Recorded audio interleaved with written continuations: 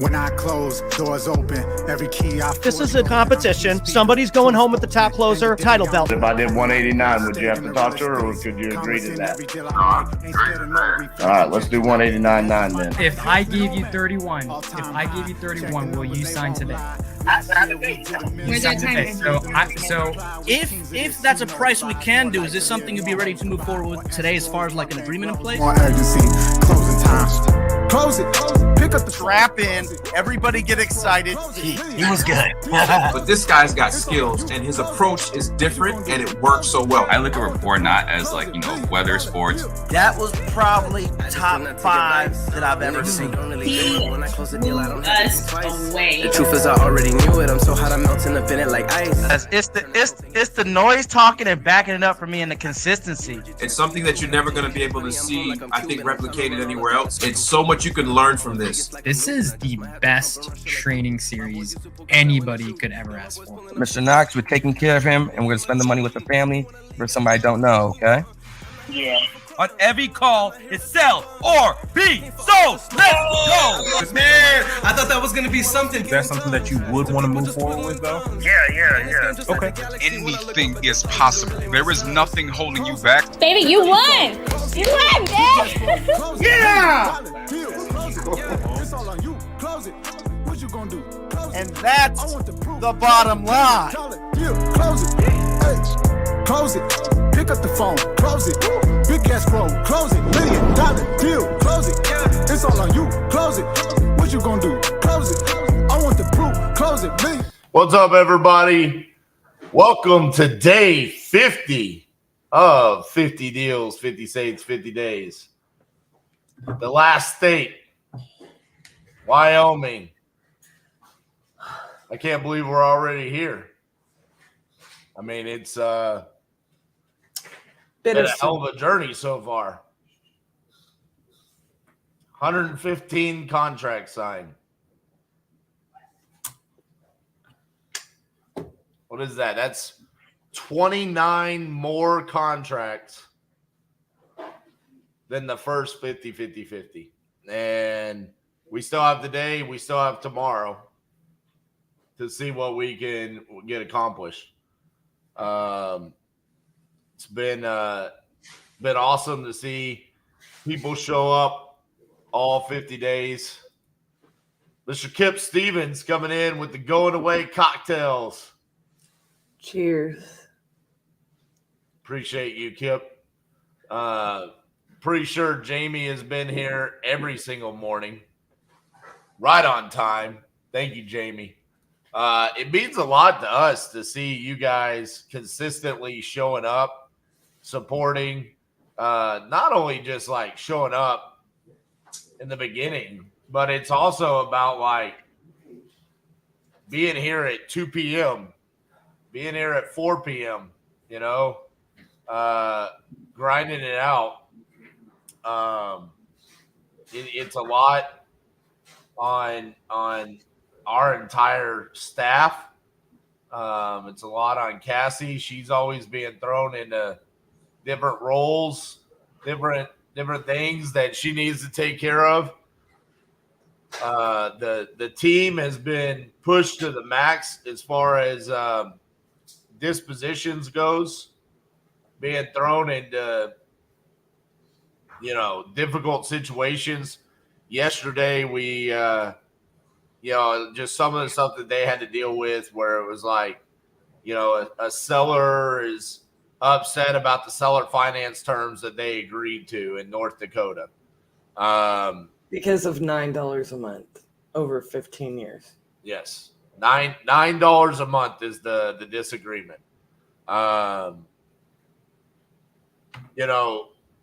Our Port Arthur deal, I actually just posted this morning the reel of me closing that deal, where I literally tell the seller, I'm not confident that I'm able to do anything with your property.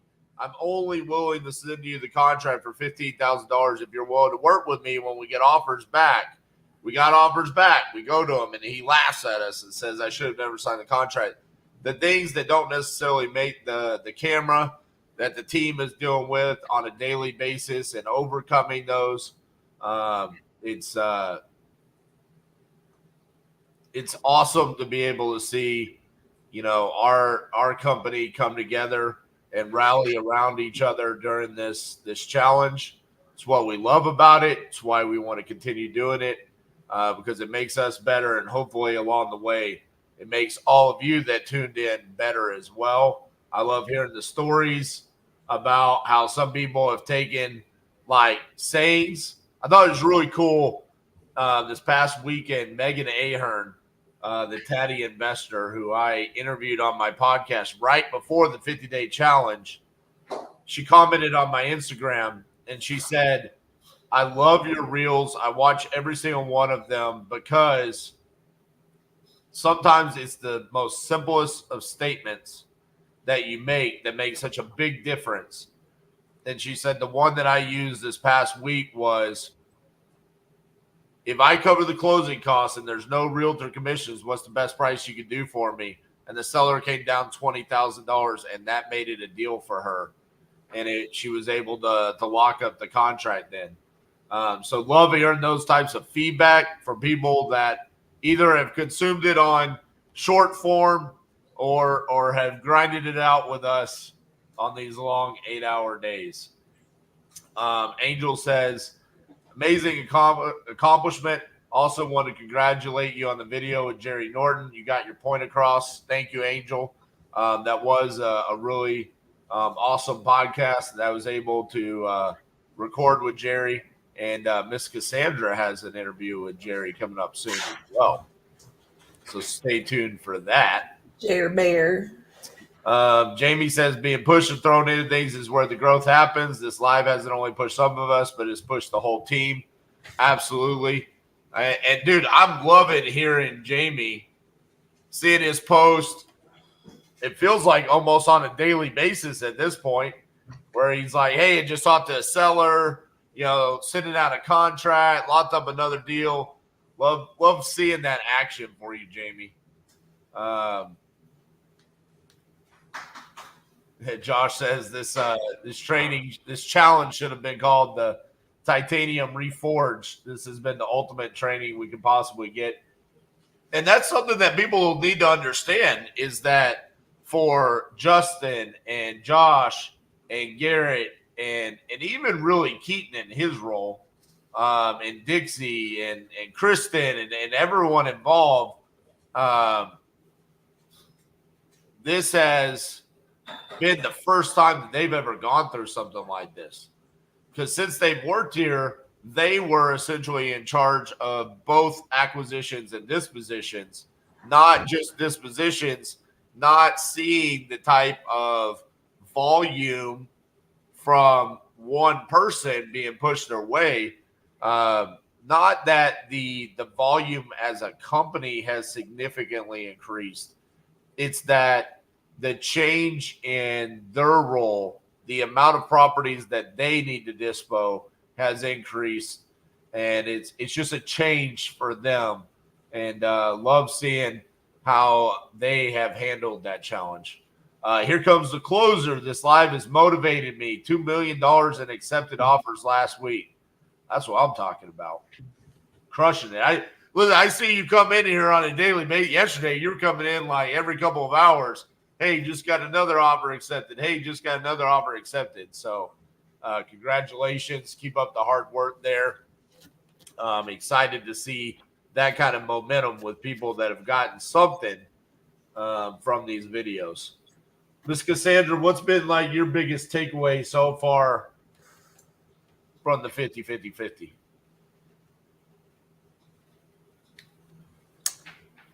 Oh man, I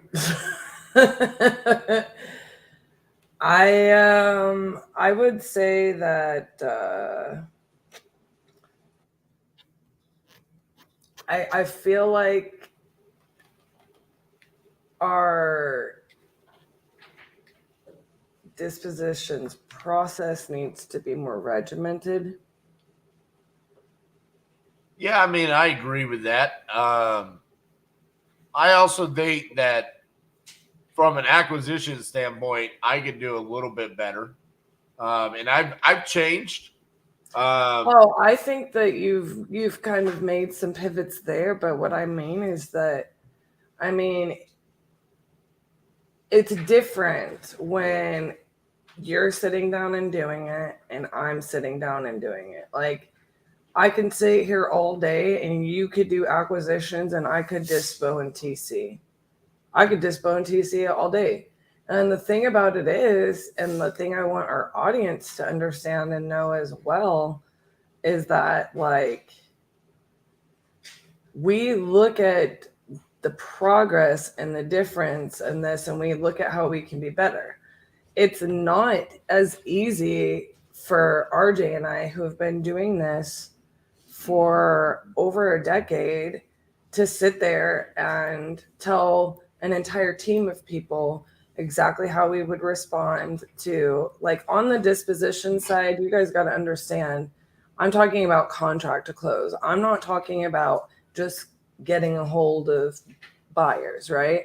So it's like RJ and I, some of the things we have talked about pivoting on, we have talked about, you know, we are compliant. We can text our buyers list, and, you know, maybe we ought to add that in on dispositions through Investor Lift, where it's like our top, you know, 25 buyers, we shoot a text message blast out, because we have not done that on Lyft. We actually prefer, as a company, to call and get a hold of buyers first and foremost. You know, we've talked about making adjustments like that, just to get our properties in front of more people more quickly, more efficiently, and so on and so forth.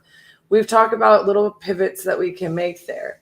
Where I spend a lot of my time on the floor is those one-off scenarios that might, you know, be the language that makes the difference, or be the decisive action that makes the difference. And I was just talking to the team yesterday. I'm like, hey guys, with this level of volume, y'all can't, you know, you're not letting me be effective by giving me flyby updates when you're frustrated about something.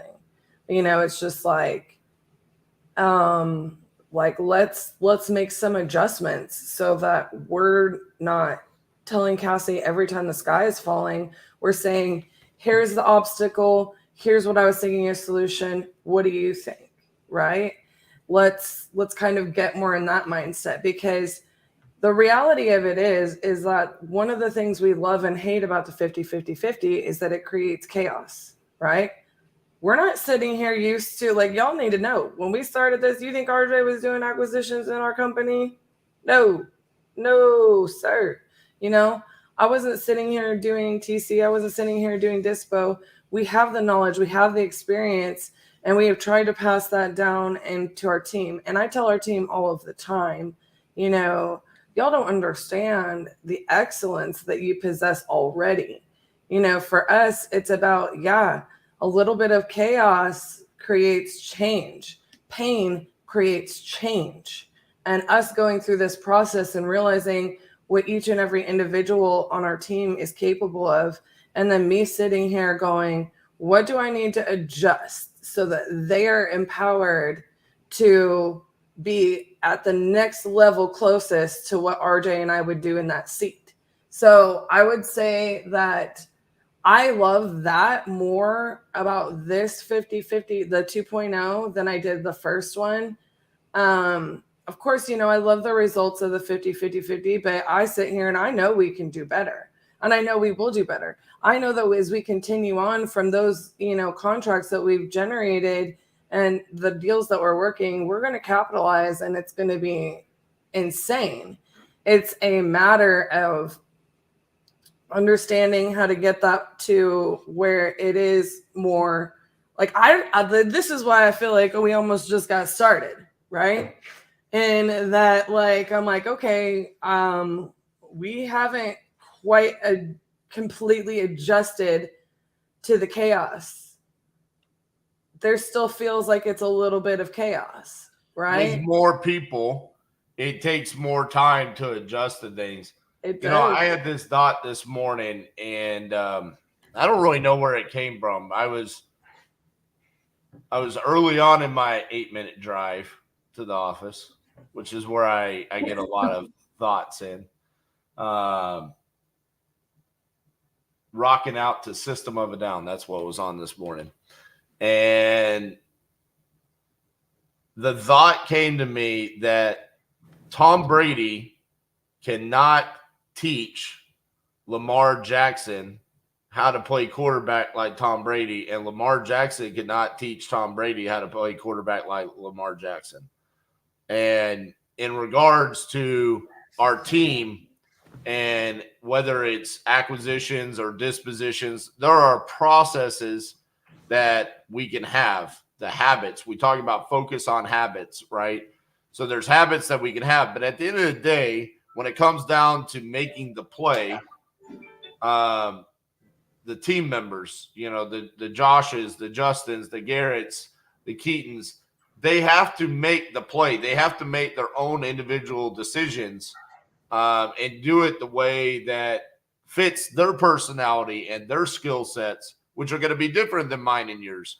And and we have to empower them to like realize, like, it sounds really cheesy, but we have to teach them, know yourself, know the language that works. I mean, we have very different personalities. As much as we can sit here and say that we attract a certain type of personality, we have to play to their strengths. We have to play to their personality. We have to, it literally feels like when I'm coaching, teaching, etc., I do it very differently for each of them. And I'll just give you guys small examples. Like Garrett, I could make that man wear a helmet every day and grab it and shake him and tell him what I needed him to do. He'd be like, yeah, right? Justin, it's like he wants to have a so sorry. Hold on. Thank you, love. Okay, sorry, that was just too funny for the conversation I was having. Justin, he wants to, he's like this middle ground, he's a quarterback personality, right? He wants the intellectual side, but he also wants the tough coach sometimes. You know what I mean? I feel like Justin is more technical. Yeah, he is. He right. wants to go into the details as to why it's either working or not working. And he's really, really, really technically big on he wants to understand that, and he's never going to run into that problem again. And he's really good about that.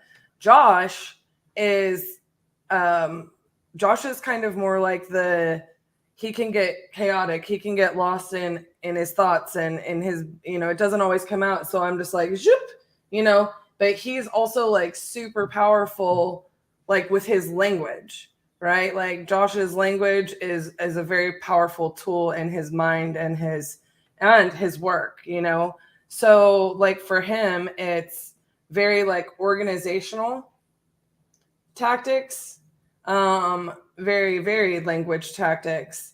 And Justin is very tactic, solution. You know what I mean? It's really weird, each of their different learning styles because of their personalities. But at the same time, I can talk to them all the same, and it's very effective. It's just about empowering our team to play to their strengths within the process. Yep, exactly. Shout out to Zach. Appreciate you, man. Cheers, love. Yes, we appreciate that. And of course, Justin always does want to show off his shorty shorts. I mean, it's so funny because he'll wear a hoodie in here half the time with his short shorts. Yeah, I'll be honest. I almost can't wear shorts in this office. It is so cold when the AC is on.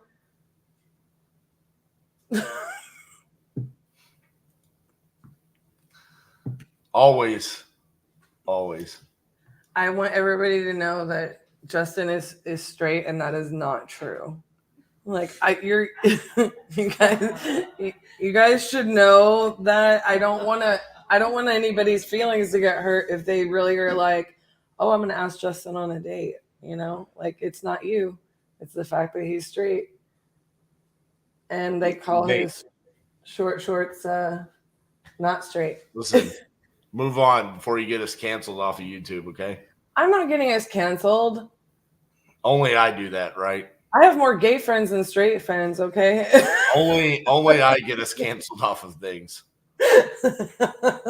Leave it to For the doing Vikings. absolutely nothing. For being white. Yeah, leave it to the Viking to piss off Mickey Mouse, okay? Yeah. All right. So we did hit a couple of milestones yesterday. 160 contracts sent and 115 signed. I do think we should get that up to 116 today. I don't see any reason why our New Jersey contract that got sent out yesterday doesn't sign. She's in a pretty desperate situation. I based off the conversations I had with the team, I would assume several assignments are going to be going out today. I don't see any reason why those shouldn't go through as well. Coming down to the states, North Carolina, we got a second one there in North Carolina yesterday. Everything else relatively stayed the same. Now, what I'm curious about here is my stats. We have nothing in Idaho. We have a lead in Idaho today, and we have a lead in Massachusetts. Fresh. Both states that I don't have anything in. So, you know what? I'm going to be real with you. I'm going to set a goal. Like, since you want to go straight into 3.0, I'm going to let you know right now. Like, I'm going to pick one of these states that I am going to go visit. And I'm going to go get us a deal. I'm going to go see that deal in that state during the 3.0. All right. Well, if you're going to do that, let's make it a state where we can make a lot of money, like Hawaii or California or Massachusetts, somewhere like that. Now, I sent out 2 contracts from Lead Zolo yesterday, and I don't know what it did to my stats. I wanted to keep my contract sign percent above 70%. Oh, we're at 70.2. All right, we're good. Because only one of the 2 signed, so I was worried that second one was going to bamboozle me. But I think if I get that one signed today, I think that we should be well in the 70% range at that point in time.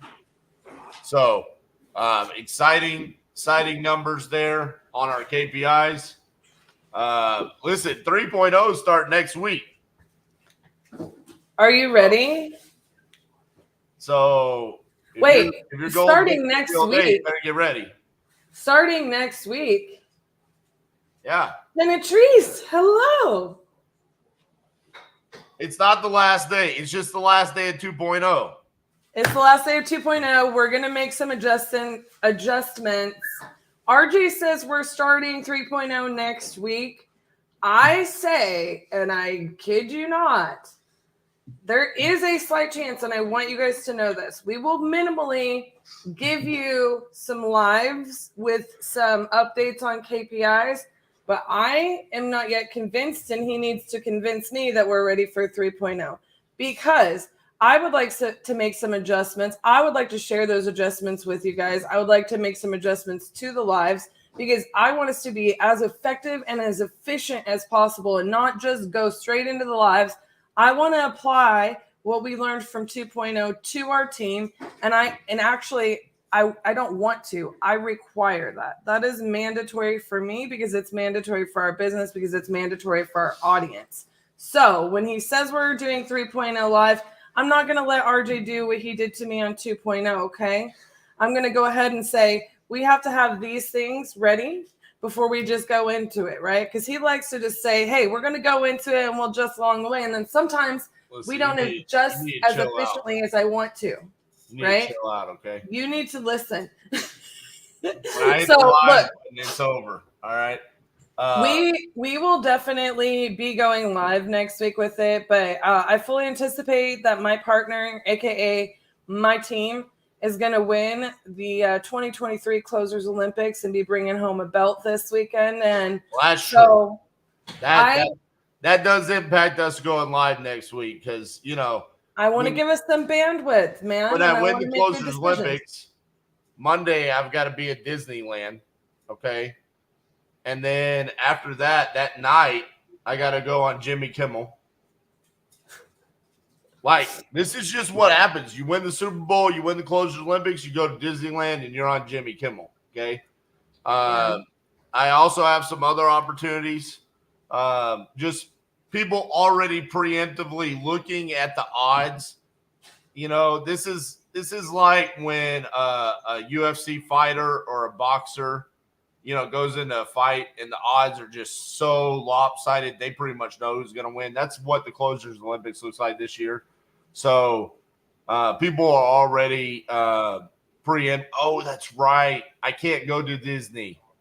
I'm not allowed there anymore because I wore a Viking hoodie on the show. That's right. Disney, woke as fuck. That's right. I forgot. My bad, Disney. Sorry, Mickey. I won't show up. I'll go to Universal Studios. It's better anyways. It's got Harry Potter. Yeah. Who do I think will get second in the Closers Olympics? Realistically, I think there's a lot of people in the Closers Olympics that I think are capable of making it to the finals. But I think there's something to be said about the people that already competed in the qualifiers and winning, and then competing again on Friday to make it to the main round. We saw this with Munif in 2021. I think momentum is a powerful thing. Confidence is a powerful thing. You know, someone like Elijah, Keith, Tony Romero, Art Sanchez, myself, that's why I'm gaining my momentum going in. Some of these people are in the starting blocks. They're just flat. There's not a whole lot of momentum for them. And then you've got these people that, like, I won a qualifier. I won on Friday. And then they go into Saturday with this utter confidence. That's why I think the qualifiers are the most scariest coming into this. I hear you on Munif. I think Munif is going to struggle because of the expectations and the fact that he's already there and he's not building up that momentum. So I'm going to go with Scotty B as a big time I like Scotty candidate. I think Kendall is very Kendall. smooth, and I think I've Kendall has a chip on his shoulder. He wants to prove something. I think Rich Wonders, he is scary with the novations and the fact that he can one dial close a novation. We saw that. I think people have talked about Ricky with his experience of being live. So almost all of the qualifiers are scary. Noah finished 5th in 2021. So if you force me to say, hey, pick who is going to be in the finals, I think Scotty B will be there. And then I think it's a coin flip between Rich and Kendall. And if that's the case, I think it's going to be a hell of a battle there in the finals. I look forward to that. Let's see here. A lot of people have talked about Toddy. I'll be honest with you, I've never seen Toddy actually close. She kind of got a free pass in, and I guess Elijah had seen her close a deal or two before. And I interviewed her on my podcast. I thought she was a really good interview. She talks a good game. I just haven't seen her, so I can't really say anything. I'm kind of impartial on her because I've just never seen her talk to a seller. I'm going to be honest with you, and I really want to, throw this down. I think that anybody who is actually prepared, so I think there will be some surprises in there. And one of the reasons I like Scotty is because he's prepared. And I say this because, look, some people just have it, okay? And I'm not going to lie to you. My business partner going in to the first Closers Olympics, he did not know he had it. I knew he had it. I was like, bro, I don't care what circumstances, what time, what leads. You just do you, and you're gonna you just do you, no matter what, unless you just get completely sabotaged, you'll be fine. Yeah, people actually don't know this. I was actually extremely nervous before the first Closers Olympics. I had never done a live call with a seller. I'll be honest with you. There during the first Closers Olympics, I was sitting there and my nerves were like jittery through the roof, and I wasn't even the person on the live. Okay. So after the first Closers Olympics, I seriously had to think about okay, it was super funny because that first Closers Olympics ended and I laughed because I was like, yo, this is just what we do here at Titanium. Okay. Now, to be fair, RJ and I have been closing deals together for years and years and years and years. And we've done it next to each other for years and years and years and years. We throw a lead that's going to respond better to him, I'd throw it to him, back and forth, And so, I had a little bit of a chip on my shoulder because, here he was, proving to the world, how we close. Now, he closes differently than me, but he also closes the same as me. And it's funny because I literally had to go, the day after the Closers Olympics or the couple days after the Closers Olympics, and I hadn't called a lead in forever. And I was like, I'm going to get a contract in one dial. And I had a contract signed in 13 minutes. You know what I'm saying? It was impressive. But my point is when the cameras are on, it's very different. When you're in that competition and you have that shot clock, I don't care what anybody says. It's very different. Now, I had the thought of, I'm going to go compete in Closers Olympics, right? And my uncle was getting married the second Closers Olympics. And I really kind of wanted to do it, but it just wasn't going to work out. My point being, the idea of having that shot clock in front of me and being in that competition the second time around was still a little nerve-wracking for me, even though I was completely confident. I'm completely competent. I'm completely experienced. I have no issues with any of that, but it's a different experience when you have that camera in front of you. And I say all of that to say, going into it this year, if I were competing, I would literally be cool as a cucumber, not a single nerve, right? So I think we shouldn't underestimate the people that have been there. I think that there is a huge, I really think, and I say all of this to say, I do think Max Jimenez has made some adjustments. And it would not surprise me if he's a finalist. I think he's a very skilled closer. He's super skilled. And I feel like he's the kind of guy that will make the adjustments. He knows what adjustments he needed to make. He's very skilled. He's done a lot of training. So yeah, first of all, it wouldn't surprise me if anybody makes the finals. Everyone's there for a reason. I will say this. I do a lot of mental training for moments like this. Mm-hmm. So for about the past 2 weeks, and I'm continuing it this week, when I'm by myself, I put myself into mental positions, preparing for how I will react to it. So for example, this morning when I was getting ready, the moment was that my first call, I got on the phone with the seller. The conversation went really well. The conversation lasted 20 minutes, and the seller did not accept my offer. So now I'm down to 10 minutes. And how do I handle those emotions if that happens? Because that's probably worst case scenario in a competition like that, right? So I mentally prepare for how am I going to handle that situation. And what I have to do is I have to go back into the reps that I've put in, the confidence that I have that I could do this, but also more on a step-by-step basis. What is my action that I'm going to take? So looking at it, if I have 10 minutes and I know I need to close a deal and I'm looking at my leads, Like right now, if I said, hey, we're at 35 minutes into this right now, I need to have a contract signed in by 45 minutes. What am I going to do? Am I going to call Idaho? Am I going to call Austin, Texas? Am I going to call Massachusetts? Absolutely not. I'm going to look for Ohio. I'm going to look for Illinois. I'm going to look for Missouri. Indiana. I'm going to look for Michigan. I'm going to look for Missouri. These are the locations, right?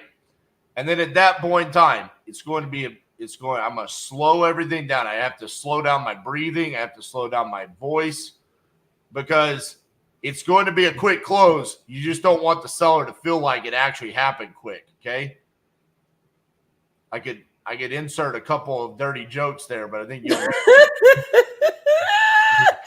How long have you been mentally training for that one? Yeah, you just don't want them to think it happened that fast, right? So when I get on the phone with a seller, it's, hey, are you still looking to sell that property?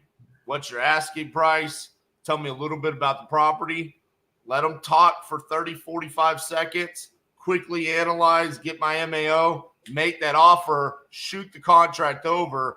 Now you're going for the close.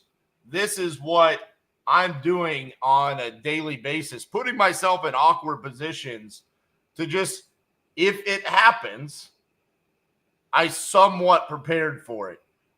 Because outside of that, the talking to the sellers, the analyzing a deal, the scenarios in which it could be a seller finance, sub-2, novation, whatever, none of those, I'm not worried about any of those. It's the unknown that you need to be prepared for. I say all of this to say you need to be doing the same thing in your business. And I do it even for this. It's on a much smaller scale because this is 8 hours. But I still do the same thing. I have a habit of what I do in the morning to prepare for this, to prepare for the 8 hours.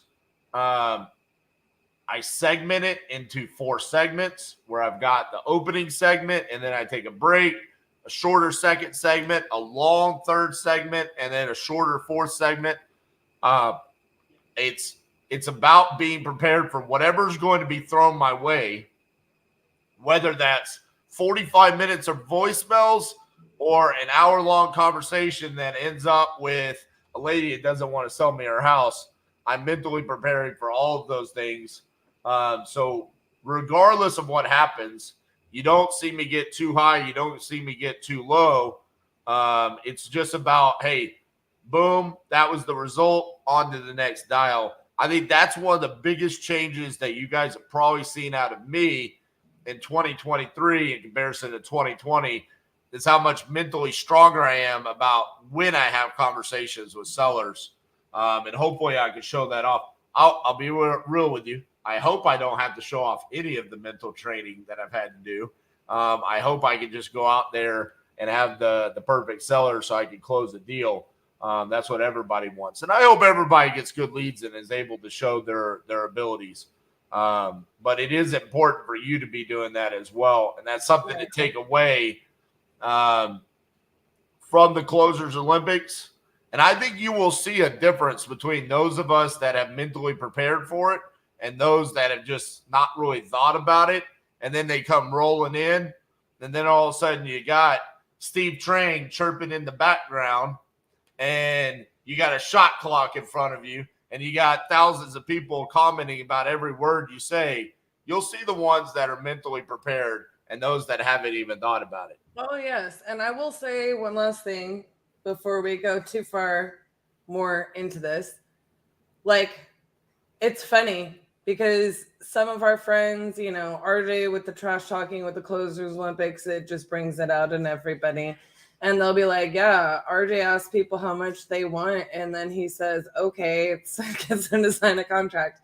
I want you guys to know something. Like, and it's funny. When somebody is so freaking prepared and so good and has put the reps in that they make it look easy, it is what it is. And I'm just telling you that's exactly what it is. I will also say this, real life application into your business. Do you really want to be fighting with a seller about, do you really want to be convincing somebody that they need to sell you their property? Like, no. This is a solutions-based business. And you will see in this 50-50-50 all of the time that RJ and I are sitting there. We're giving people their options, okay?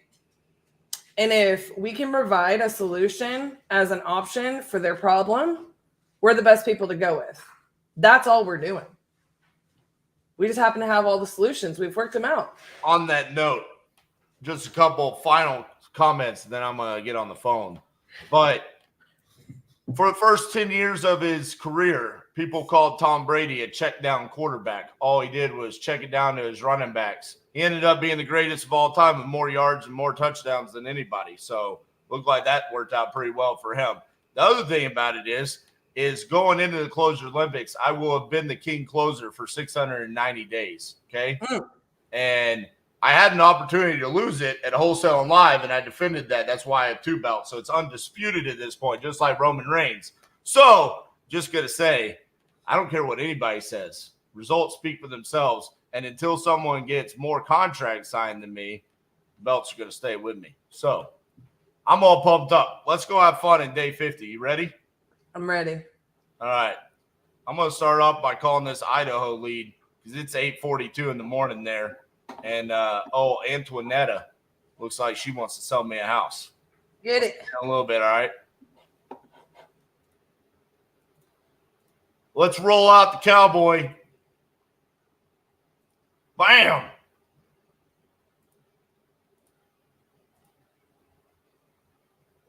Let's do it, baby. Antoinetta. I got my phone back. Woo, buddy, it feels good.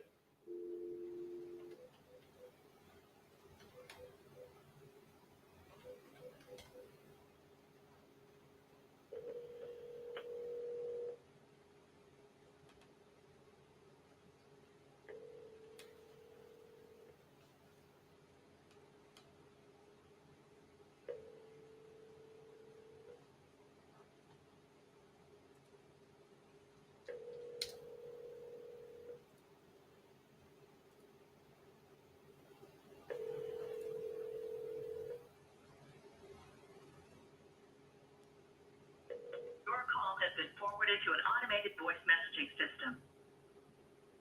Afterlieta is not available. At the tone, please record your message. When you've finished recording, you may hang up or press 1 for more options. To leave a callback number, press 5. Hello, this is RJ Bates calling about your property on Lakeview Drive. You had entered it on my website saying that you're interested in selling that property. If you could, give me a call back at 817-710-8689. Thank you.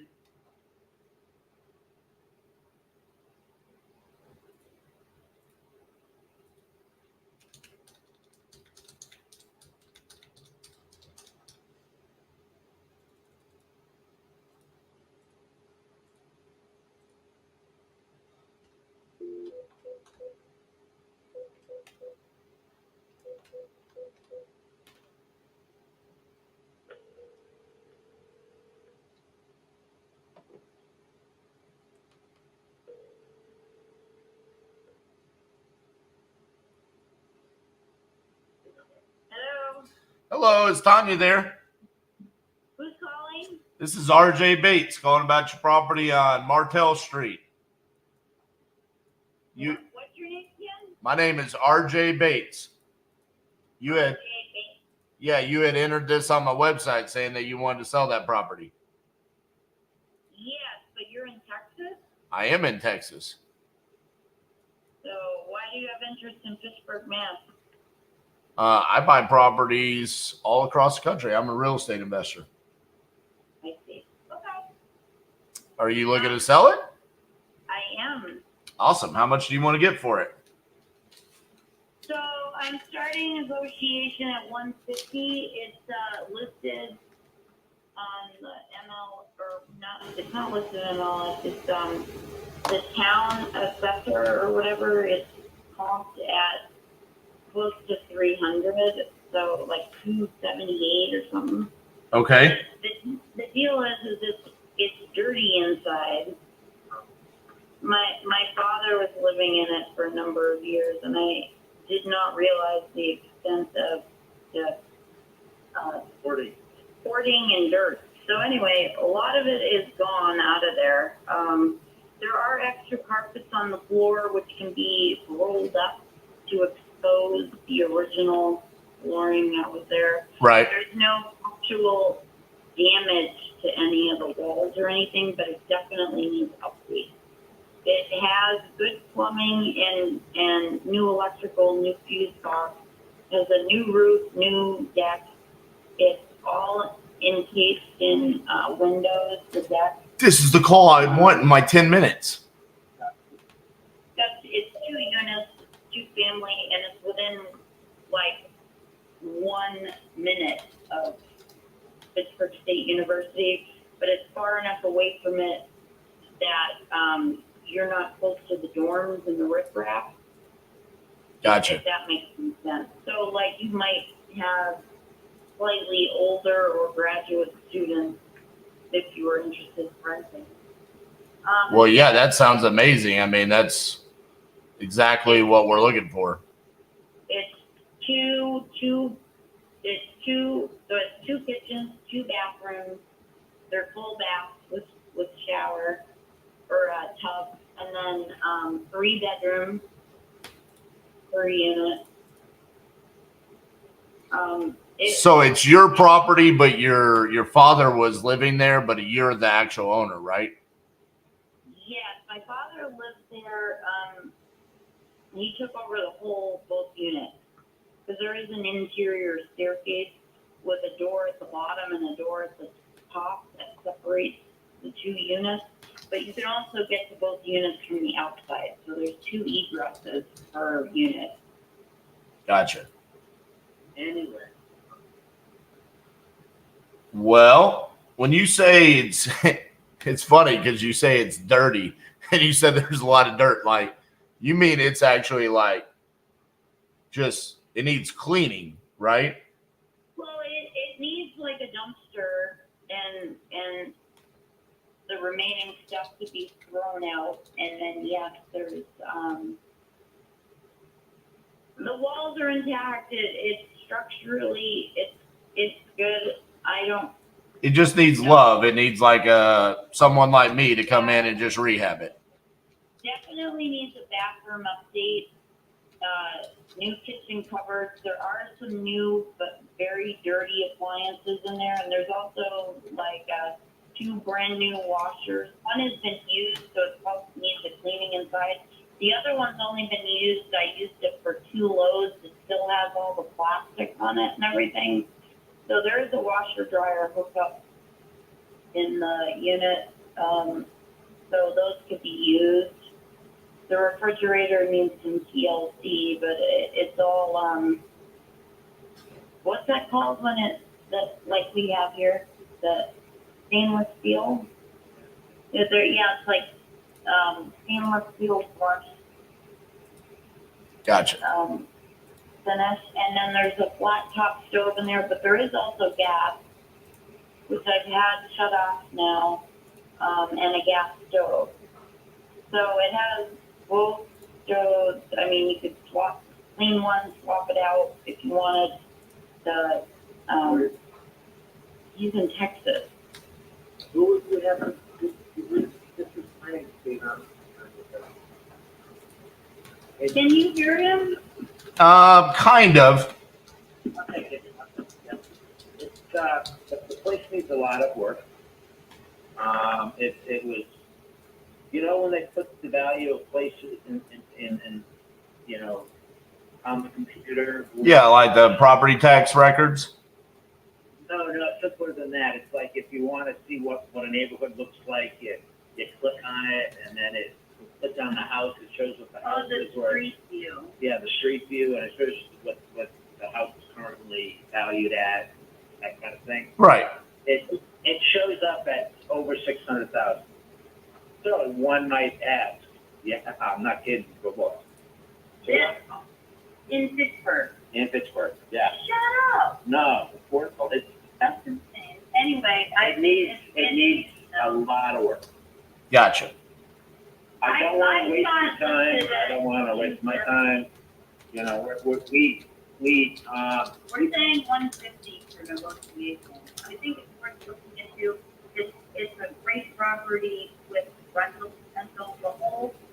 The whole neighborhood is being currently built up. They're busting through a nice street that connects up through towards Route 2 nearby, and the side yard is available for purchase to the property owner for $300 plus, because you're in a butter and it's just a lawn. It would expand the property and give you expanding ability to, if put a parking lot there, put an add-on to the existing structure, or a side yard just for kids or whatever you wanted.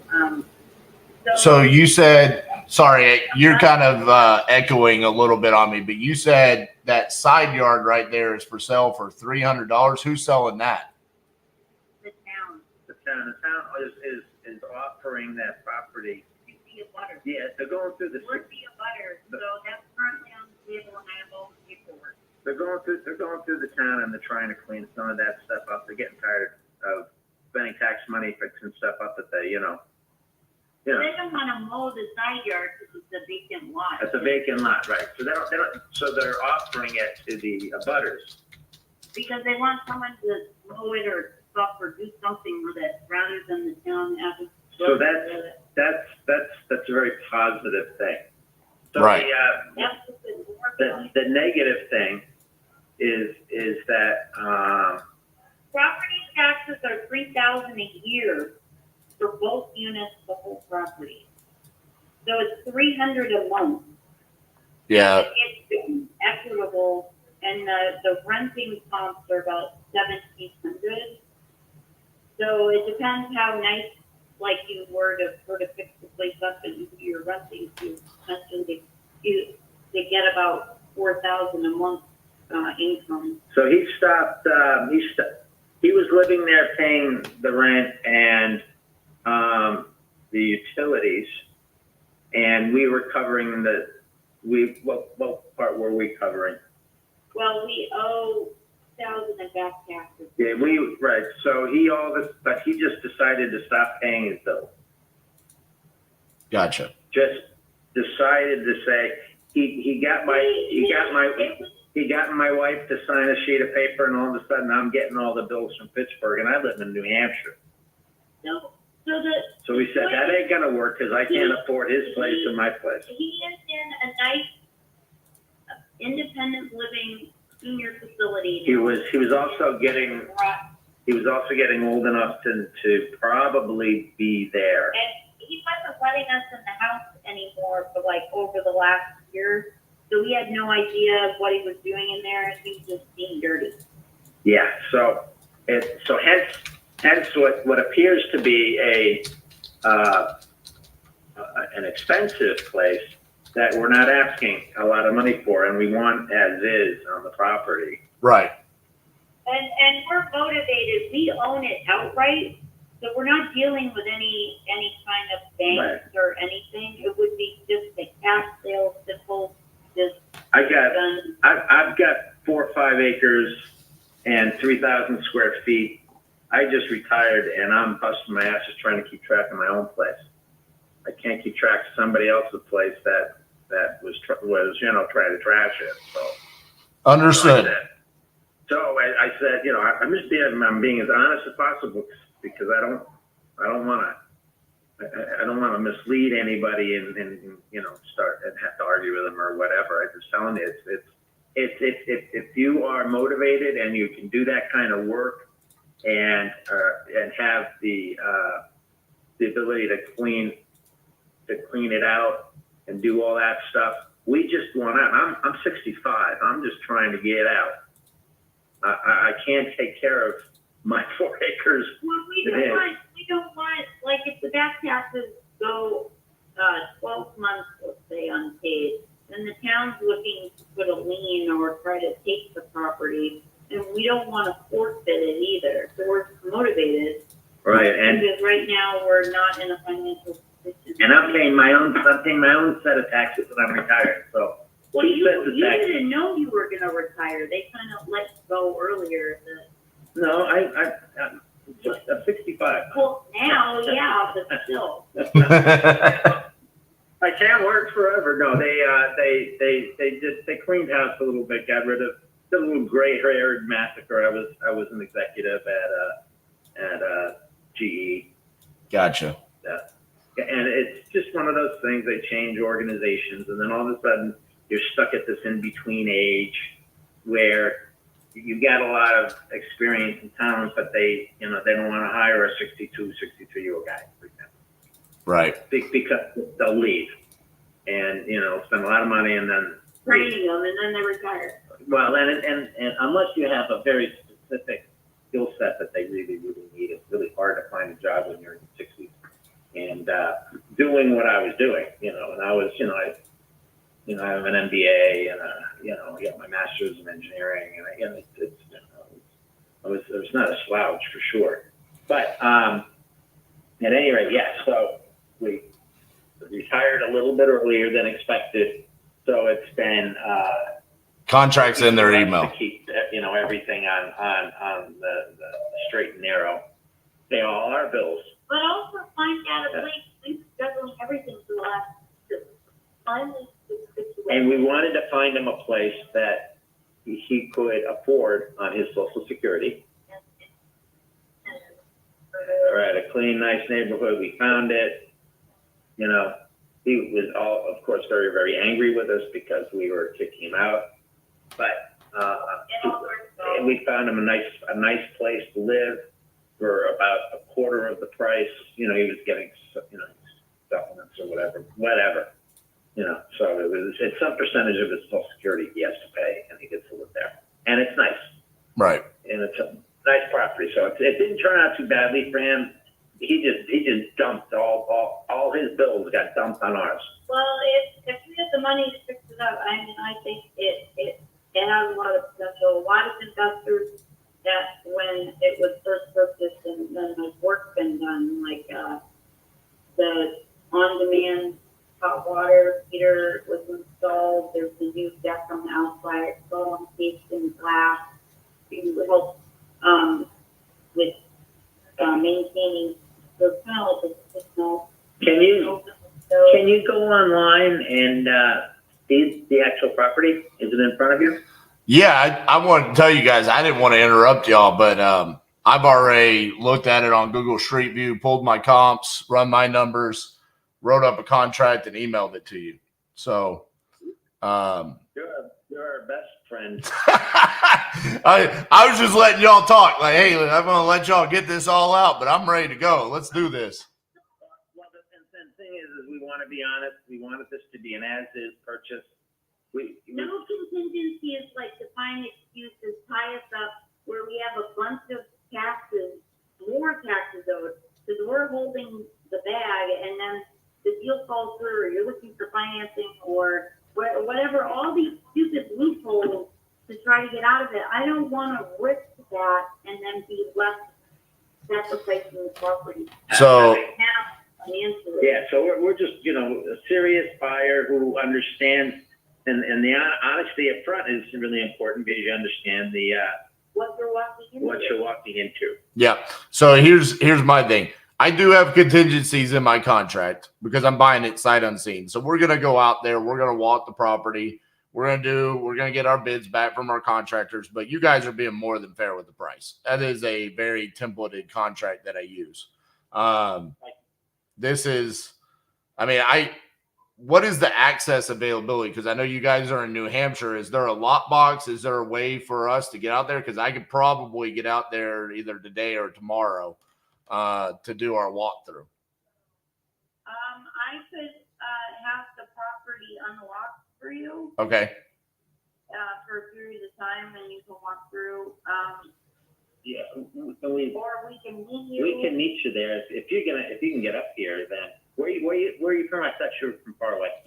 I'm in Fort Worth, Texas, but okay. Like I said, we do this for a living. So I've got Christopher right there in Fitchburg, and he could be there whenever. So Okay. So why don't we? Do you want? Can he be there at like 1:30? I might have to check with them and see. But here's what I'll say. I mean, I just being honest with you guys, like this is how our process works, and it's exactly what you guys are looking for. I completely understand your situation with the property taxes and wanting to get this done. That's what we offer. I mean, obviously, as much as I appreciate like y'all's transparency about what's going on, I have a pretty good idea of looking at the property from the outside. I also understand that this is a duplex, so this is a play for cash flow. So that limits what we're going to do on the rehab side of things. Like, for example, it's not a flip, it's not a single family house. So we're not going to be trying to fix it up to the nines to then sell it for as much as we can. We're going to fix it up so we can put probably 4 college students in there to tear it up for the next couple of years and then rinse and repeat, right? Exactly. And I also understand that, you know, the hoarder situation, what's going on there. I think you guys have set a price point. That's why I'm not even beating you up on the price. I mean, I have a feeling that I could have easily come back and said, hey, 140, and y'all probably would have said yes to that. I'm not trying to beat y'all up because I also want you guys to accommodate me on my process. So the way that works is I send you this contract. You sign the contract. We open title. We go out there, we do our walkthroughs, and then we close. I set a closing date for the late August because Massachusetts is an attorney state. Attorneys are just notorious for being slow. So I would like to get it done quicker than that, but it's on or before that date. So we'll try to get it done as quickly as possible. But I'm what you guys are looking for, and I don't foresee there being any issues. We're not going to call you and say we don't have funding or anything like that. You guys can Google my name. You can Google my company's name. I've been doing this for quite some time. I've been an entrepreneur since 2010. I've been doing nothing but real estate since 2015. Bought and sold over a couple thousand properties in all 50 states. I do this at a pretty high level. So what I like to do more than anything is get on the phone with sellers. I am the owner of the company, but this is what I love to do. I love to get on the phone with sellers and talk to sellers about their situations and say, hey, we're the solution for you, and we can get this taken care of. And let's set up a meeting with your guys. Yeah, we can accommodate that. We would need consistency, like money up front or earnest money or however that works to become current on all the bills and taxes. So I think it's like 2,000 in taxes, and then like gas and water. Where I don't know, it's $100. It's not a lot of money for us to do. I totally hear you, and I don't want to I don't want to cause an issue, but I can't give you money up front, and the reason why is because we need to understand that you have clear title. Listen, we run into some of the craziest scenarios ever.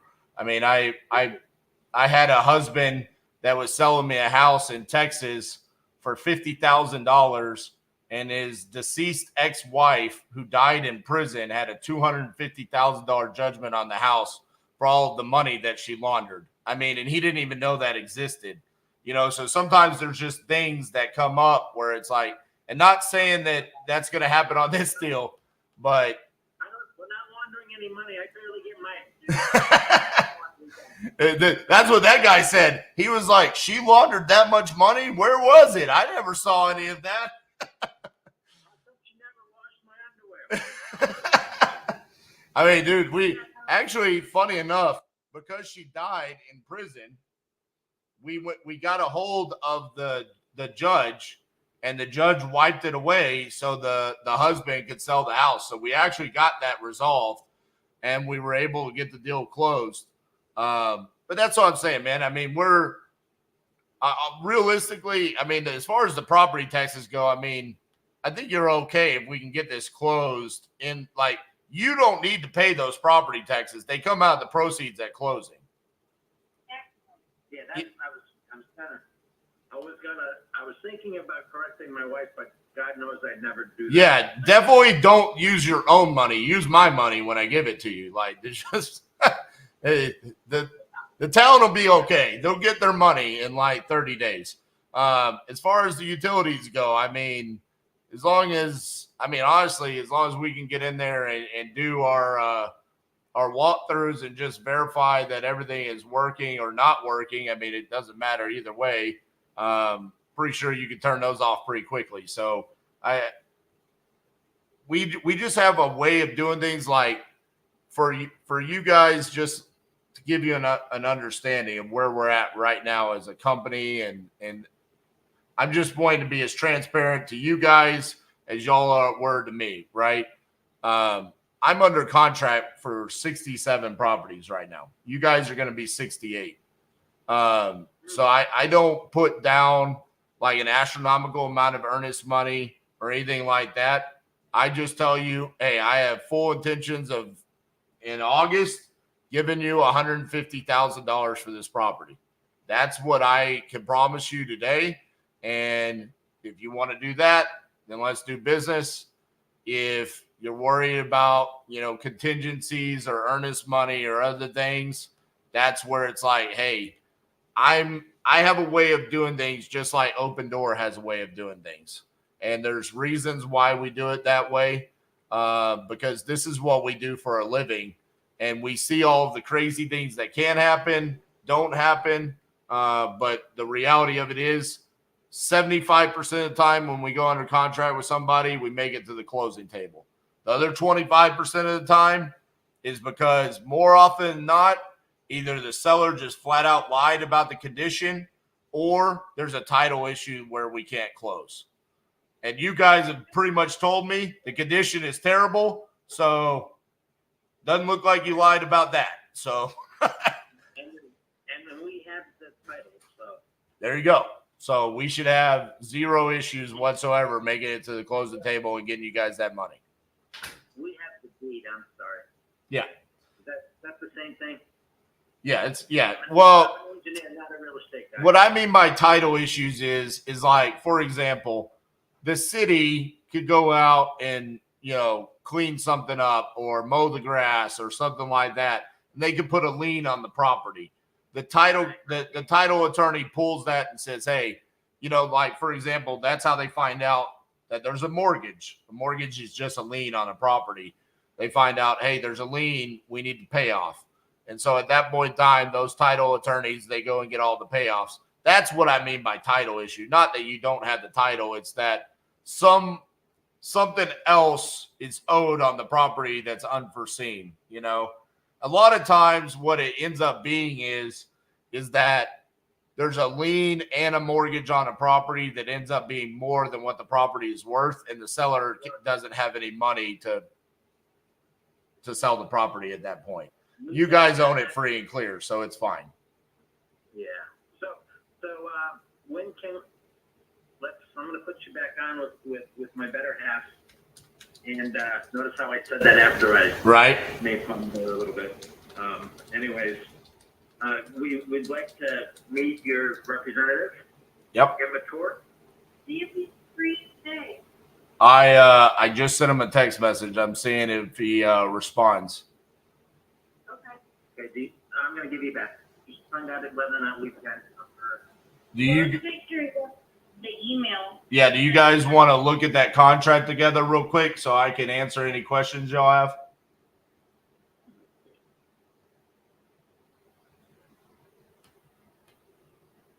Martell Street, titanium prop. That's me. What does that mean? My company name is Titanium Investments. Oh.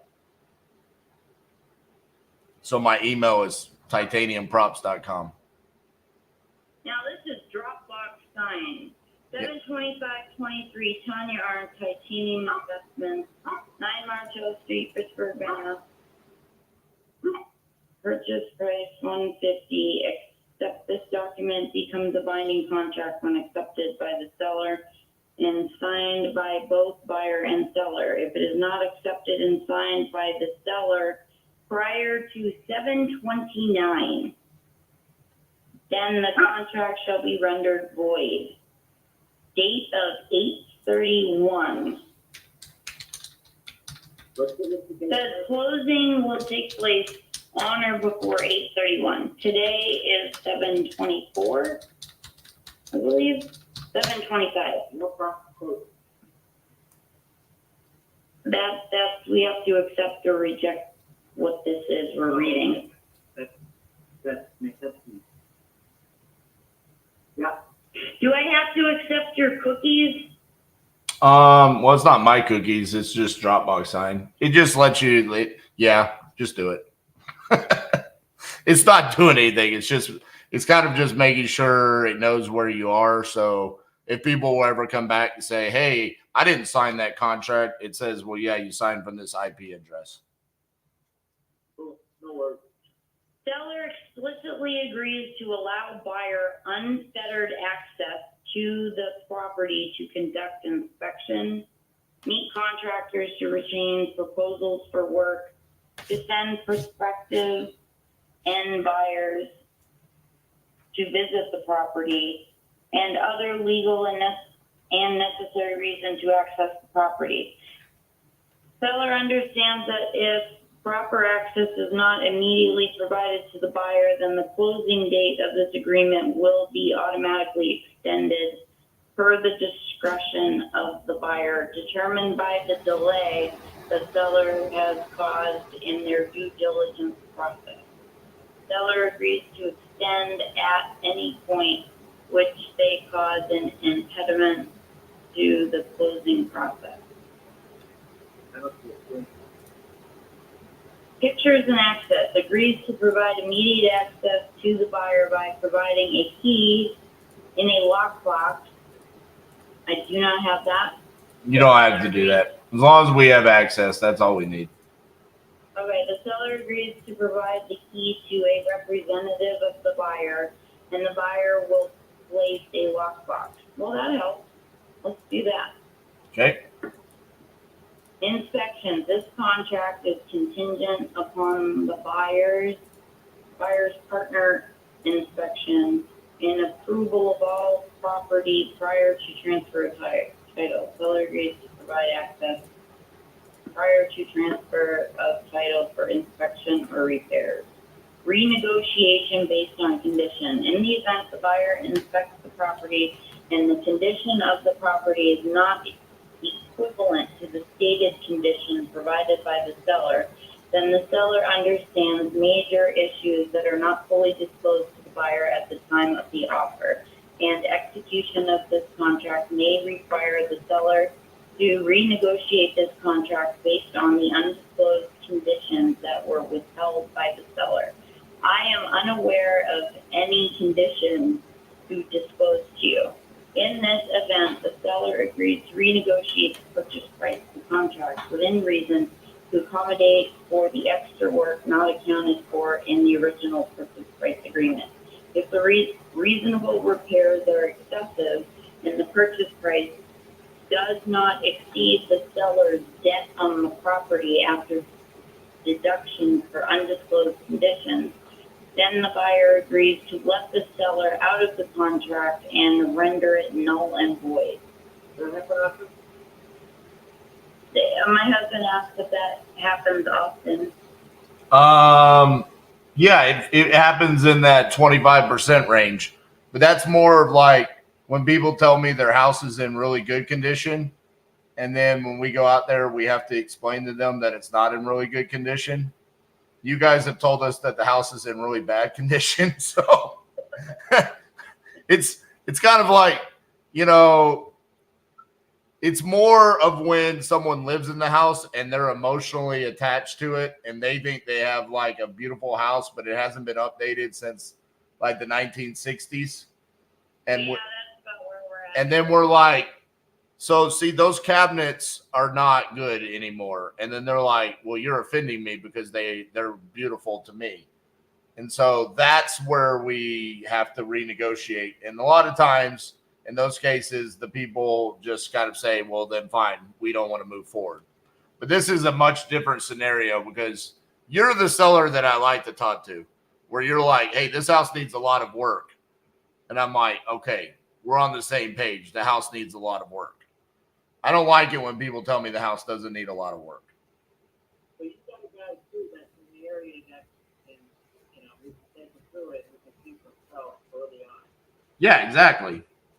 You'll decide right then and there whether that's it or don't got it.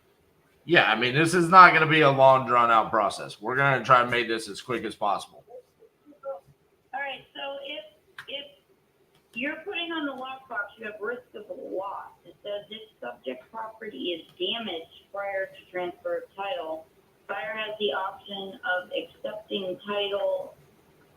The buyer has the option of accepting title to the property in as-is condition at an adjusted price or canceling the contract. This means if the house burns down prior to us closing, we can either renegotiate the price or I can terminate because I don't want to buy it anymore.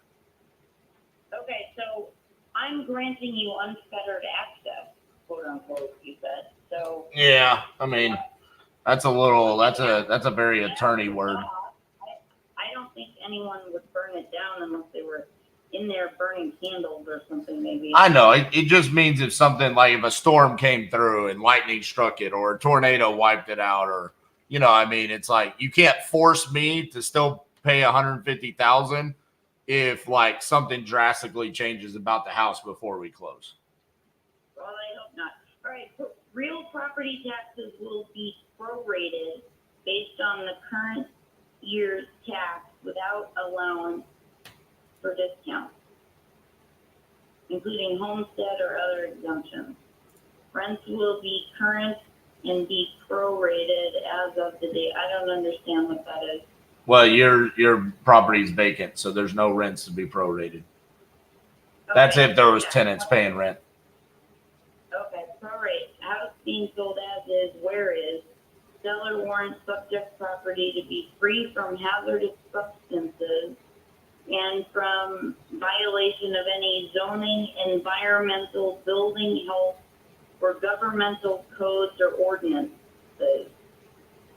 Well, if you bring a town inspector through, they'll probably say the place is very dirty.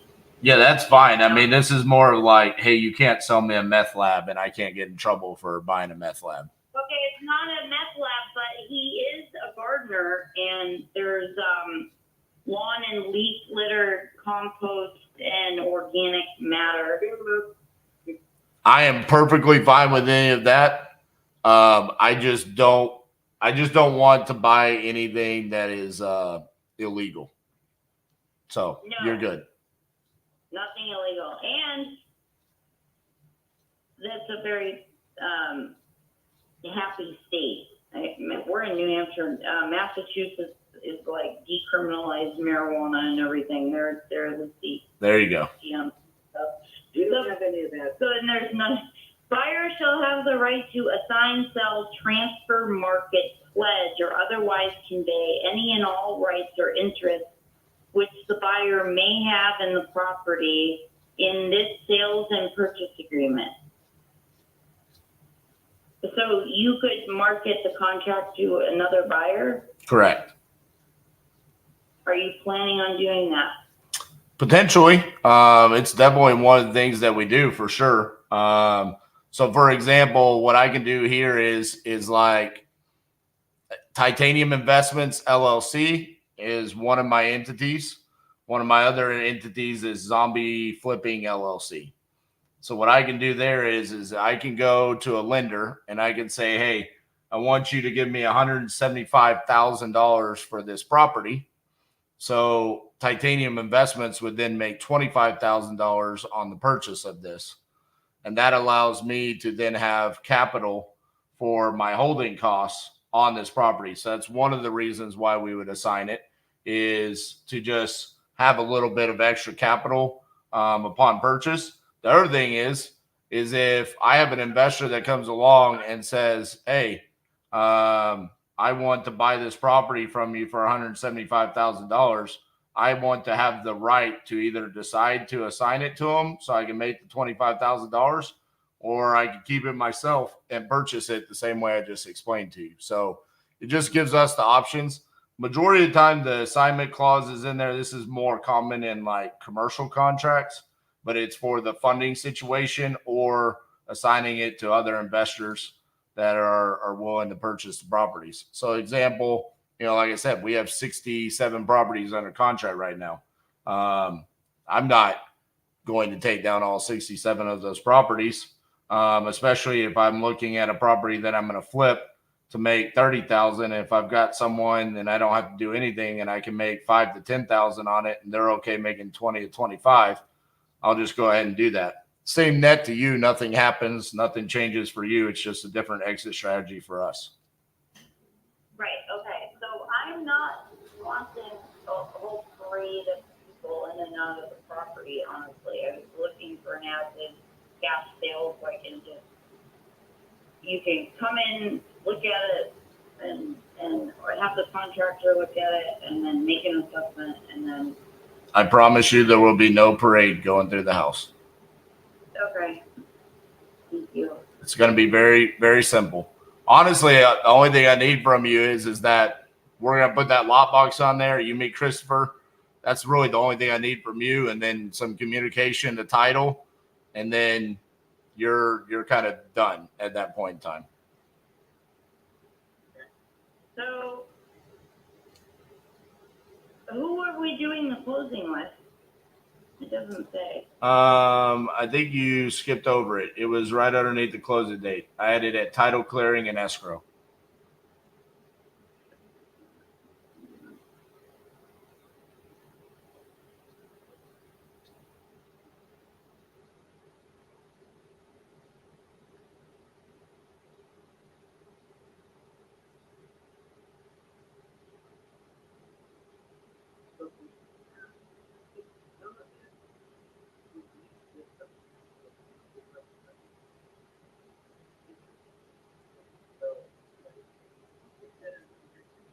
Oh, it says this is an all-cash transaction.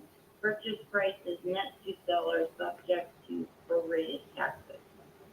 Yes. There you go. So that takes care of the taxes. It says, let's see, prior then, the closing date of the assignment will be automatically extended. It's talking about extending the closing date, but it doesn't say where it will take place.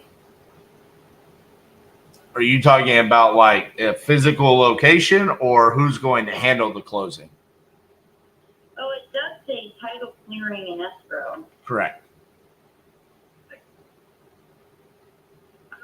Okay. That's who we use for our title services in Massachusetts. Do we meet at a physical location to do the signing? I mean, you can if you want to. Majority of the time when you're not local to the property, the title company would just send a mobile notary to you. But if you want to, you can drive to the title company or the attorney's office to do your closing. I personally am not going to come to Massachusetts. I will have a notary come to me and I'll sign at my office. What'd he say? He said it's a nice time of year. Hey, you don't want to come visit? The buyer shall have the right to assign. I come to Massachusetts probably 3 times a year. My son plays travel hockey, so we're always in Boston, Rhode Island. I mean, I've spent more time in Canton, Massachusetts than I'd like to admit. So, oh yeah. That's why I got to buy so many damn houses just to pay for his hockey.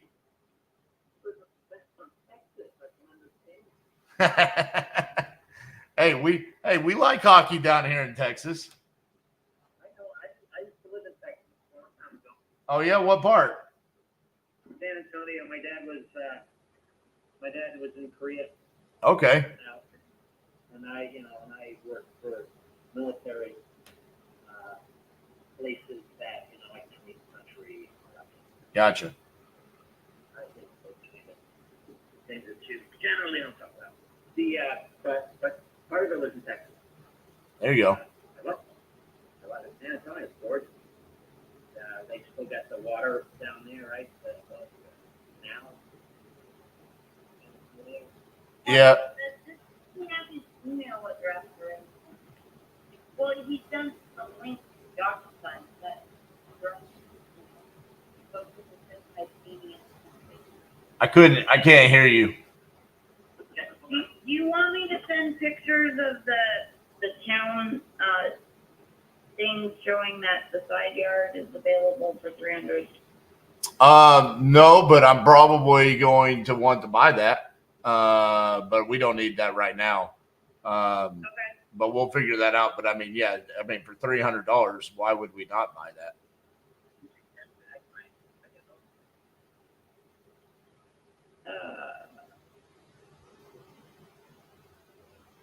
Okay, so did we meet with can he what's his name, Christopher. Can Christopher help with the lockbox situation? Yes. And so he can do that today? I am still waiting on a text back on if he can do today or not. I'm going to assume the reason why he hasn't responded back is because he's probably on a phone call. But if he can't do it today, whenever he can do it, it'll be this week. Yes, he'll be able to do the lockbox for sure. Can you give them more information so we can not have to arrange time? Yeah, absolutely. So tomorrow, have you heard of Ocean Properties, something, I don't know, Ocean State Properties or some shit like that? Sounds like my competitor there that moves too slow.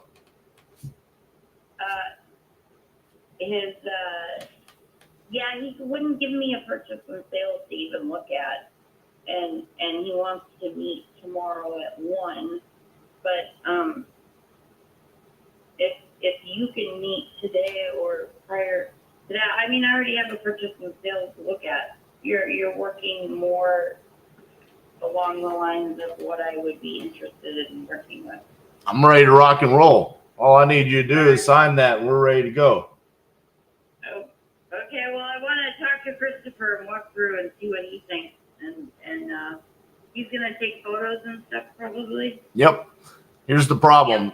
You're skipping a step in my process. Before we come out there, I want you to sign that contract because I don't want to get bamboozled when I waste Christopher's time. And then you say, ooh, I signed with Ocean State Properties or whatever they're called. They're not even in Massachusetts. They're claiming Rhode Island over there with the Ocean State name. Are they really? Yeah, that's what Rhode Island is. It's the Ocean State. Okay, so is this your phone number? It is. Well, it's the office phone number, but yeah, it's my line. So I'll be able to get you. Yeah, just ask for RJ Bates. Can I call you in like 10 minutes? So like I can have a conversation with my husband and then see if you can get a hold of Christopher and I'll talk to you in like 10 minutes. Would that work? Can you make it 20? Absolutely. Because I need to take care of something real quick. But just So let's say 1 o'clock.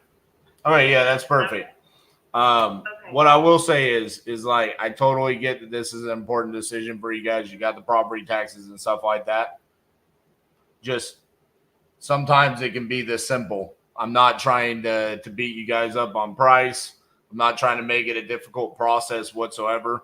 But we have a reason why we do everything. The reason why we don't come out and look at properties before we get the signed contract is because if we were doing that, there would be many, many times where when we come out, they say, hey, the price changed. We sold it to somebody else. We're meeting someone else after you. So we did that. From parents, they had called me and couldn't fit me in until Wednesday, so. But see, I'm not slowing down the process. I'm trying to speed up the process, which is what you guys want. Okay. So yeah, have a conversation about it and give me a call back, and let's get this deal done today. Okay. Excellent. Thank you, Mr. Biggs. All right. Talk to you guys soon. Thank you. Bye-bye. Bye. Well, that's happening. That's happening.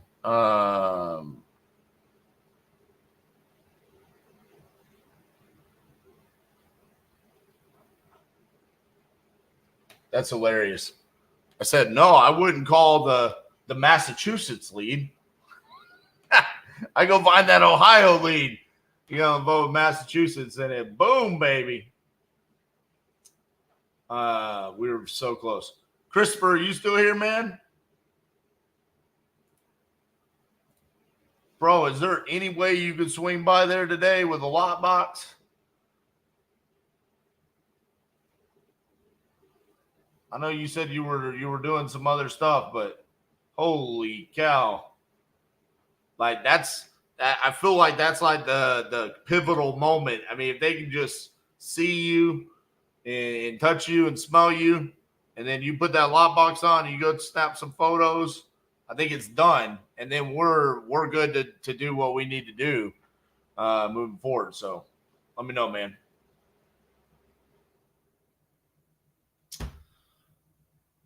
All right. I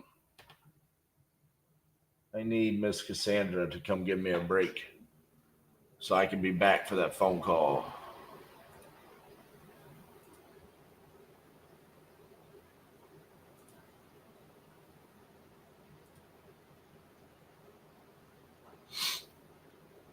She's coming.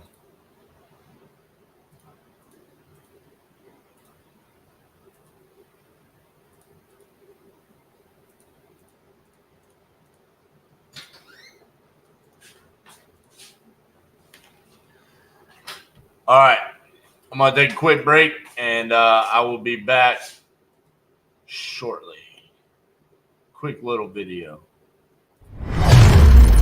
Ladies and gentlemen, in the last 2 days, you have been put into a crucible of fire. You have been tested under pressure and heat, and you have come out as pure titanium. It was definitely mind-blowing, amazing experience. I've never been to anything like it. It can wake you up and spark a fire. Going full force ahead, following exactly what RJ said. This is the kind of program you want to go to if you want to bring a business to the next level.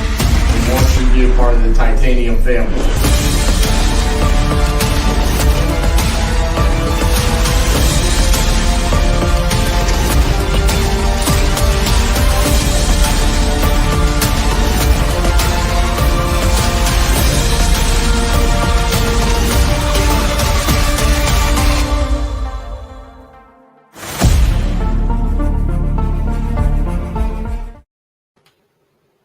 Hello, friends.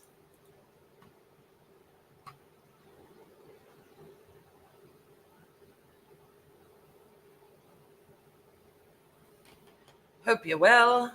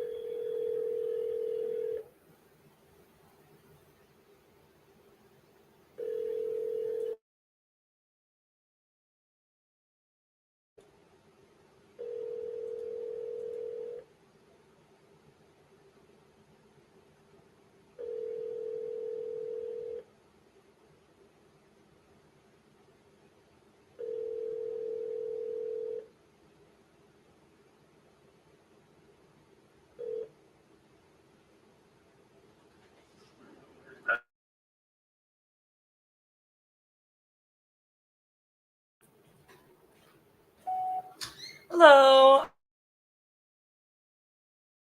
We've been trying to reach you unsuccessfully so far. It looks like you had entered this into our website, and we are interested in the property. If you would call us back when you have time, 817-710-8689, and we look forward to hearing from you.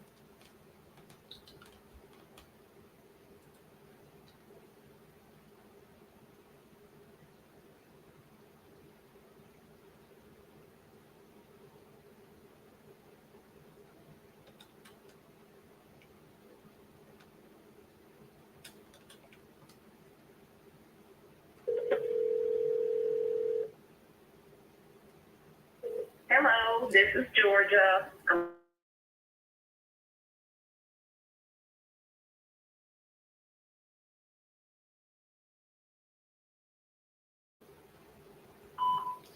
Hi, Georgia. This is Cassie, and I'm calling about.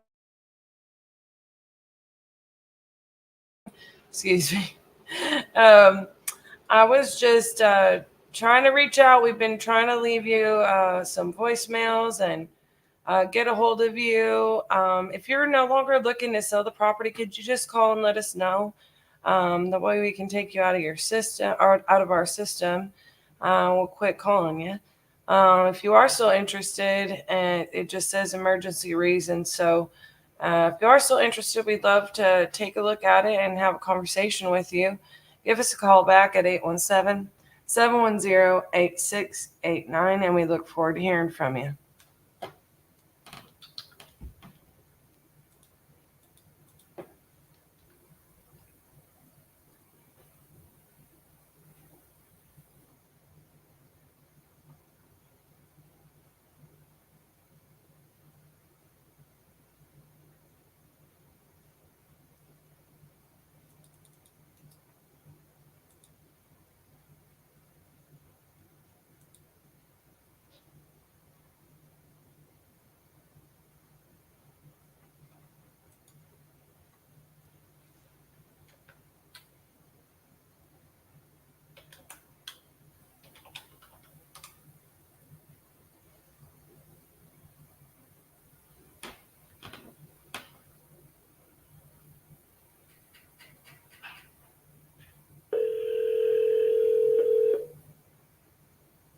Your call has been forwarded to an automatic voice message system.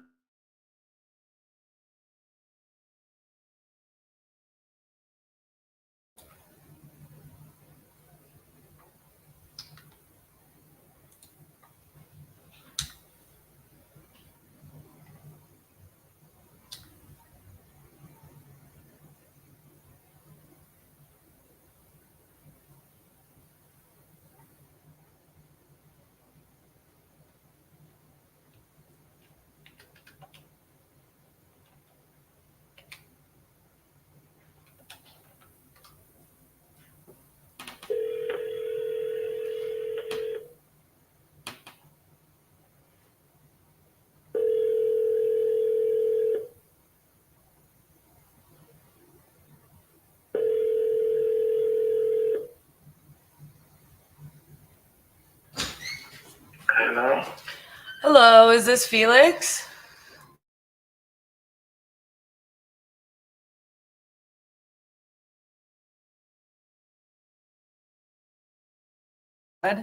For our business, saying that you're looking to sell this in 1 to 2 months for emergency reasons. So we've been trying to get a hold of you, so I was just calling to follow up on that.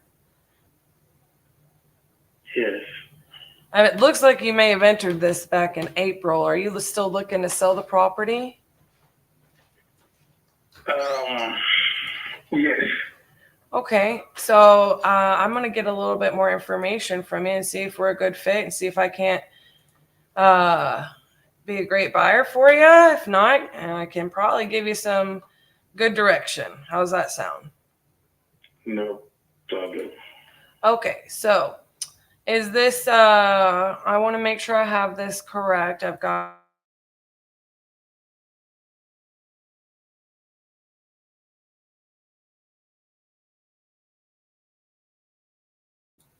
Correct. Okay, So I'm going to pull up a little bit of property information based on that. And I'm going to ask you just a few questions. If I have awkward pauses, don't mind. I'm probably just taking notes and jotting down and researching. So I have, let's see, is it 4 bedrooms or 6 bedrooms? Initially, it was 4, but I did the basement and added 2 rooms. Oh, okay, cool. So is it 3.5 bathrooms then? 4.5 bathrooms or? No, 3. Okay, so 3. 3.5. Okay, gotcha. I'm gonna take note of that. 3 or 6 bedrooms, and then 3.5 bathrooms. And did you finish out the entire basement? Yes. Okay.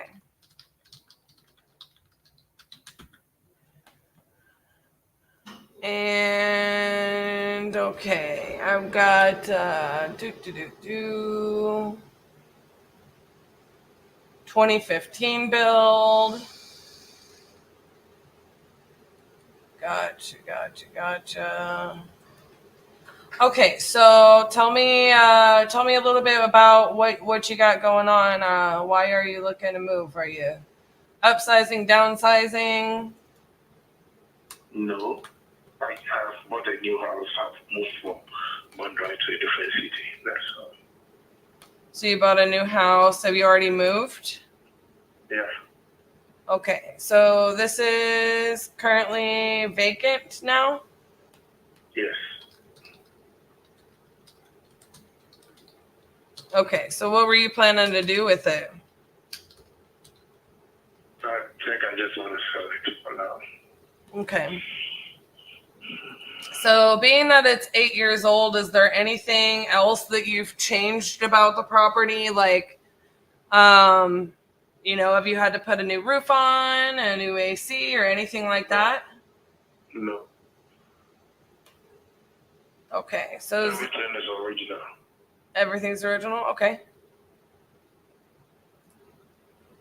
Alrighty. Let me just take a couple of peeks here at some of our comps.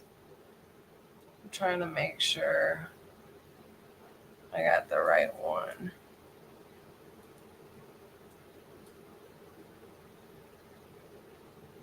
When it's the gray 2-story, correct?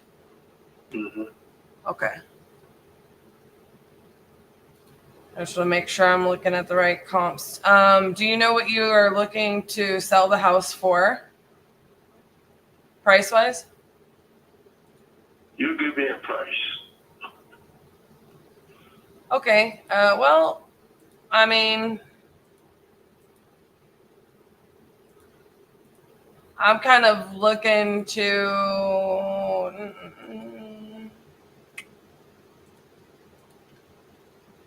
I mean, we're an investor, so I don't really know that. So, if you evaluate the house, the year, and what it entails, how much will you offer? Because I think that's what the website said that I put my information in. Because if I'm selling by owner, I'm going to give a different price completely. A reasonable price. Right. So, but here's my thing. So, and I want to give you just a little bit of perspective. I'm going to base this off of one of 2 things. And that's going to lead to me being able to profit off of my work, right? Just like any reasonable business would. I can either buy the property and I can hold it and I can rent it out. And I don't think that that's a good solution for you or for me, because I don't think I can get a good enough rent rate that's more than my mortgage would be if I did that. Because once I have principal, interest, taxes, insurance, I mean, I'm going to be more than I can rent it out for, right? So my other option is to buy it and update some things and then list it. So there's not going to be a lot of room for that unless, you know, it's like you said. Actually, I don't think there will be anything to upgrade. Right. Because I made sure I did all the things that I'm supposed to do in there, make it great for the next person. A developer myself. Right. So, I guess my question to you is that usually when I'm in this position, where that doesn't make sense, I want to make sure I'm solving some kind of problem for you. What is the reason that you haven't just listed this with an agent? Because I haven't made up my mind of selling it at this. So what were you thinking you were going to do if you didn't sell it? I was just going to do residential real estate, like put a elderly person in. But then after I moved like 2 hours, almost 2 hours drive away from the house, and I really don't feel like going up and down anymore. I'm tired. Yeah, no, I understand. So I can basically give you two options, right? Mm-hmm. I can do what's called a novation. That way I'm basically protecting as much of your equity, and then I can deal with any repairs. And I do mean repairs because an 8-year-old home, I can promise you, a conventional buyer is going to ask you to do nail pops and fix this rafter and fix this part of the insulation and service the HVAC and all these silly little things that have come up over the past, 8 years, you know what I mean? And then I deal with the sale of the home without necessarily having to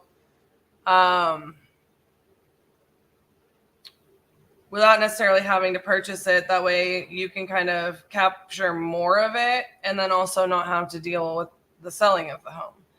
So I can do that, or I can purchase it creatively and protect more. I just think those are your two best options so as to not lose more of your equity.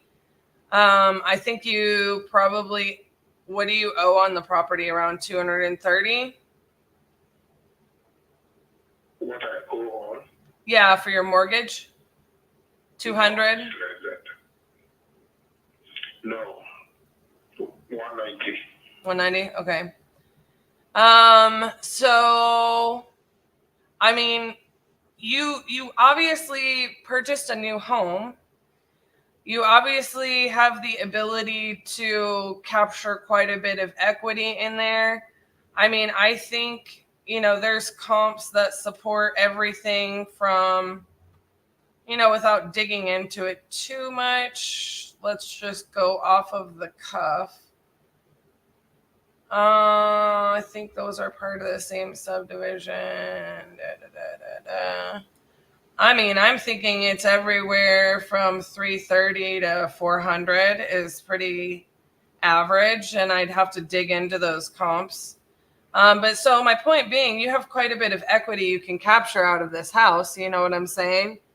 And as far as me being an investor, that's really the only way that I'm going to be able to. I mean, I could offer you something and say, okay, let's say I end up comping it out for, let's put in some numbers here. I said 330 to 380, so let's just split the difference to make it make sense. That would be 355 after closing costs, a little bit of repairs maybe. Let's just say it's $5,000. Holding costs. Let me look at days on market really fast.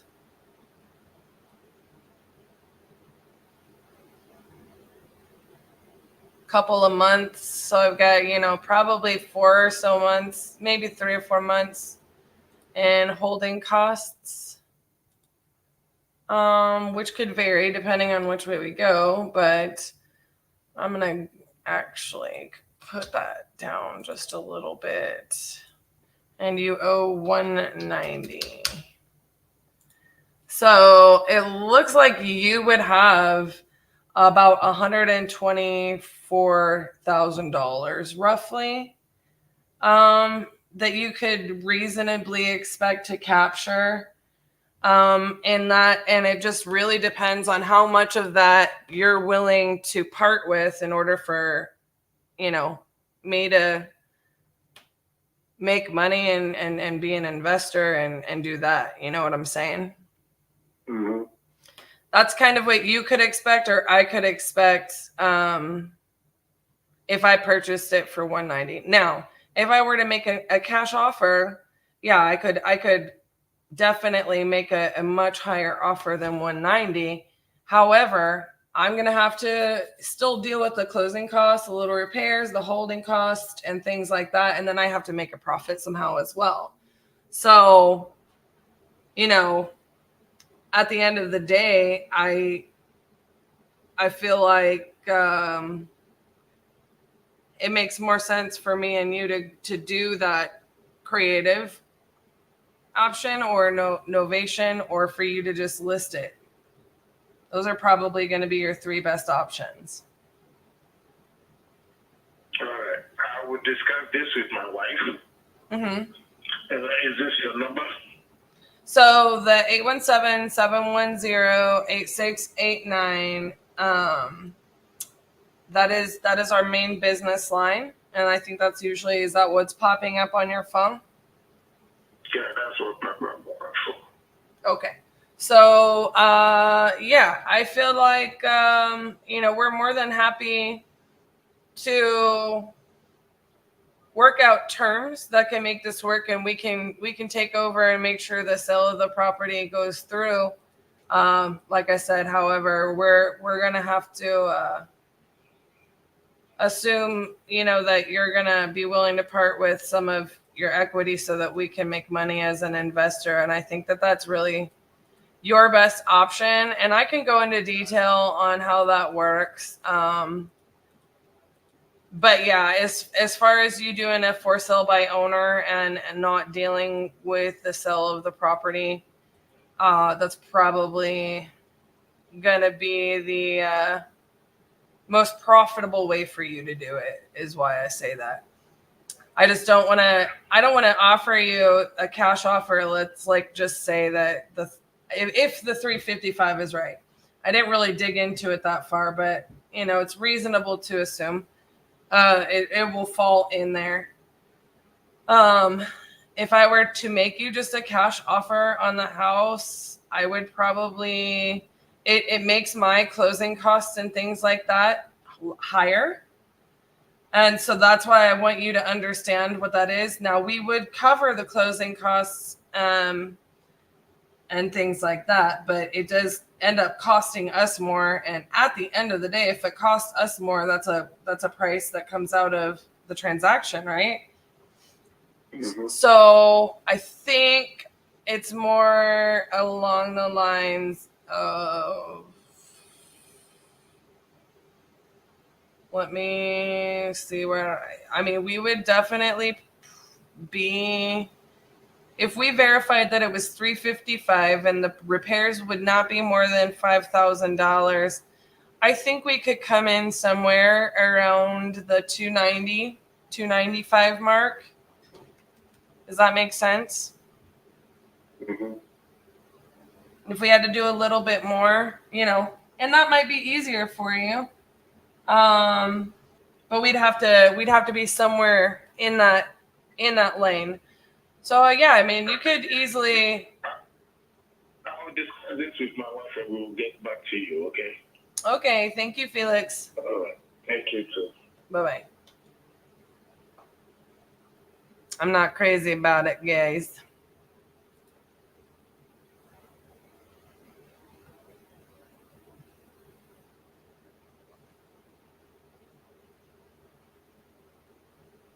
Hi, Steve. Thank you for being here.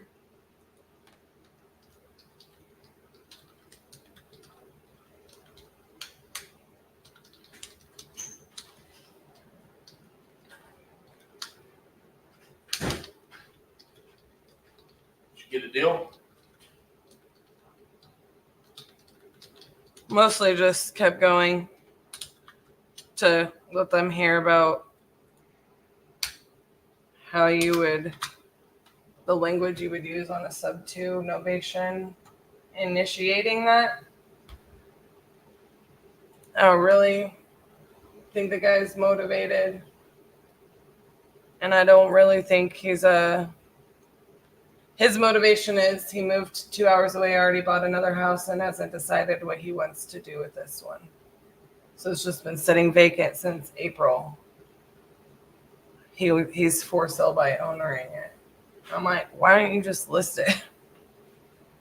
I don't want to deal with it. I live 2 hours away. Okay.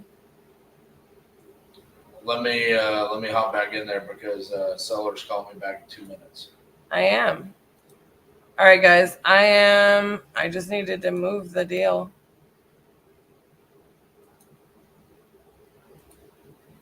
Gonna turn this over to Mr. RJ.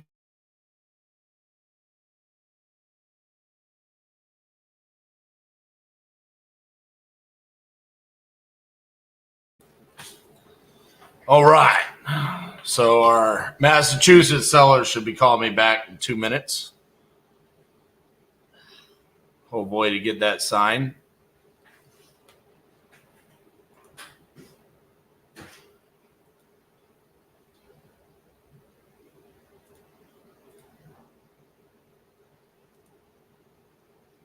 I'm going to add that to our KPIs real quick.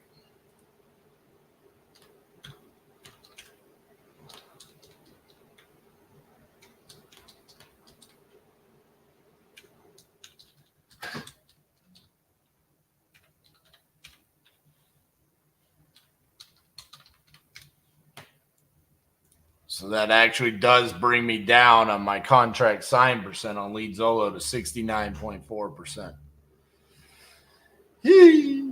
Which my goal is 70.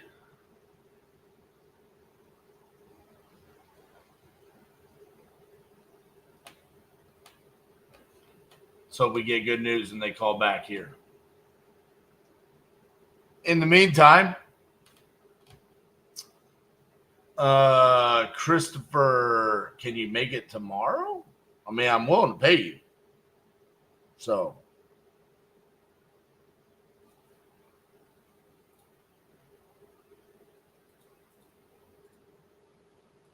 there is some monetary value for you.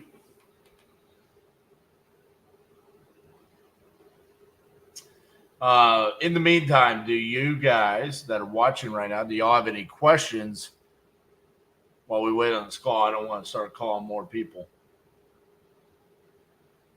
But do you guys have any questions about anything that y'all have seen over the past 49 days and 2 hours?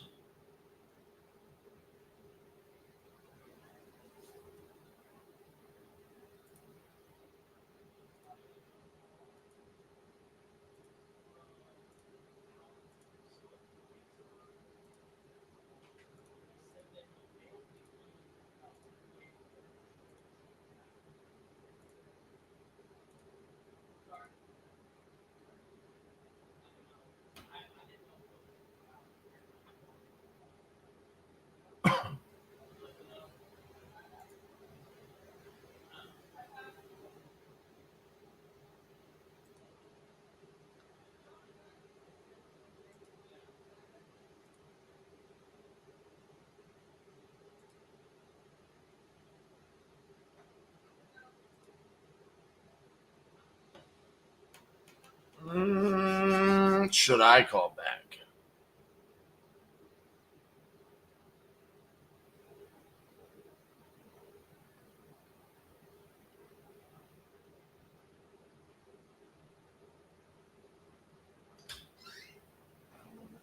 No, you can send it.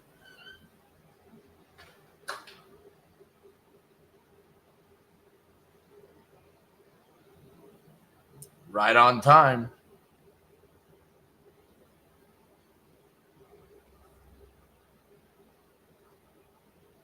Do I have a beard wax affiliate link? I don't.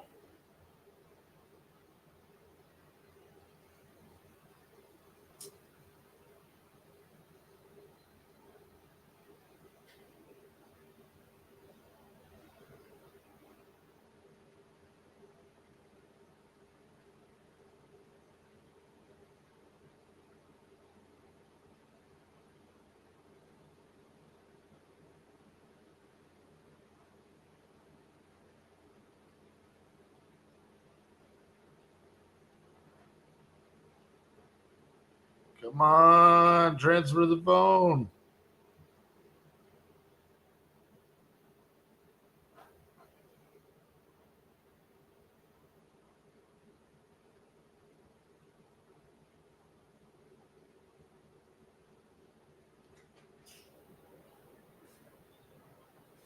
Can you ask Kristen if she transferred that call? She asked me if I was on the phone. I said no, but then she never transferred me a call.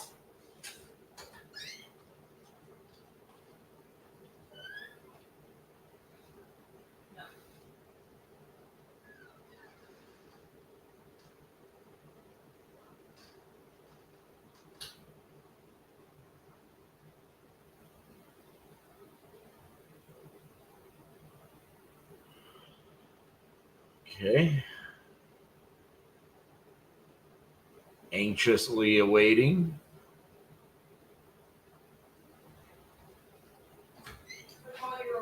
Call her back. Say the transfer failed. Okay. 603 number? Yep.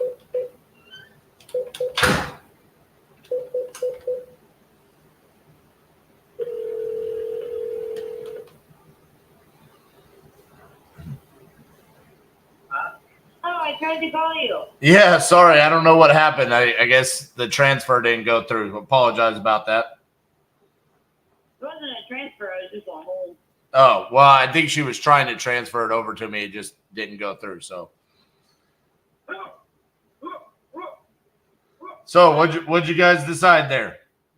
Well, I ran the contract by my daughter, and she's a Massachusetts and New Hampshire attorney, and he felt that the contract was not in our best interest because you're getting unfettered access. You're able to market the property. If you don't find a buyer or an investor interested outside of your purchase, then you only lose $10 and can walk away. That is correct. But you are putting a lot of onus on me and liability, and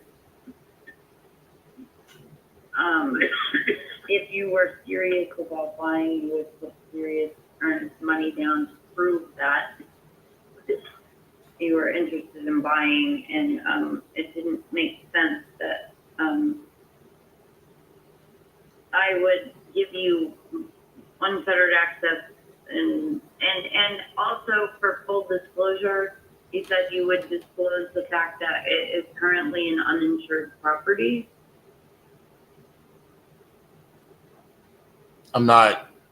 I would disclose that. I'm not understanding. No, I, as the seller, have to disclose that it is currently uninsured by homeowners insurance. Okay. So that, I guess, presents a problem for you as a buyer, because you would have to eventually seek coverage. But because Well, I'm going to have to get my own coverage anyway, so it doesn't matter that you guys don't have coverage on it. I mean, that's my decision as a buyer, and I'm not like buying your insurance policy. I go get my own policy. right, I know, but she said full disclosure. That is something that I do know of, and we went over the issues.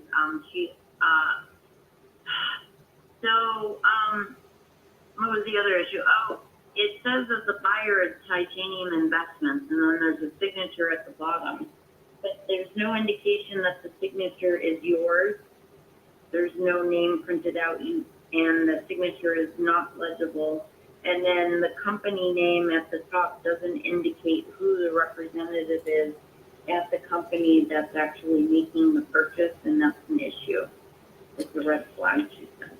Well, yeah, I'm the sole owner of Titanium Investments, and then when we open with the title company or an attorney, like your daughter, they would request my entity docs, including my operating agreement and the articles of organization that would say that I am the sole owner of the company. Oh, so it's even simpler than that. On the contract, you can put Titanium Investments, President, CEO, and your name. RJ Bates. You know what I'm saying? Yeah, I mean, I don't have a problem with that. I mean, the issue there is that RJ Bates is not buying this property. Titanium Investments LLC is buying the property. So, I mean, I can do that if you want. Again, I mean, I can remove the word unfettered. I mean, that was literally just a word that was used by the attorney that I hired to write this contract. Well, she's saying I'm unprotected and I'm holding full liability, because if you have people, marketing it to sell it for $175 and you buy it for $150 and you make $25 and you get out, or you don't, nobody's interested, possibly. I don't know what the deal is. But anyway, I would get $10. You can walk away, and I then have my property off the market until the end of August. And then I'm getting towards winter, and it becomes an issue. And then I'm looking at possibly losing the property to the town. That could happen. So if you're gonna walk away at the end of August, I felt like earnest money fairly is some percentage of the purchase price, so that if you did decide to walk away, at least you proved to me that you were seriously interested. And then I have money to then extend my ability to offer the property to other buyers, because the taxes are current. So how much earnest money do you want if I walk away at the end of August?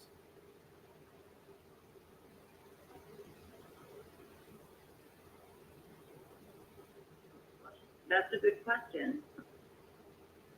I mean, because again, I explained this to you guys as the reason why I don't do that. And I said, I hope that earnest money and us gaining access and all of that doesn't become an issue. Because that's why I was transparent with you guys and I explained it as the reasons why I do that.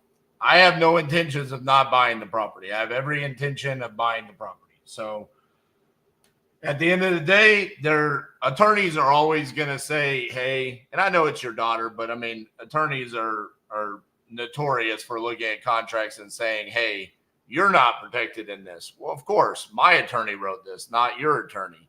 So it's always going to be lopsided one way or another. I mean, well, so it's lopsided your direction, and then right, because I'm saying I'm going to give $150,000 for a property off of a conversation that we've had, and I'm trying to make this a smooth and easy. That's what I'm saying. Why can't we meet with Chris today? Let's go through the property and see what he says, and then make it a serious offer.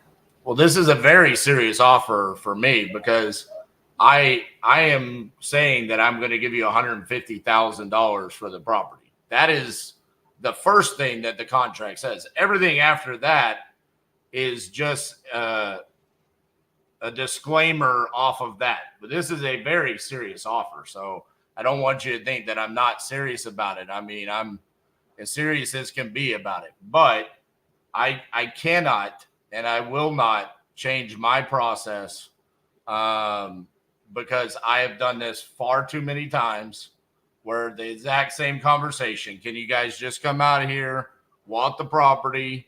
We come out, we walk the property, and then things change.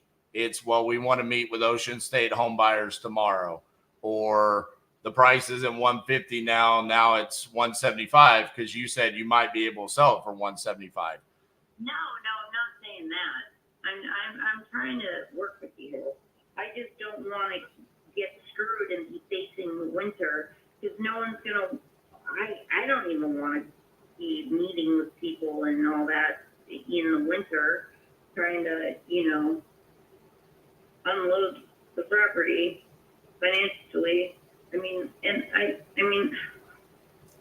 mean, the reality of it is on the earnest money side of things, all that is me taking money out of my pocket and putting it in an escrow account. So everybody feels warm and fuzzy that I'm going to do what I'm saying I'm going to do, which is I'm going to give you $150,000 in August. $150,000, right? Right.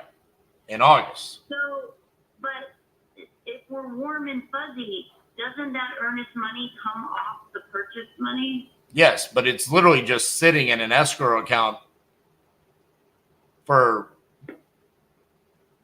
nothing really other than just to make you think that I'm serious. Exactly. So I don't see where the issue. It comes off the purchase price, and it's prior to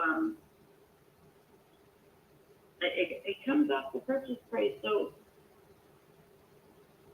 the reason why I don't want it there is because there's really no reason for it to be there other than it makes you feel good that I'm saying I'm serious, even though I'm saying I'm serious and I'm sending you a contract saying I'm willing to buy the property for $150,000. Like, that should be the priority here, not about all of the other things that could happen negatively. But you're saying, like, if you find something, then you have to renegotiate the price. You're forcing me into a negotiation with you. I'm over the barrel with you. Do you know what I mean? You don't have to say yes if I try to renegotiate, but I'm also telling you the reasons why I have that in there is when people tell me. If I don't say yes, if we have to renegotiate, I walk away with $10 earnest money. Do you understand what I'm saying? Well, actually, you walk away with nothing because the earnest money is refundable during the inspection period. No, I don't know that. Yeah, and that's even if I put $100,000 earnest money down, it's still the. Doesn't require inspection. I still have a right to walk the property. I'm not going to ask you, as is means I'm not going to ask you to repair something, but I still have the right to go out and make sure it's what I want to purchase. Fair.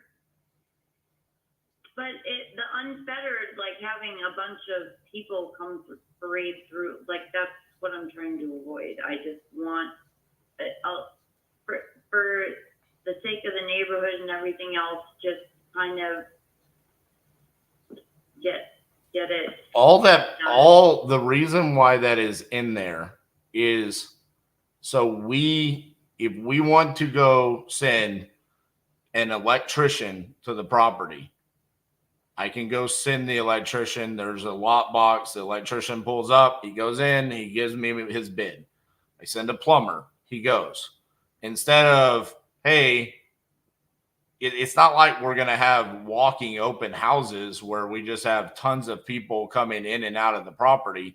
It's so we can make preparations for the asset that we're purchasing, that you're saying, hey, it needs work. We have to make preparations for that. It's not just about, hey, $150,000 and then in August, then you can prepare. We want to be prepared for the moment that we close. We have an obligation to our private money lenders and our staff and our families to make sure this is how we feed ourselves, is that we have to come in and be prepared for that. So if the access is a problem, then we can talk about that and we can change it. But I mean, it sounds like the word unfettered is a trigger for you. And I have no problem removing that word, but it's just about, if you want this to move fast, we need the ability to move fast. Okay, so if you're preparing for repairs ahead of time, what if these contractors are telling you that the bids are somehow where you don't want them or something? Who knows? That's where we come back and we have a conversation with you and we say, hey, there is a major issue, which, by the way, you would want to know that because it's currently your asset that you're trying to sell. So if I come to you and I say, hey, there's a major issue going on here, at least you're getting it from a professional standpoint and you're going to know that moving forward. But like I've told you, I think that this is. Have to hire somebody else to get a second opinion. I don't know who the guy is who assessed it and said X, Y, or Z about it. I mean, I don't know. I mean, this is going to be every buyer that wants to buy the property. I mean, they're going to need access to be able to have contractors to look at it and say, yeah, I can do this. Don't you normally get contractors after you purchase the house? Absolutely not. No. My brother bought a house and they weren't allowed to gain access until they had signed it over or whatever. They finalized the sale and they went in and got contractors. No, I bought literally thousands of properties. I would never buy a property without being able to walk it and verify that I can do what I need to do to the property. I need to turn this into a livable rental property. Okay, how about this? You have Chris walk the property. You decide if you want contractors. I meet with them and you, can we like get some idea in a short prompt period of time? I'm not trying to be difficult, but no, I'm not going to change the way that my process works. I'm not going to come walk the property until I have a signed contract. That is my system, and it's how we do things. And there's a reason why we do it. For 5 years, we did it that way. 2020, when COVID hit, we changed. And I realized, wow, this is a lot better. We don't waste time going out and seeing properties and getting contractors. I don't waste Chris's time. I don't waste contractors' time coming out and looking at properties, and then I don't end up getting it. I mean, case in point, on this right here, you said, hey, I want $150,000 for my house. I said, here's a contract for $150,000 for your house, but now there's issues. You've sent the contract to your daughter. She doesn't like the way the contract's written. I have no idea what issues are going to potentially come up where you don't want to sell me the house. I'm giving you exactly what you want, and you have issues with it. I'm not going to have an option. This is a purchase and sales agreement, meaning I give you full ability to buy it for $150,000. So it's tied up, and then you come in with contractors and everything, or decide if you need to renegotiate. You're getting a full assessment of the investment potential for this property with no risk to you, only $10.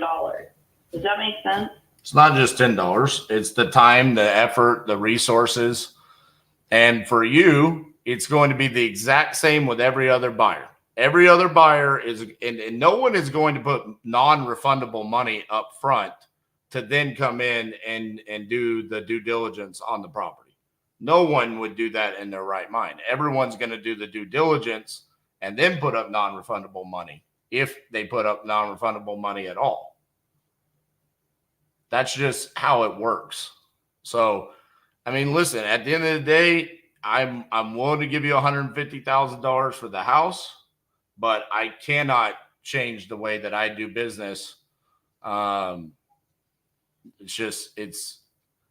It's too risky on my side of things for me to do that. All right.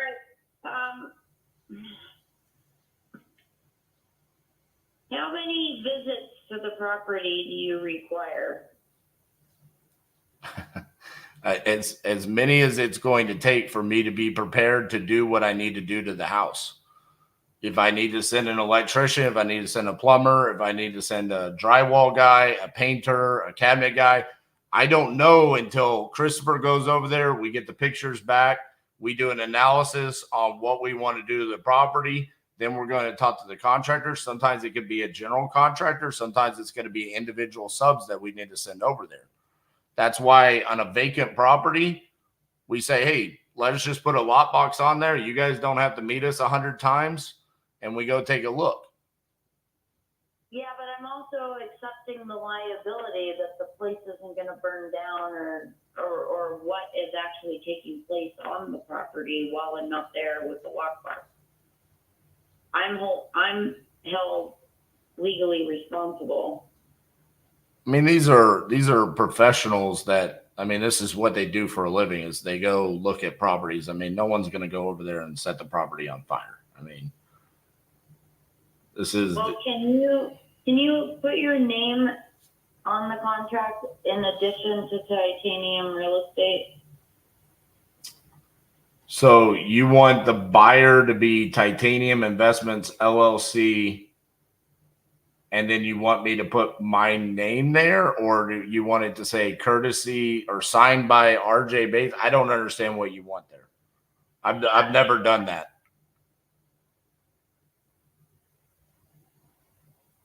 Because I need to know who at the company is supposed to be qualified or whatever to sign a purchase and sales agreement. Well, I am the signer for the entity, and I would be providing that to the title company that would show, hey, I am the sole owner. I mean, I can put it on there, but honestly, my signature is on the contract. But you can't read it. You don't even know what it is. You can't tell it's RJ Bates. I mean, I don't know. And there's nothing kept beneath it so that you can make out what the name is. It's just a scribble and a date. And Patience said that's fine because, I mean, technically a signature can be an X. Right. I mean, it. But the issue became you don't know who at the company the signature represents, and do they have the authority to do whatever she said?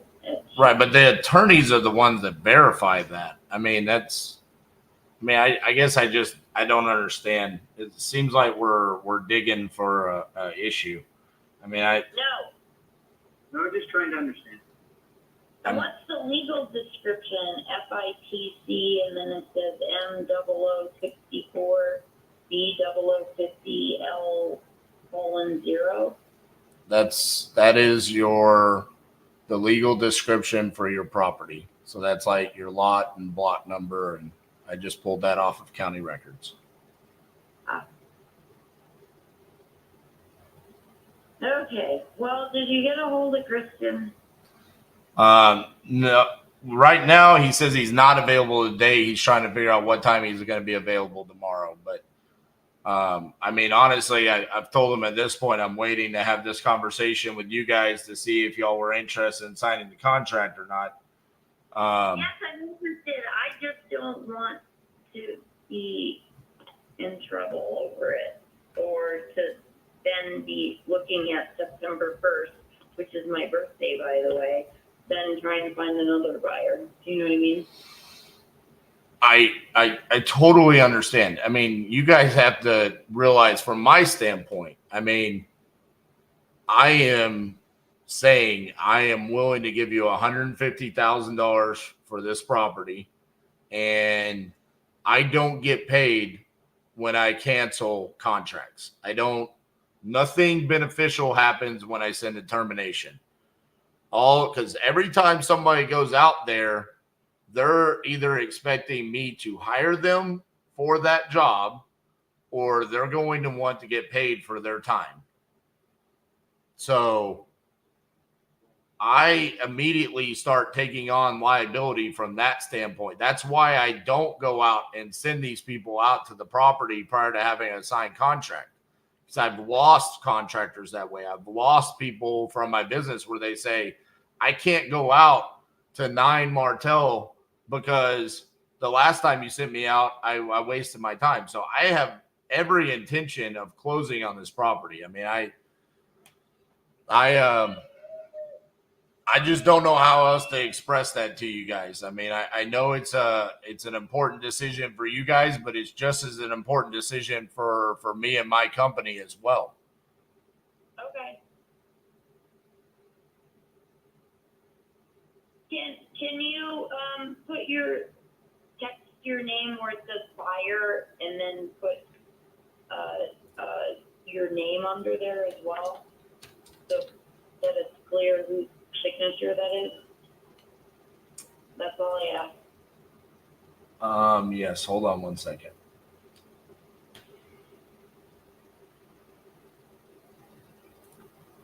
Okay, so for me to make a change, I'm gonna have to cancel this one. So I'm gonna cancel that one real quick.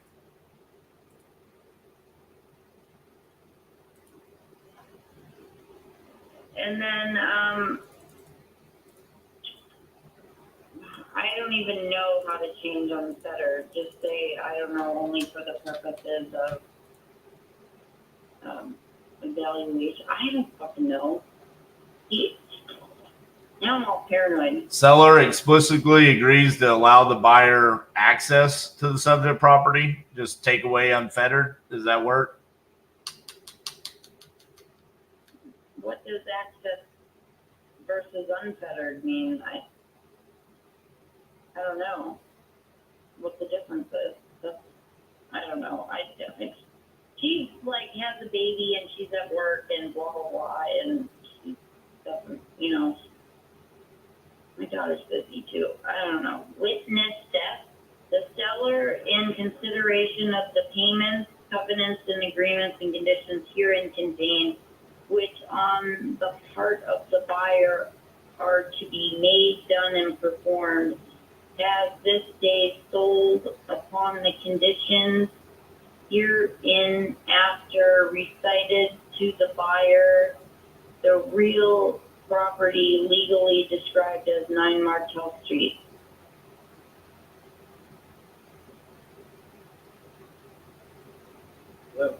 All that's saying is the seller, in consideration of the payments and the agreements and the condition herein on this contract of the buyer, me, are to be made. So when I pay you $150,000, you have sold the property at 9 Martel to me. Hey, can I ask a question? Yes. I don't have an answer. So, when 150, when would the 150,000 at the closing? On or before August 31st.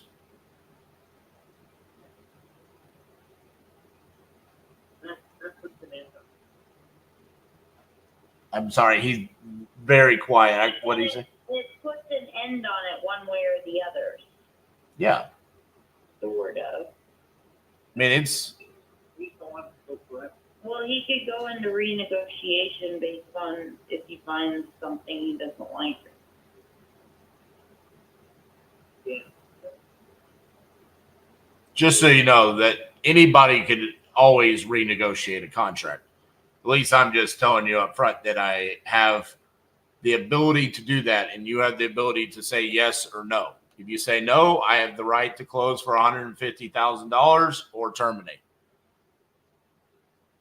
But like I've told you, the reason why I have that in there does not really pertain to you guys, because you've already told me this property is in really bad condition.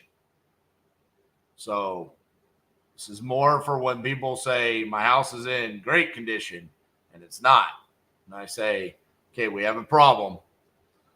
We had a little story time, and the story wasn't true. So I don't see that happening with you guys, just being honest with you. Yeah, we were straight up with this. Yeah. Not that I'm not being straight up with it. We were straight up. We don't want to be straight up. We don't waste time.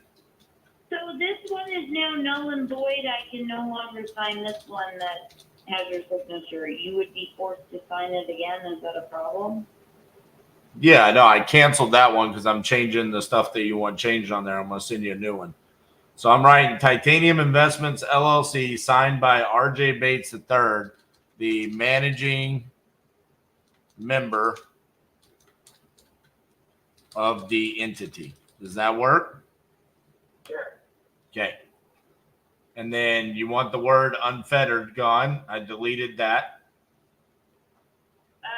Say to allow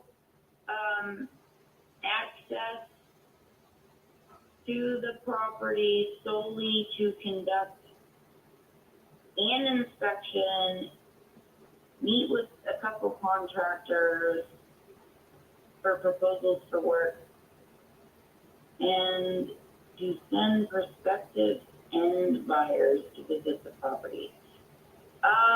can we omit prospective end buyers or no?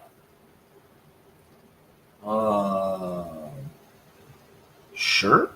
I mean, Because you are the prospective end buyer. yeah. I know that you would look possibly for somebody who might be interested to invest. I guess I have no way of policing this. You could technically do whatever you wanted. If I wasn't there and you had to walk off. Okay, I deleted that. What else? Are you sure? Are you looking to sell the place, do you think?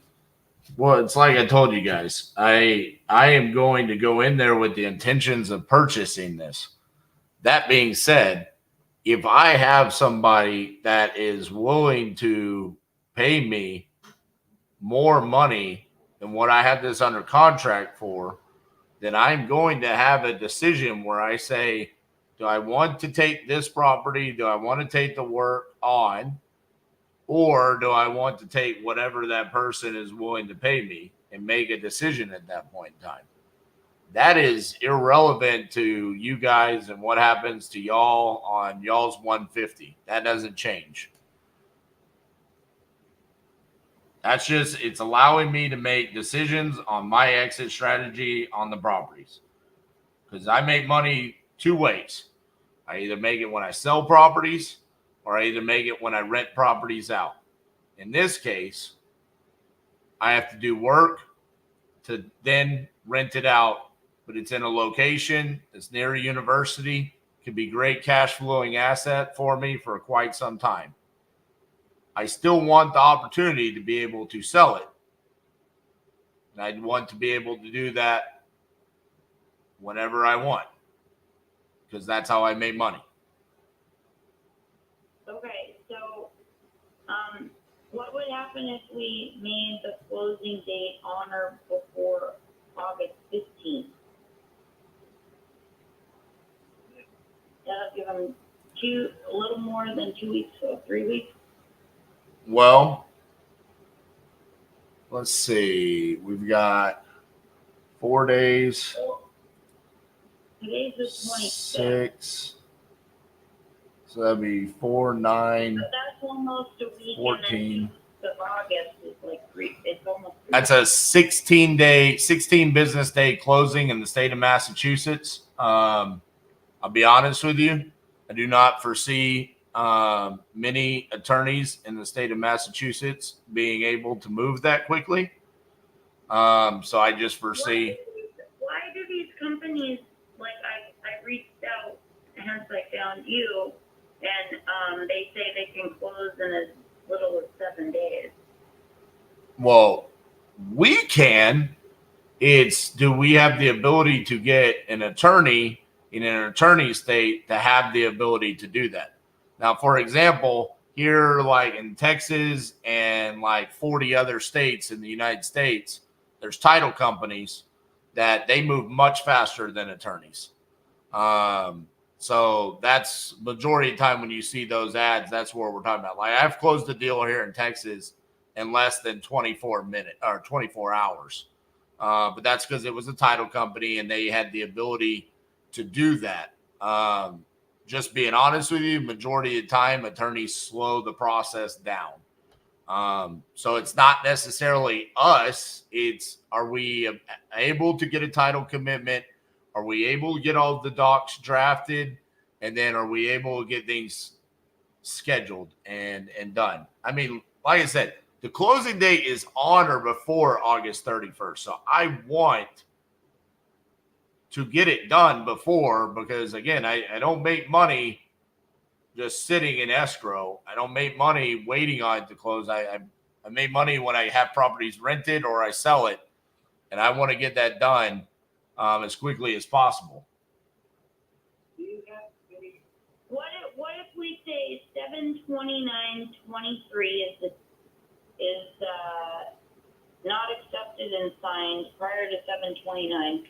So we're gonna say 7/25. Okay. And then we're gonna say 8/25. That gives you from today around month. Okay. I'm okay with that. Okay. Okay, what else? I don't know. I also don't know who title clearing and escrow is. That's the company that we use in Massachusetts for our closings, for the title work. Where are they out of? I have no idea. I would have to look that up. They're out of Massachusetts. My question on that is because title clearing and escrow will hold the earnest money, and they also handle the transfer of title, correct? Correct. This purchase and sales agreement is not the same as signing the title over to you, or is it? No, it's an agreement that you are selling me the property to transfer the title. I have to pay you before I own it. I see. Okay. That sounds good. I don't. In an event the property is in any way encumbered in such a manner as to delay the closing date or prevent the close of the sale due to liens, judgments, or legal instruments. The seller agrees to cooperate to fully with the buyer to clear any encumbrance. Documentary evidence to the title company to clear the issue and or payment in full of the amount of lien or judgment preventing the closure of the purchase. The seller understands it is their sole responsibility to rectify any encumbrance, and these debts are owed by the seller, and the buyer is in no way obligated to reduce the contract price commensurately. That's not great. Well, I don't have any legal liens on it, but like if you're like parading people through the place, or they don't like organic waste, or they smell bad, or because I mean technically there's cleanup to be done. I mean, is that gonna be an encumbrance? No, an encumbrance would be the city filed a lien on the property because you didn't mow the grass, so you owe $200,000 because they mowed it that many times. That's an encumbrance. An encumbrance would be you have a judgment against you, and they filed a lien against the property, and now you owe $500,000 to the federal government. I don't have to pay that. You have to pay that. That's what that means. So if you don't have any liens or judgments or anything like that, then you're fine. I have no idea. I am unaware of any. I mean, just being honest with you, I have you pulled up on a system that would show that you have no liens on the property. So. Excellent. Okay. So, can you email that then? Yes, Thank you. We appreciate the time. Yes, you've been very thoughtful. Yeah. So you gonna sell me that house in New Hampshire? It's in Massachusetts. I know. I'm talking about the one that you own in New Hampshire. Don't you own a house in New Hampshire? We don't own it. We live in it. I was like, hey, let's buy another one. What did he say there? I've owned it for 30 years. He's owned it for 30 years. I got you. Price has gone up. Sits on about 4 acres, about 3,000 square. Nice place. Raised the kids, we're over. So what are y'all gonna do with this money once you get it? Paying off bills, unfortunately, and helping members of the family and such. So nothing wild or crazy. Maybe try to put some. Hopefully, there'll be something left to maybe invest in some way. Yeah, we might get some. I got you. No, we do have some issues with the house here to be repaired. I'm retired, So, when you get boosters and no shit, is nothing on the savings, you know, I'm not getting my social security check yet. So if we were to sell this place, it would be, you know, back up for years. You know, something like I had some ice breaking through the roof about a year and a half ago. I had to replace the whole bathroom. That's the kind of thing that I would use it for. It's not working. You only get your monthly. Hey, do you want me to change my signature to where it's super legible? No, whatever your normal signature is fine. I just wanted it indicated as to what signature is that. I mean, I can kind of see it might be bait, sort of. I don't know. Not to judge your signature, but just to make it clear that if for any reason. Well, at one point in time, I wanted to be a sports player. So when I was in high school, that's the signature that I came up with, where I thought it was super fancy when I took the S and I circled it back around, and that's how I crossed the T. So that's really what it was. It was just when I was 14 years old, I thought I was going to be like a professional. I was okay with hockey, baseball, or football, either three of those. So come to find out, I wasn't good enough at any of them, but that's how the signature came about. But the email is in your inbox now.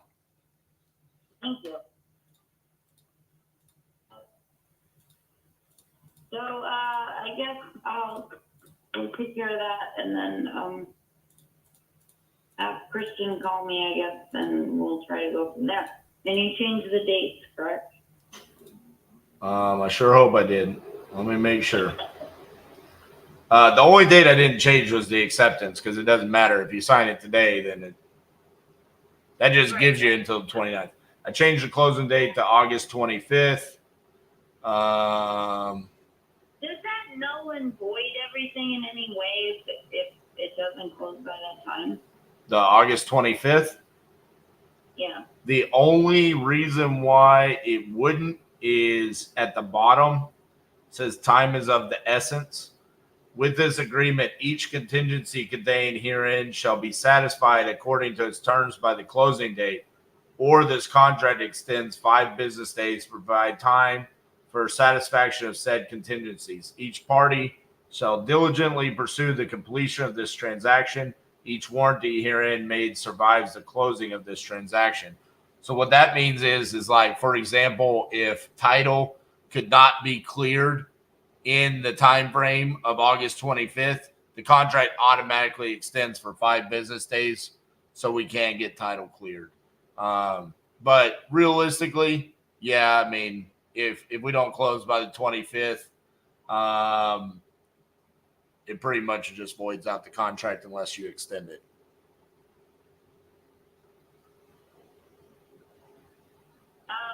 Each warranty herein made survives the closing of the transaction. That's actually a protection for you, and for both of us. Basically, just saying that this is the contract that after we've closed, this was the contract that we used, and it was the agreements that we put in place. So if anything were to come back for whatever reason, I'll be honest with you, Then that's you could come back to me and complain. not really, because you're selling me the house as is, where is. But like, for example, say there was a judgment on the property, but for whatever reason, the title company didn't find it. Now that's why I buy title insurance. But say for whatever reason, that lien is your lien, not my lien, and you're agreeing to that. So it can't ever come back on me. So yeah, it does survive the closing of this transaction. And I mean, we could go through each one of those, but realistically, it's about as this is about as simple of a contract as there gets. I mean, like when you look at the state promulgated contracts that are out there, there are 7 to, I mean, the Alaska contract's like 12 pages or something. I mean, it's crazy the amount of stuff that they have written in those. So we try to simplify it as much as we possibly can. And I totally get why y'all are asking as many questions as you are, because you just want to make sure you're not getting yourself in a bad situation. But realistically, this is basically just saying, hey, you're selling me the property for $150,000 and it's a cash transaction. You're selling it to me as is. All right, one question then. Since each warranty made survives the closing of the transaction, one of the warranties that you have is that it will be free from hazardous substances. I have no idea. Violation of any zoning, environmental, building, health, or governmental code or ordinance. That means surviving the sale of the contract. Beyond that, if you were to find something that I am totally unaware of is there, you now have warranty to come back on me and demand refund of the purchase price. Not necessarily, because part of this is known defects or facts regarding this property, which would adversely affect the value of said property. So all you have to do is have a contractor go through the place and say this is bad or a health concern, or report it. Now I'm over the barrel and I have an issue because I have a known issue that I'm expected to remedy to be able to sell the house, because now I'm in knowledge of something. You know what I'm saying? I don't know what my father had over there. I know what he told me. I haven't chemically tested everything or know what's in like a can or jug anywhere in the house. Like, I don't know. That's not really what this is for. This is more of like, realistically, this is not mainly about houses. This is mainly about vacant land, where if there's like known substances, either something like that underground, knowing that the soil couldn't be built on or something like that. This isn't really, we know that we're buying. I mean, that's why the first line of this is house being sold as is, where is. We know that the house is not in good condition.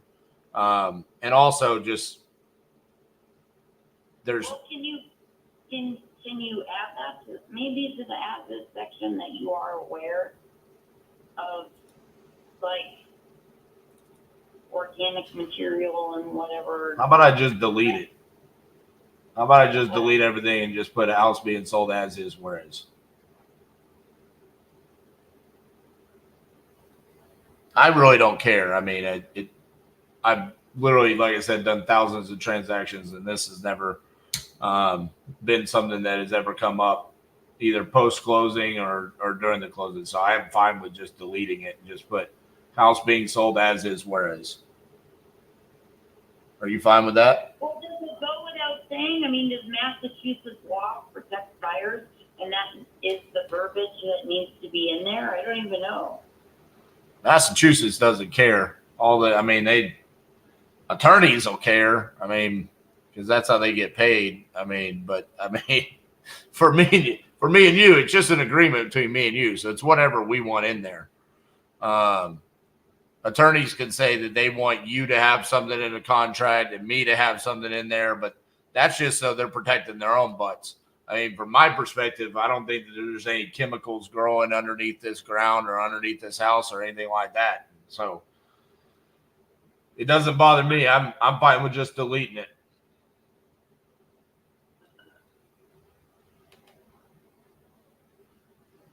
But yeah, I don't want that to be a possible. I have no idea what issues I'm facing, and I just need someone to be willing to do some of the legwork to get this stuff done and not get me entangled with any like town ordinance or bullshit, or like, I don't need extra shit. I have no idea what's there. I gotta be honest. That's what I'm saying. Once you sell the property, though, you're done.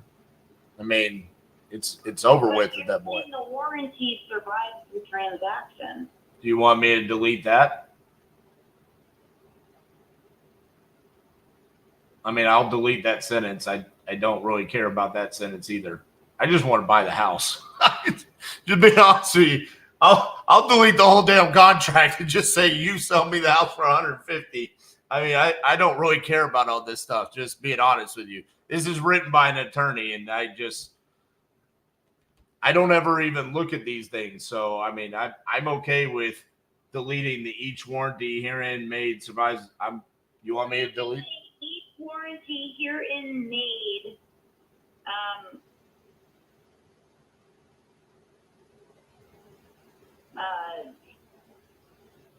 Ceases or ends or something, the closing of the transaction, each warrant.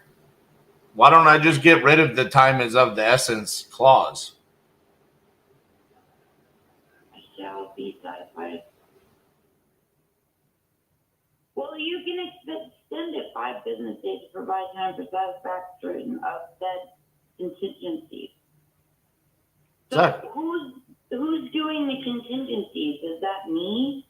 No, that's like the title company is the attorneys are going to be the one that are doing that. So it's just saying if they don't have the ability, they don't have clear title yet, then we have the right. The contract automatically extends 5 days. I'm okay just deleting this, so it's not even on here. Okay. Let's do that. All right. Is there anything else? Because now I gotta delete this other one. Well, it does say each party shall diligently pursue the completion of the transaction. Yeah, like for example, all right, I'll give you a good example. Okay, I'm buying a property in Akron, Ohio for $5,000. Okay. Wow. All right, so this seller has a previous mortgage on the property. He's paid it off. He owes $0, but he did not get the release of lien from the mortgage holder. So the title company sees that there is a lien on the property. We need to know how much. It's for $0 because he said he paid it off, but the title company has to know that that's $0. The seller does not know and cannot remember his mortgage loan number. So the title company is saying, we can't call the mortgage company to get a payoff of $0 to get the release of lien without that. He can't find it. So now here we are, and we can't close until he provides that.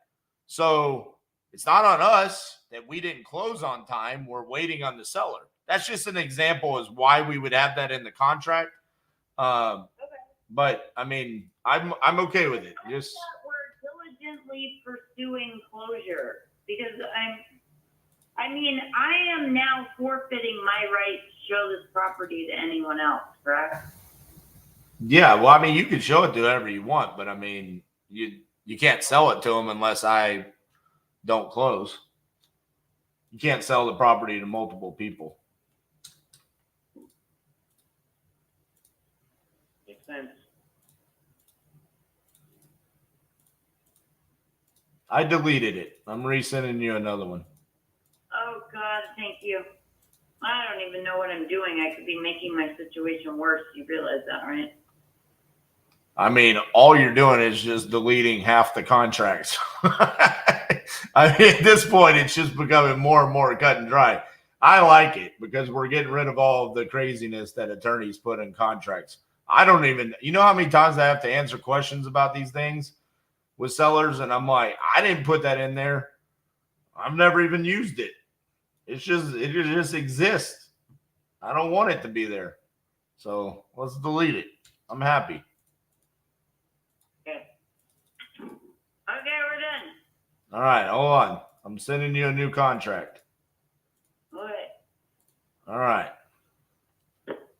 I just sent it. Okay. You emailed it? Yep.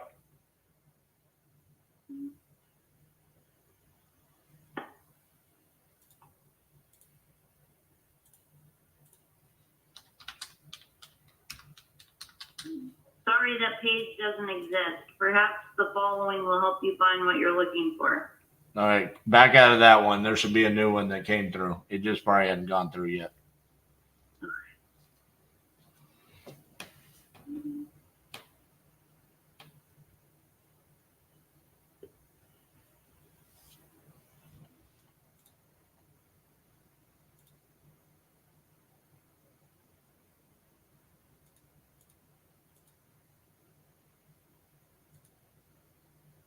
I like it. I like that part. The acceptance date is supposed to be 7/25. Yeah, but it's okay because if you sign it, it just means you have until the 29th to sign it. If you sign it today, I mean, cool. You signed it before 7/29. But then it shows that you had 30 days to do your diligence, right? No, all that date means is I gave you until the 29th to sign the contract.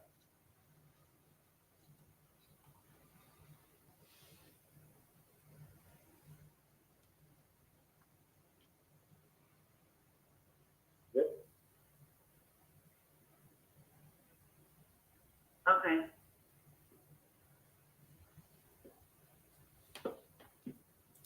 There's my full signature. Hey, I'm just saying, whatever signature you put in there, you better make it very legible, okay? Because you gave me a hard time for my signature. Dollar phone number. Did you? How do I put my phone number in? I didn't put you in there. I got your phone number. You're good. What'd you sign in? And then it says seller buyer on the bottom. What's that? That's if there's two sellers or two buyers, but there's not. Okay. Right there. Right there, that little box.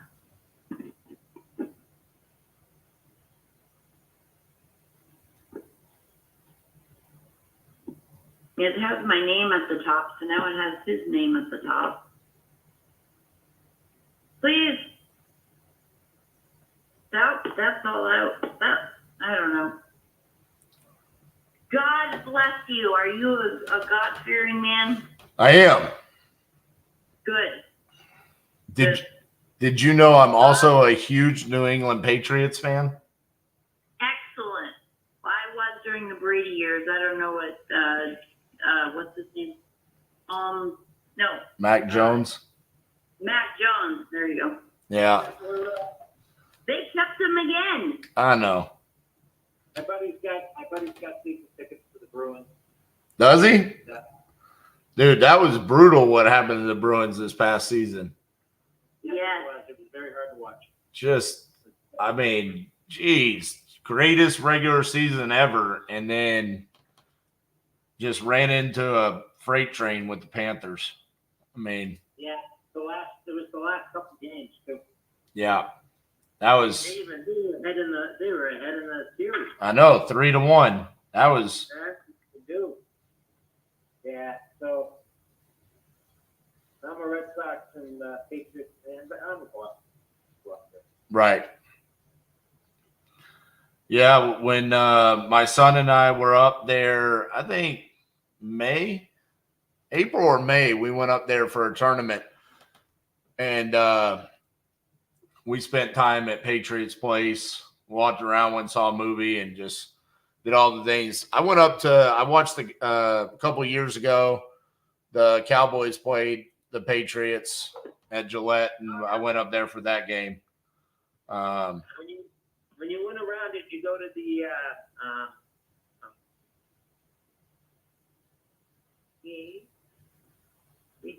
Raytheon? Did you go to the Raytheon Center? No, what's that?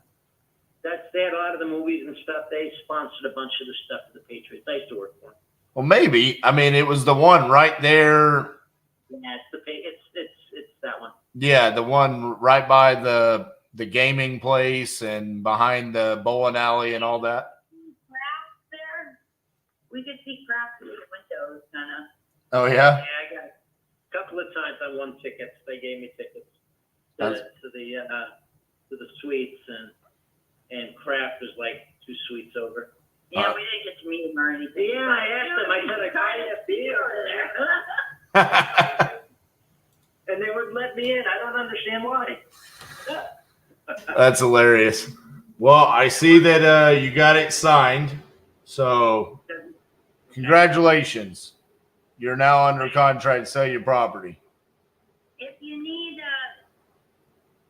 Bruins tickets for me. Oh. Well, I might have to take you up on that. My son, he always gets mad at me because we haven't gone to a Bruins game. Funny story. So, you know, down here, we're big Dallas Stars fans, and our rival is the Nashville Predators. We went to Nashville a couple of weeks ago for a tournament, and my son, he goes, hey, you're buying something at the gift shop because every time we go to a tournament, you never bought anything. You didn't buy anything in Boston. You didn't buy anything in Chicago. You didn't buy anything in Columbus.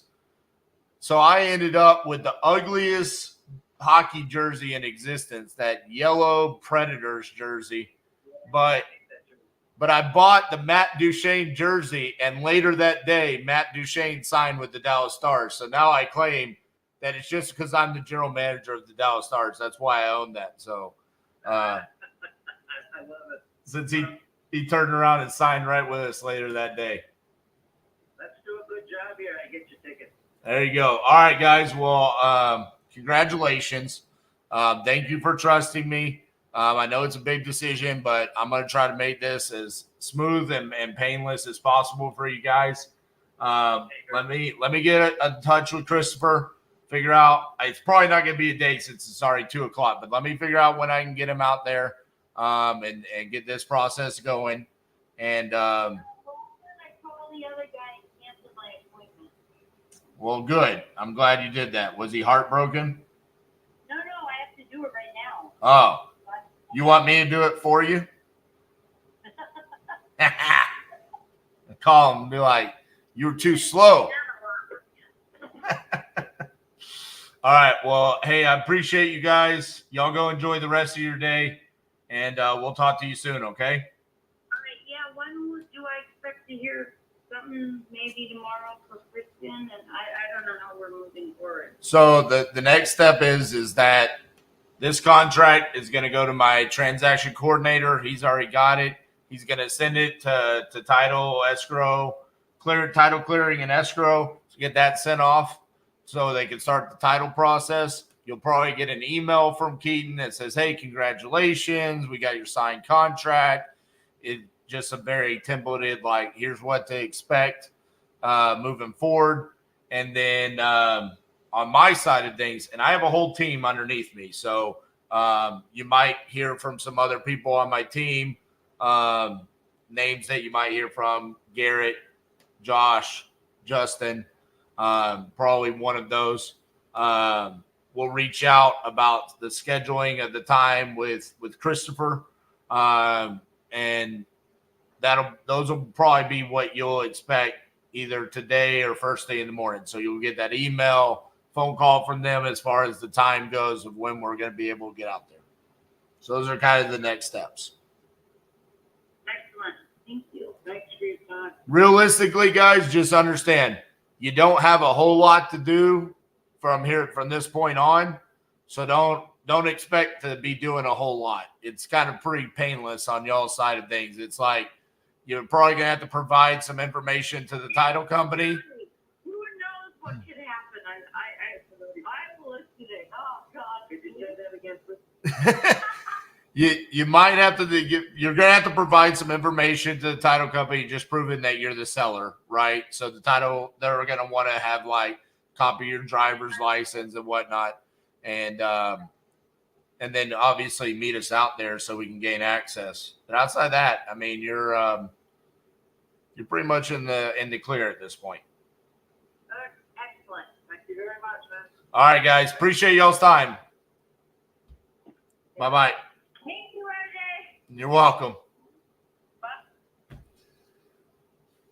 Woo! And I looked at the screen and said, this is the one I'd want if there was 10 minutes in the Closers Olympics. Boy, I'd be going home.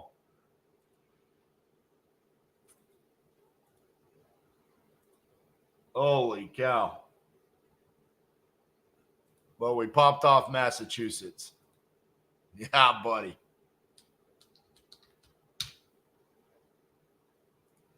Holy moly. I did. I made it. I literally feel like I just ran a marathon. I can't believe I've only placed 2 phone calls and it's already 1 o'clock. That is crazy. All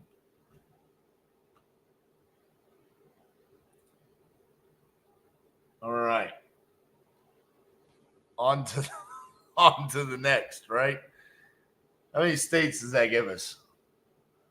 2, 4, 6, 8, 10, 12, 14, 16, 18, 20, 22, 24, 26, 28, 30, 32, 34, 36, 38. Counting it gives us 38 states.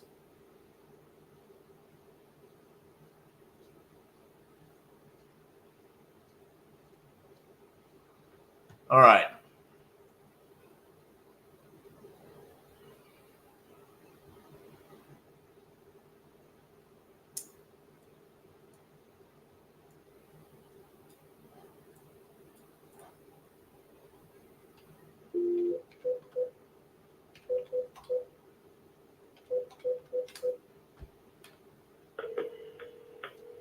Someone asked about the ARV on the house.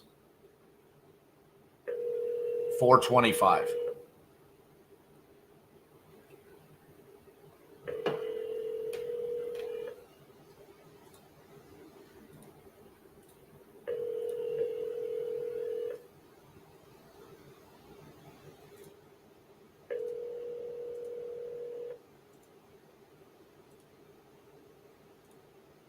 Your call has been forwarded to an automated voice messaging system. All right.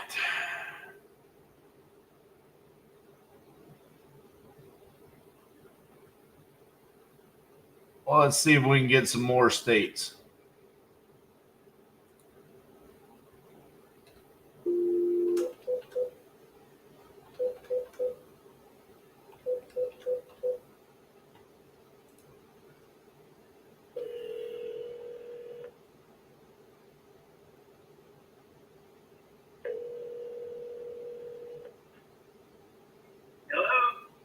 Hey, is Greg there? Yeah, this is Greg. Are you the guy with the real estate? I am. Okay, give me about a minute. I'm doing some food delivery right now. I got to make a final delivery, then I'm off duty and I can talk to you. You want to give me a call in about 10 minutes? Yeah, just real quick, did you have an asking price for this property? No. All right. I mean, I'll tell you more about it. You know, it's an inheritance. I got you. Okay, so you do you want to just call me back when you get off duty? Okay, I'll do that. I will. All right, Greg, appreciate you. 710-8689. Yes, sir. Okay, all right, I'll call you back. All right, bye-bye. Whew, boo, boo, boo. This one could be good. This is in Bakersfield, California. Sounds like, I'm going to assume off of his tone, the house needs some love.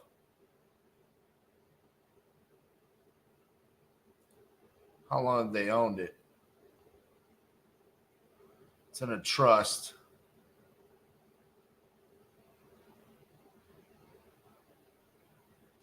Since 2007. Or no, they put it in a trust in 2007.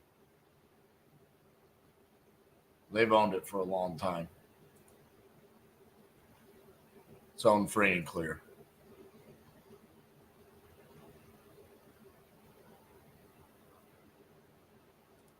All my leads today have been from Lead Zolo.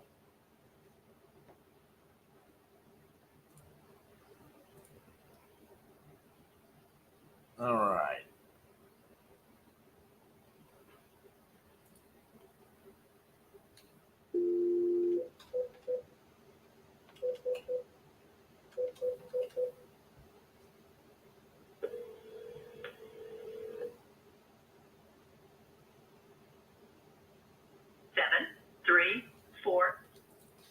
On my first deal, I did a double close because the education company I went through sold transactional funding, so they didn't teach us about assignments because they were just trying to get money from us on double closes.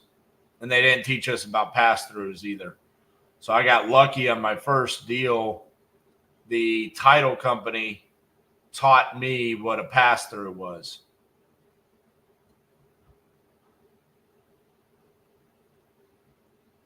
So I didn't deal off the MLS, didn't know that I could assign it.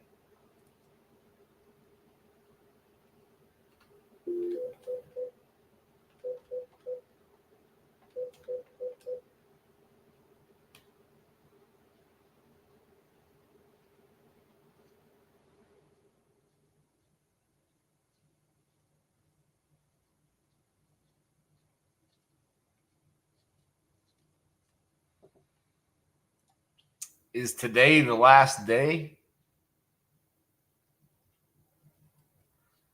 We got to do our bonus day in Washington, D.C. So no.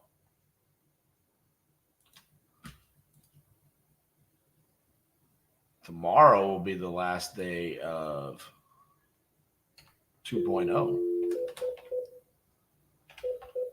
But then we got to do it again. It's too much fun.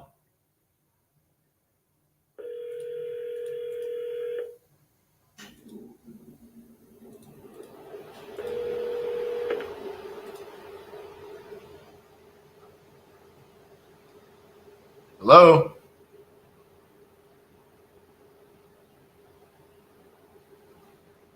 Shane there?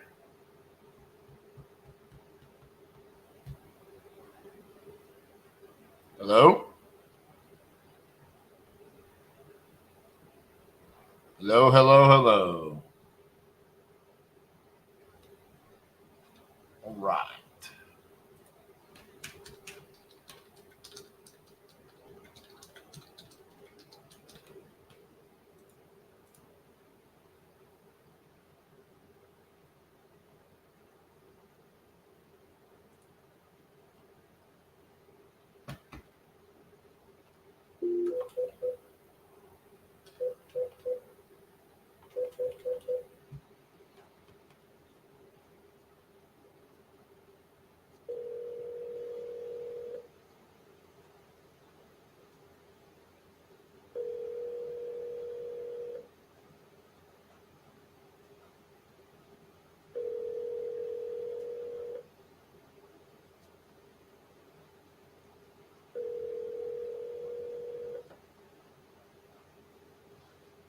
Mailbox belonging to 8056.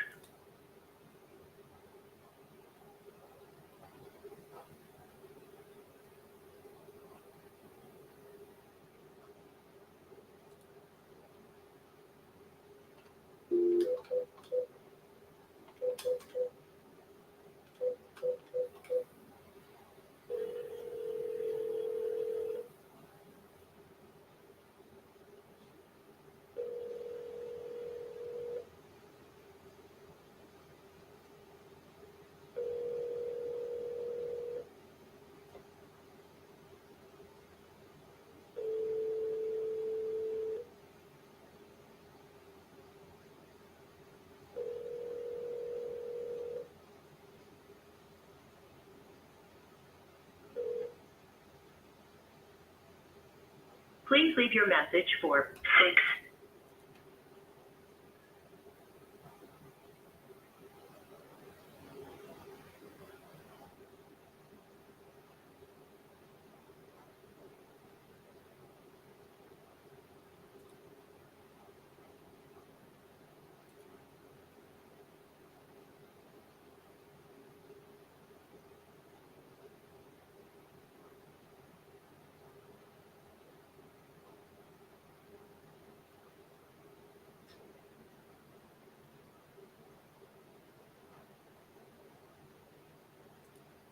Ooh, New Hampshire.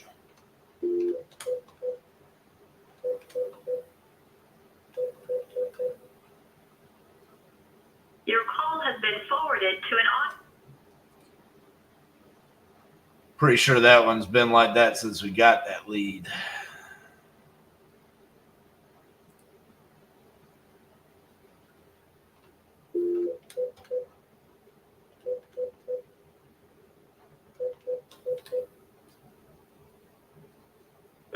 Your call has been forwarded to an automated voice messaging system. Eric, we will we'll definitely need boots on the ground there for sure.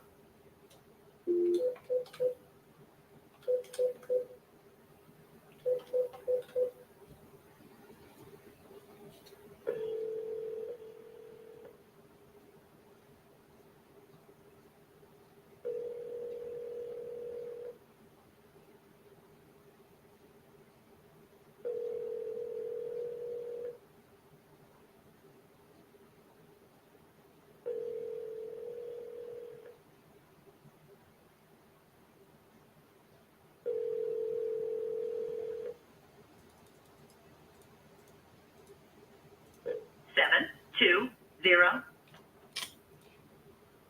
Dang it. Come on, man.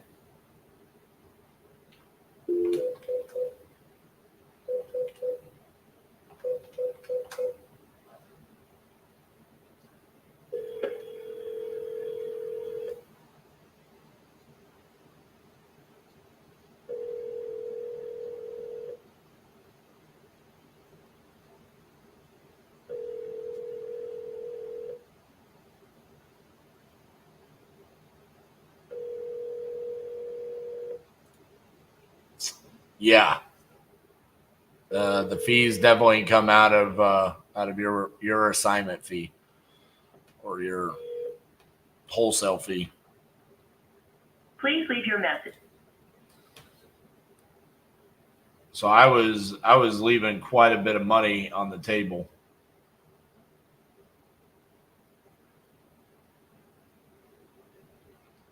Because I just didn't know any better.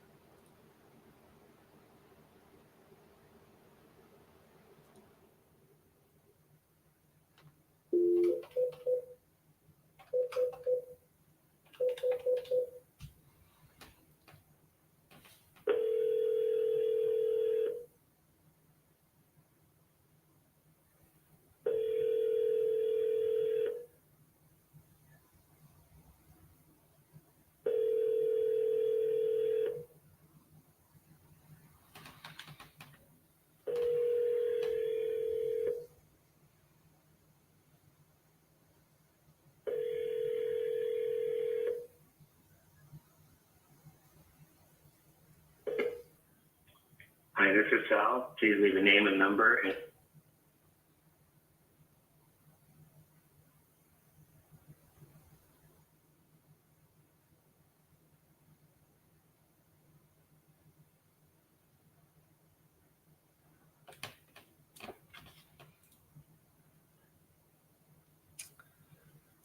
All right. Another New Hampshire lead.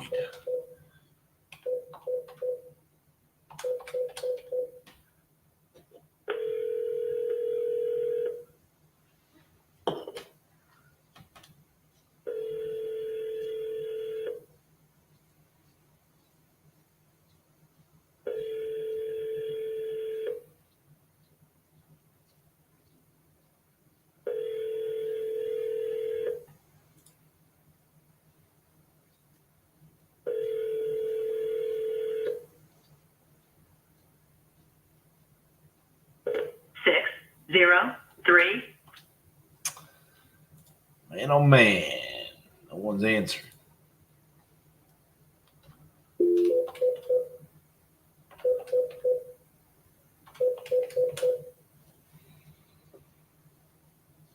Your call has been forwarded to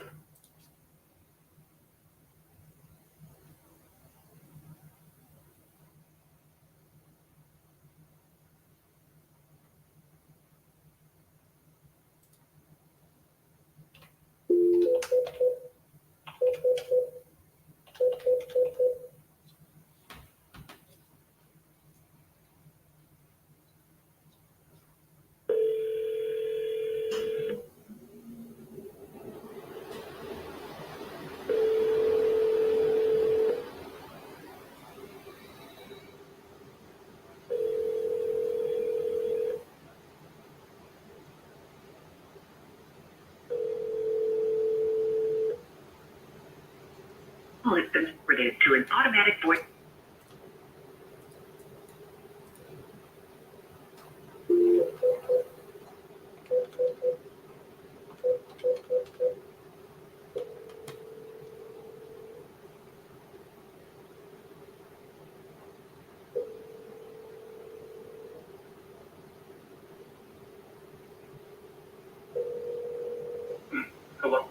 Hello, is this the owner of 2210 Onion Creek Parkway, Unit 1103? Yeah. How you doing? This is RJ Bates. You had entered this on my website saying that you were looking to sell that. Is that correct? Yeah, I'm thinking about selling it in about 6 months.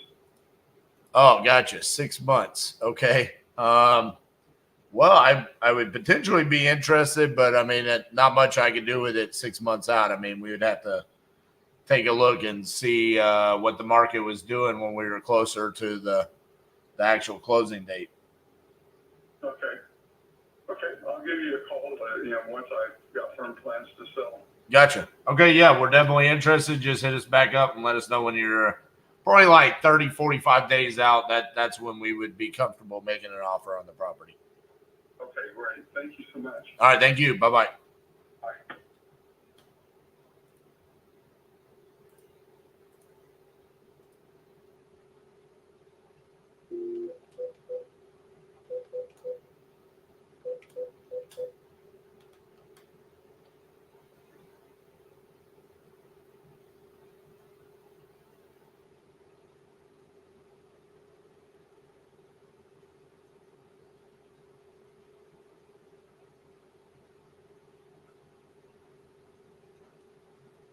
Ring.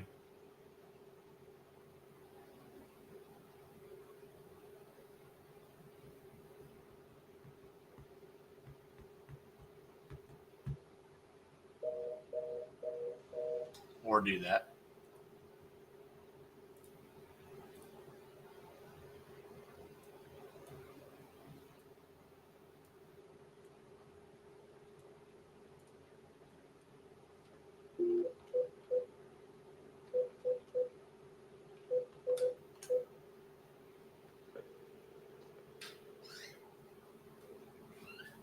What's up?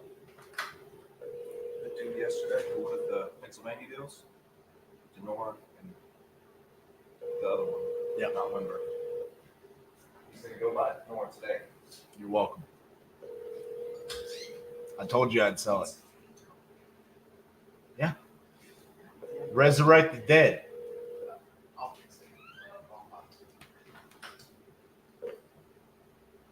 You've reached Carrie. I can't get to my phone right now. If you leave a message, I will call you back as soon as possible. Thank you so much and have a nice day. At the tone, please record your message. When you've finished recording, you may hang up or press 1 for more options. Hey, Carrie, this is RJ Bates calling about the contract I sent you yesterday for Southview Drive. Just wanted to verify you received it. You had a chance to take a look at it, see if you had any questions, see if we can get this process started. So give me a shout back, 817-710-8689. Thank you. No, Jamie, you did not hear him say Beaumont. He said Denora. That was sneaky good ears, though. So Denora was this terrible $5,000 shit box that I got in a bad part of Pennsylvania. And he sold that thing 3 times until, the buyers actually saw it. And then they're like, whoa, no way, we're out. So yesterday when I was on the phone with an investor out of Pennsylvania, I told him about it. Now we've terminated this. So now the buyer just hit him up and said, I'm going to see Denora right now. And he's like, it's terminated. I'm like, the seller literally told us, hey, I'll just give it back to the city. So I'm like, we can call them back. They're like, hey, we got a buyer.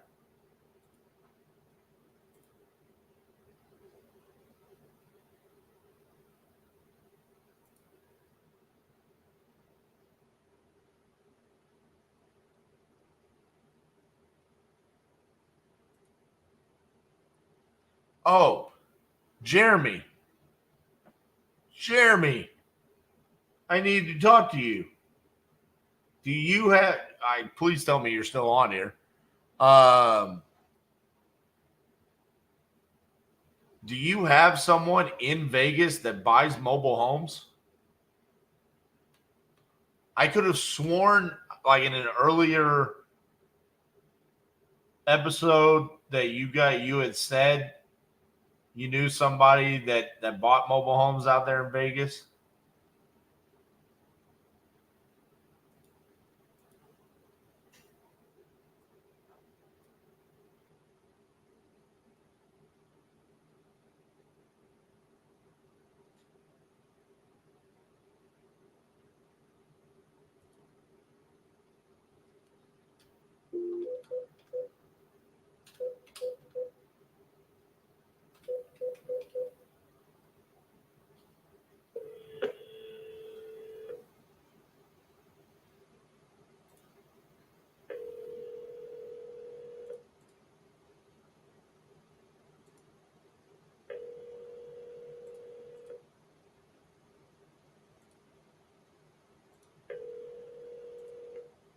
Sorry, I missed your call. Leave a name number after the beep, and I'll get back to you as soon as possible. Thank you. Have a great day. At the tone, please record your message. When you have finished recording, you may hang up or press 1 for more options. Hey, Steve, this is RJ Bates calling about your property there on Oilfield Cutoff Road. You had entered this on my website saying that you're interested in selling that property. So if you could, give me a call back at 817-710-8689. Thank you.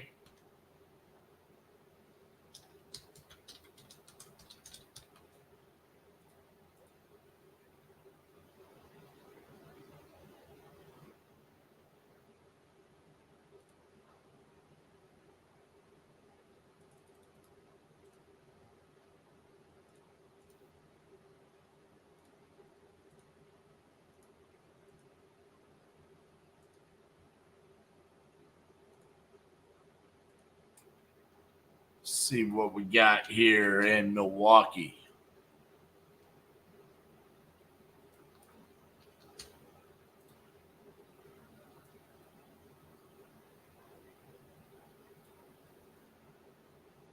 God damn, we might have something there.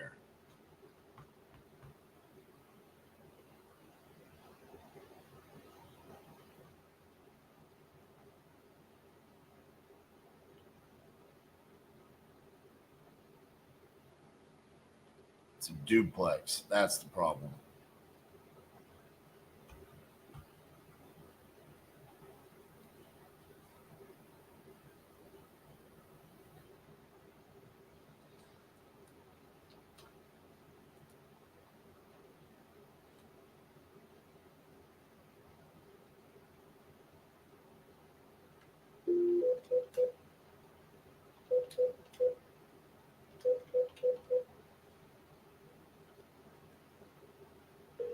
Your call has been forwarded to an automated voice message.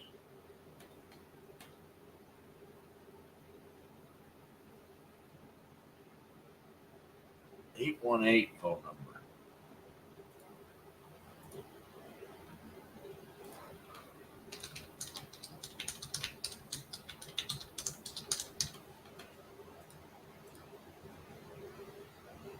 Why are these going to my cell phone?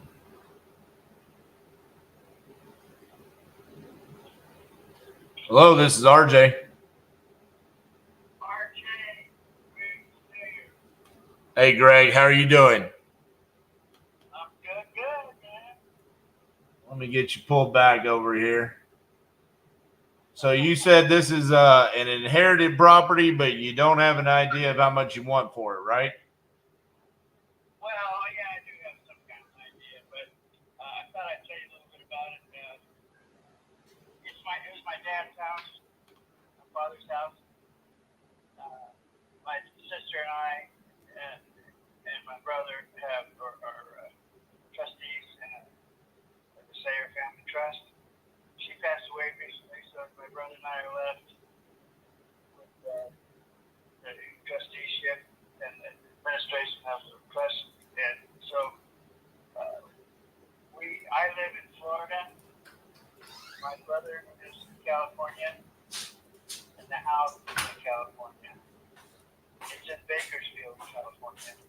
Right. It's a little bit of an older house in the central part of town. You can look up the address. You can look it up on Zillow. It gives you an idea. Yeah, I'm looking at it right now. Oh, are you? Oh, Yep. I didn't know I had to give you the property address. Okay. Anyway, we have a meeting with our attorney tomorrow on Zillow. Our main objective is to get the house. It was left to his ex-wife as a living estate, and so she's now not in the house anymore. Her daughter moved her to a rest home, and so they gave the house back to us to do what we want. And so we have to decide what we're going to do with it, and that's what prompted my call. I told my brother that we go in there and fix it up and do some renovating and all this stuff. It takes time, takes money. But we might be able to sell to somebody who just wants to do all that themselves, and just get out from under it without the hassle. So he's open-minded to that idea. Either one of us, the house is paid for. It's pretty clear. Our attorney's going to help us understand how to modify the trust or convert the deed from the trust to myself and my brother. I'm not quite sure what's involved with that process. You might know more about that. But so that's kind of where we're at. I'm headed to California on this Saturday. I booked a flight to meet my brother at the house. We have to do some cleanup and they left the house, they left furniture in the house, they left a bunch of stuff in the house. The house isn't in bad shape. It's not livable, and there's nothing critically wrong with it, but it is an older house. It's been 15 years since my father passed away. She's been living in it for 15 years. I don't think she's done anything to it in terms of carpeting, draperies, Right. water heater, air conditioning, roofing, any of that stuff. She's hired a maintenance guy to take care of it. She's had good insurance, so she's kept it in good shape. But we have to it needs painted inside, obviously, after 15 years. Some of the original pictures are on the wall. Some of the original stuff is where it was when my father passed away. She just kind of stayed there and lived there without making any changes, really. So, does that help you? Yeah, I mean, it sounds like a house that we purchase on a daily basis, to be honest with you. I mean, property that, it's an inherited property. It probably has been maintained but not updated. Probably needs somebody like us to come in and do exactly what you were talking to your brother about doing, just completely renovating it from, flooring, paint, cabinetry, bathrooms, kitchens, all of that. And, from the outside, like you said, I mean, it looks livable. It just needs to be freshened up and for it to sell top of market value. So that's what we do for a living. So it sounds exactly like what I'm looking for. So yeah, I mean, for me, Greg, I mean, I'll just be honest with you. I mean, I'd like to make this an easy process. I don't like to make it too difficult. That's why I was asking you, hey, how much do you want for the property? Because I'm assuming you and your brother have desires on what you could do with the proceeds from this. You guys know more about the property than what I do. I mean, I have it pulled up. I have, comparables in the area. For me, I'm going to be basing what I'm going to put into the property for a rehab perspective, just based off the square footage and kind of knowing the story behind it as far as the age and your father passed away 15 years ago. The wife lived there for those past 15 years. I have a pretty good idea of what I'm looking at as far as rehab goes, just based off the square footage. So that's why I asked, like, hey, do you have an idea of how much you want for it? If you say, like, for example, I asked a young lady this morning how much she wanted for her house.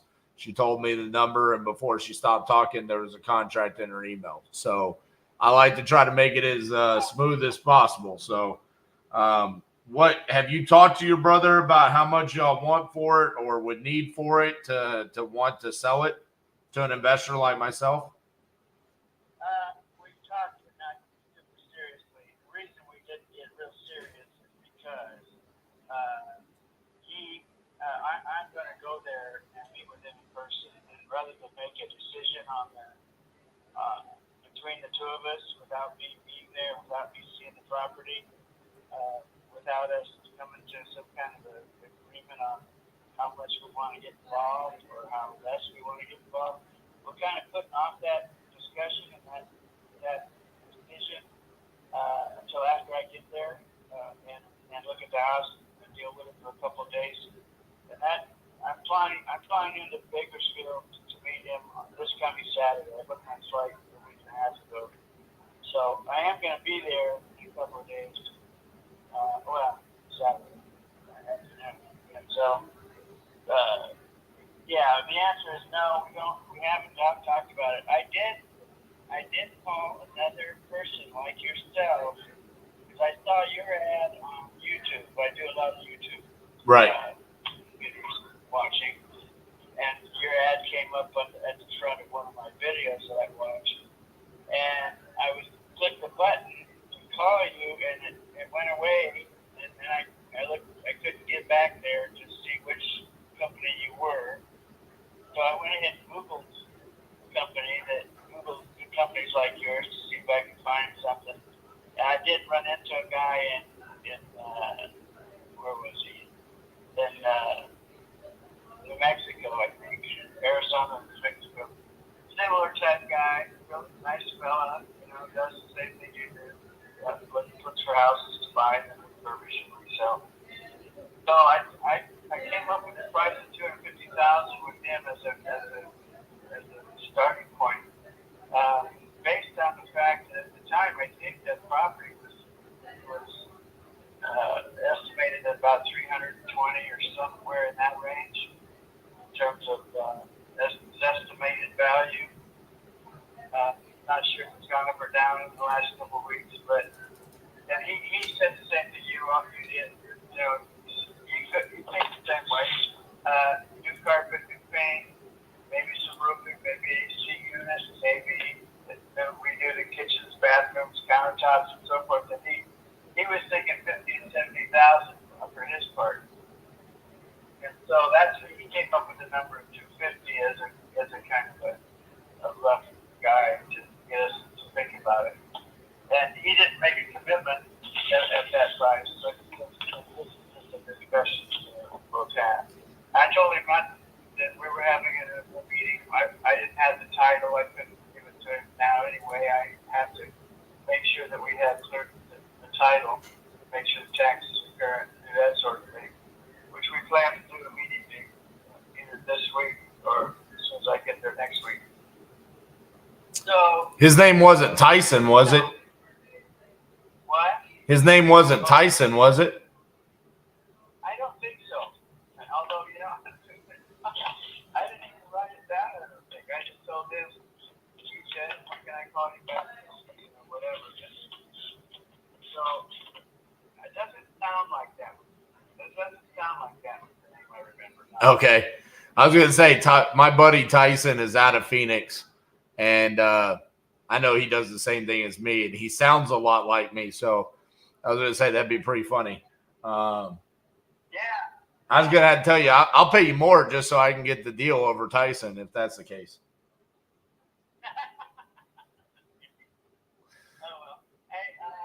Neither my brother and I are strapped. In other words, there's no sense of urgency on either one of our parts.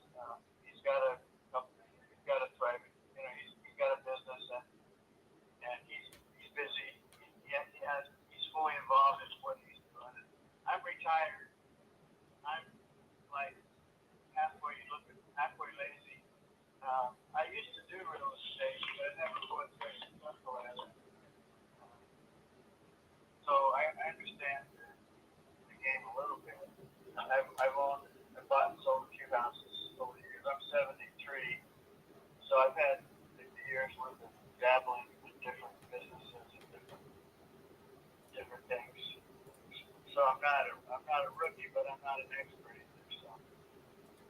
Well, what were your thoughts about that $250,000 price point? Well, that sounds to me like something that would be fair. It sounds in the fair ballpark because I know that I told my brother, you know, I painted my grandmother's house from, you know, taking off all the wall switches and doorknobs, painting all the trim inside. I said, that takes a lot of effort. It takes a lot of time. And I suppose you have to pay 10 grand or something to somebody to do the same work today, maybe more. I don't know what painting goes for these days, but I know I spent a couple weeks and it was tough. It was a hard job. So, but that and then carpeting, flooring, you know, I don't know what cost that costs a lot these days too. I'm sure everything does. Yeah, everything has gone up. I mean, even food. So I mean, yeah, and so I'm not naive to that point, but you know, the tile, this is old type tile that, you know, hand laid on top of these wood countertops, and they're like green, yellow, and this old time colors back from the 50s, you know. right. So yeah, I said to John, we're going to have to go through and do, the cabinets are all nice looking cabinets. They're hardwood stained and glossy finished, kind of a color, neutral color. But they're nice, decent cabinets and hardwood, you know, wood cabinets. They're not particle board cabinets. Anyway, Let me ask you a question real quick. I see that the property is owned in the family trust. That's correct, right? yes. And you and your brother are the only people on that trust, right? Right, we're the two remaining trustees. My sister was on there with us as 3 children. We were all 3 together. She was the administrator, and now she passed away just like 3 weeks ago. Oh man, I'm sorry to hear that. Yeah, she was my twin. Oh, And she had diabetes, and for the last 2 years she struggled with a lot of complications having to do with her diabetic condition. And so we all kind of knew her days were limited or numbered in the last year, 6 months or so. So it was not unexpected, but it's always sad. right. When your sister passes. Well, I'm sorry to hear that. I guess my question is you were saying you're going to meet with the attorney about how to dissolve the trust. What is the reason why the trust just can't sell the property? Yeah, there's no reason for that. And my brother mentioned that. He said, yeah, maybe we just sell it out of the trust, and then just the trust receives the money, and then the money goes back to us. Right.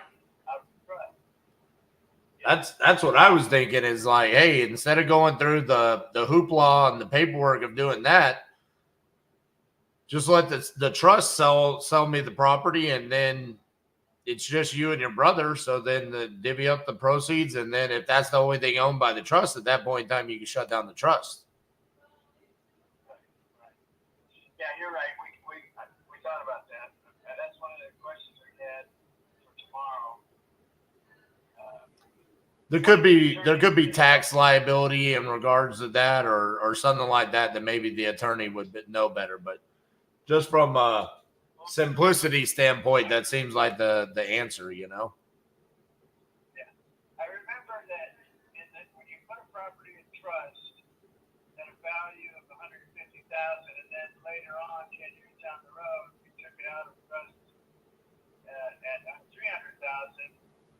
inheritance, you weren't charged a capital gains for the difference between 150 and 300.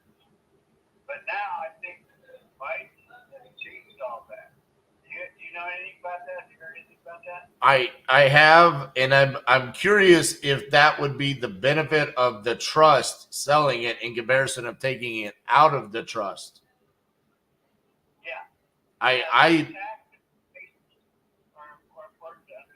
Yeah, I mean, that's vitally important for y'all. I mean, you're talking about a substantial amount of money when you're talking about 250,000, you know. Well, I think the value was around 150,000 at the time it was put in the trust. Right. But I don't know how that all works.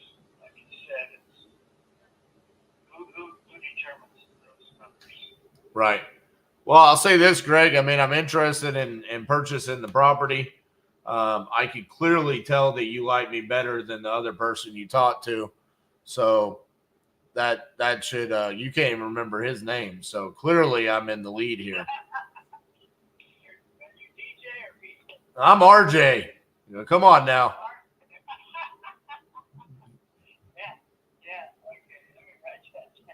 Oh man, you're already forgetting my name.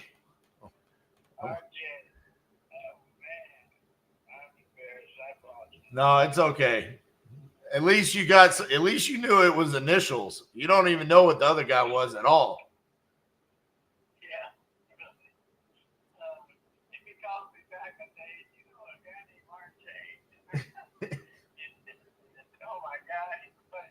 Yeah. He'll probably say, wait, you talked to RJ? Oh, never mind. All right. Well, I know I don't stand a chance. Let me just hang up now.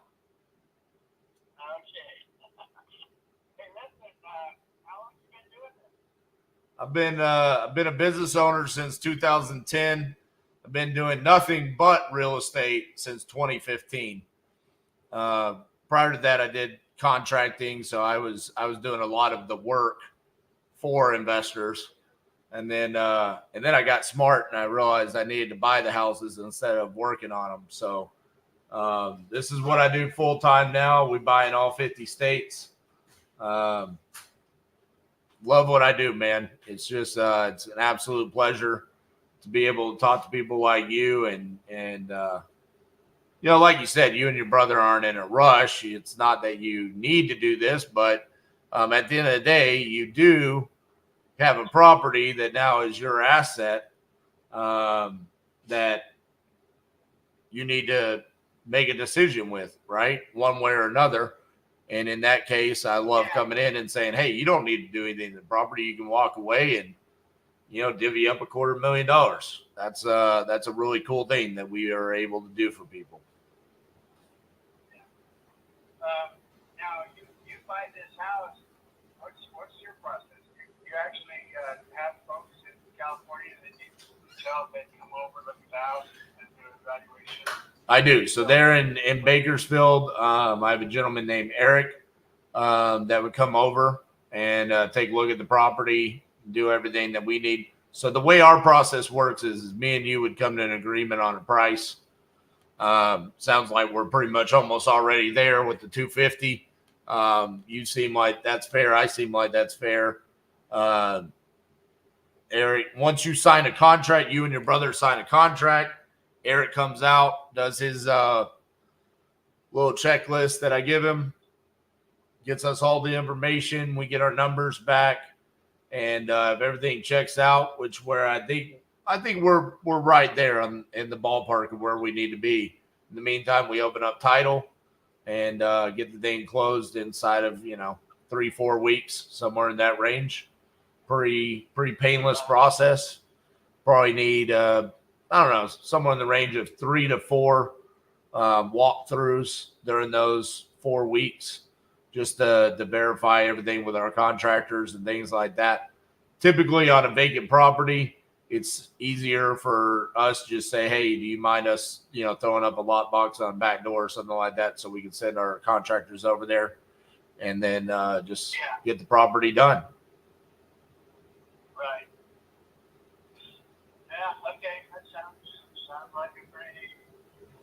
straightforward process. Yeah, I mean, it's a cash deal as is. You know, I mean, realistically, the number can move on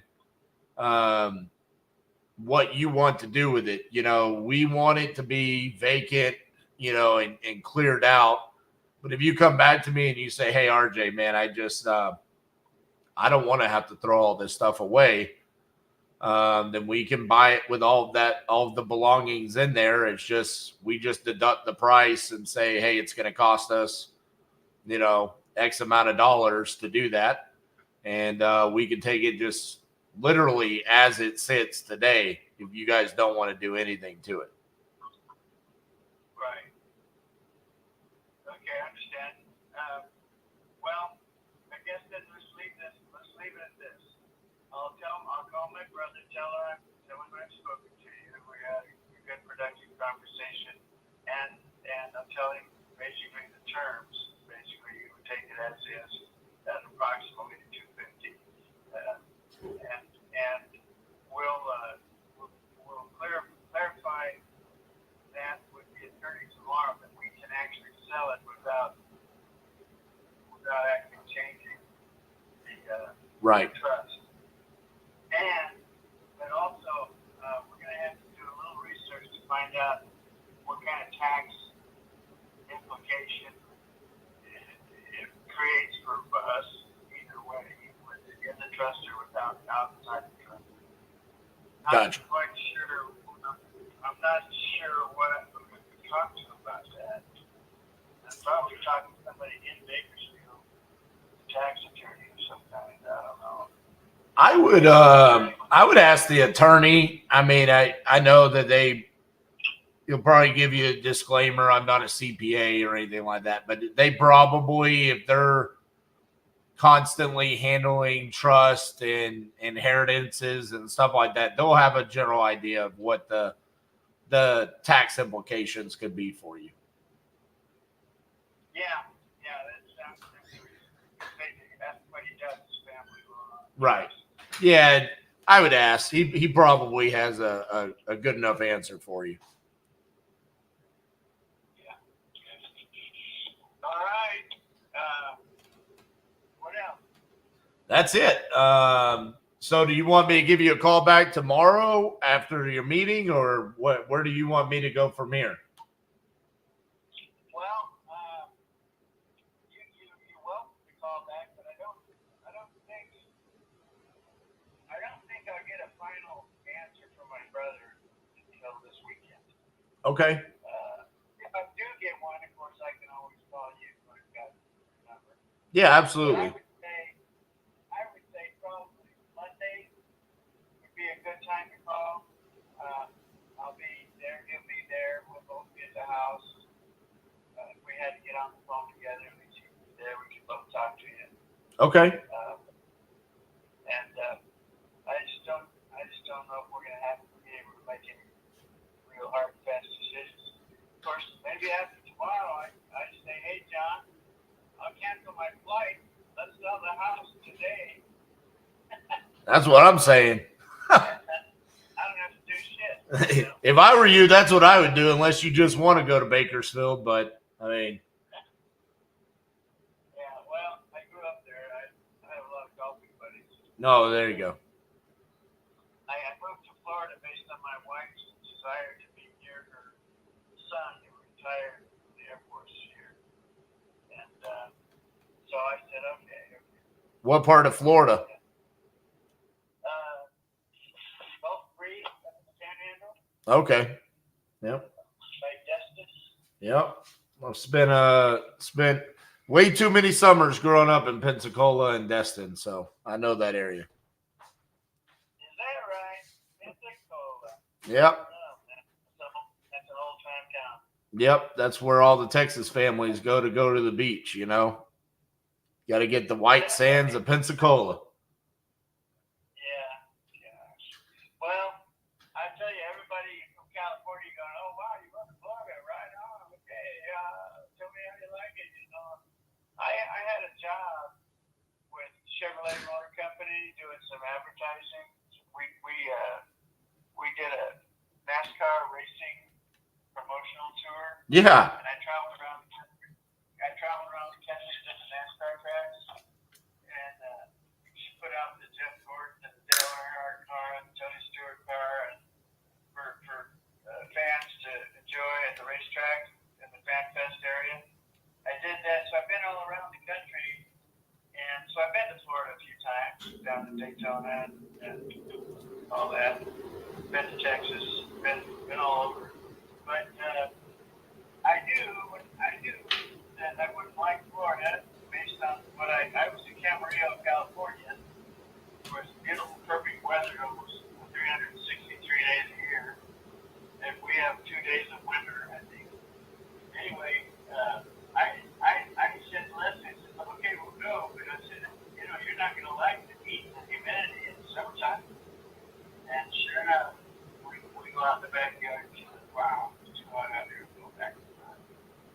So, I think I'm going to end up moving back to California because that's just who I am. That's what I've always been a California boy. Well, let me tell you a funny story about NASCAR and Daytona. So it's 1992. Okay, I'm a whopping 8 years old, and we're going to the at the time I think they called it the Pepsi 400. So it's the July race in Daytona, right? But this is before they had lights, so it was still daytime. So we're at our hotel.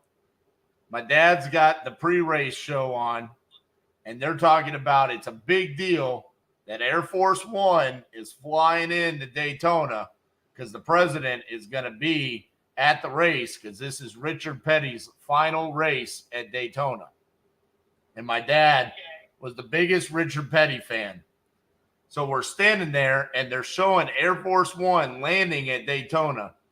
And my dad looks out the window, and he sees Air Force One out the window landing because we're right there by the airport. And he starts running, and he goes, look, it's Air Force One. And he is full steam running through the hotel and didn't realize that the sliding glass door was closed and just busted his face right on the sliding glass door, trying to run out to the balcony to see Air Force One land.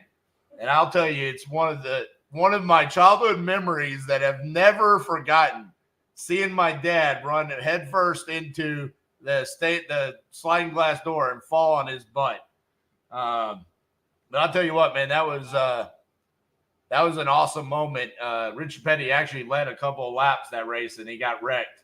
But man, and he overheated in it as well. But that was a cool moment as a kid. So, funny story. Who would have thought I'd talk to a Bakersfield, California seller about Richard Petty in Daytona? What was that? It was the first George Bush, right? Yeah, I think it was the first George Bush. And that wasn't important to me. I was 8 years old at the time. All I knew is that my dad ran into a sliding glass door, and it was funny.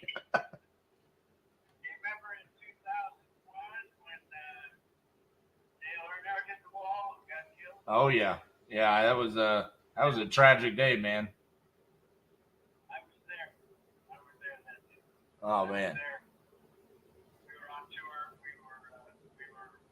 The race was just about over. We were putting away our display, loaded into our trailers and stuff, and we heard on the radio. Yeah, it was a pretty sad couple of days after that. Yeah, it was.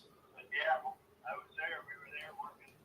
It didn't feel real because it wasn't that bad of a wreck, you know. I mean, it was just the angle in which he hit the wall, you know. Everybody just thought it was one of those racing deals at Daytona, you know. You saw way worse, you know, than that. Yeah, well, I think he took his launch device loose, anticipating the race was only a couple laps from being over. I don't think it was connected. Right. Something I've heard rumors about that. I don't know what's true or not true, but if he had it on the way it was supposed to be on, it wouldn't have snapped his neck like that. I don't think so. Right. But anyway, that was what a day, what a time. That was a long time ago now. Huh? Yeah. All right, Greg. Well, yeah. Why don't you meet with the attorney, talk to your brother, and call me and let me know. I'm ready to maybe move on it whenever you guys are. Okay.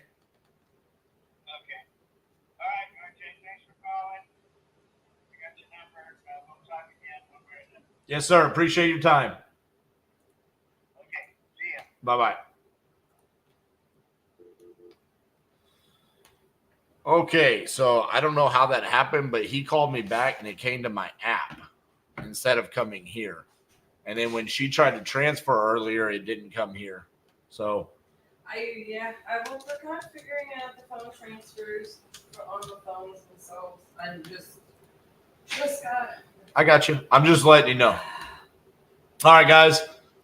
It's 2:00 here, after 2:00, and I am not eating lunch. So I'm going to go eat some lunch.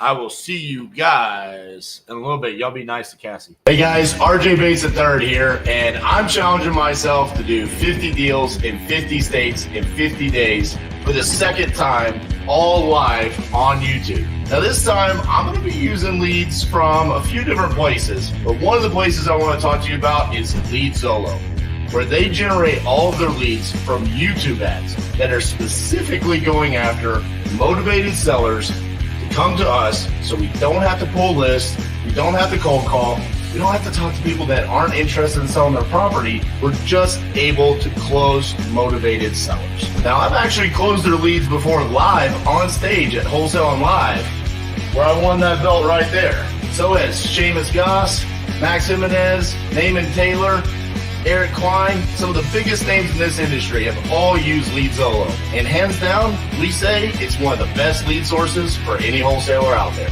So now it's your turn. The LeadZolo guys have reached out to me and said, hey, we want to give your audience a chance to try out a lead on us. For a limited time only, you can go to leadzolo.com/titanium and you can get 10 leads for only $1,000. Usually their leads cost about $300 a lead. So this is a hell of a deal that they're giving to anyone that comes out and watches the 50 deals in 50 states in 50 days challenge. If you want to check out the quality of these leads, come watch me close them live Monday through Thursday, 10 a.m. to 6 p.m. Central, where I'm closing LeadZolo leads all day, every day.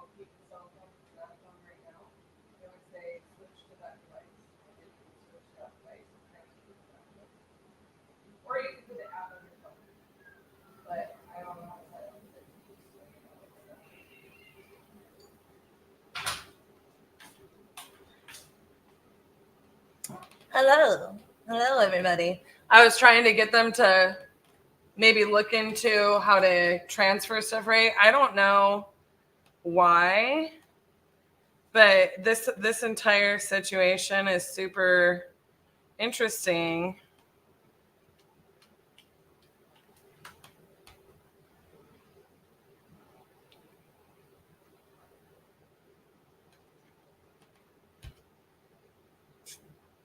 I think I have to deal with the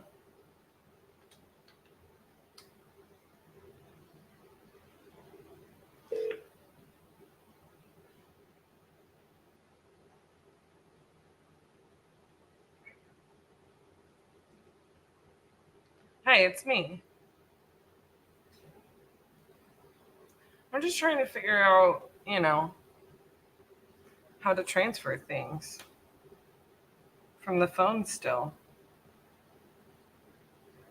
No, not yet. We're going to try and transfer this call to Josh. Let's try that. What about Keaton? Is he doing anything? Okay. Is his phone actually plugged in? Let me try this. Let's try Keaton's.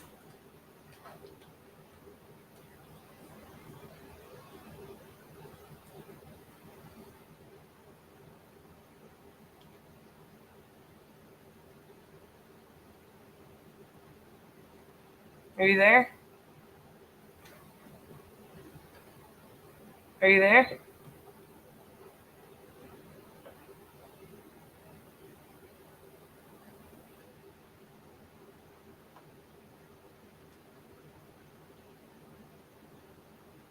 Are you there? Man.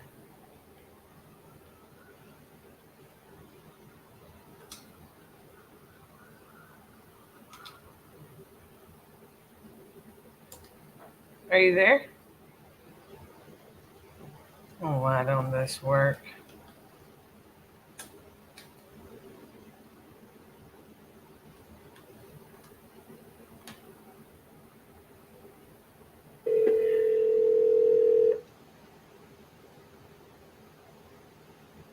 So I think part of the problem is that the main phone and Keaton's phone automatically go to their voicemail when I try to transfer. So I think it's in those settings, just so you guys are aware.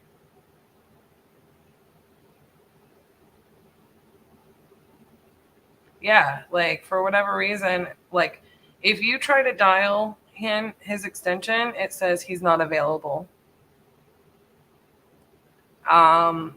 He should probably be aware that if he did that on purpose, he's going to have my foot firmly planted on his behind when I'm off this live. I'm sure it was an accident because the main line's doing that too, but I'll mess with the settings. I don't know why it's not transferring appropriately, but if any calls come in like while I'm here on the live, then just let me know and try to transfer them to my extension, and I'll pick them up on my app.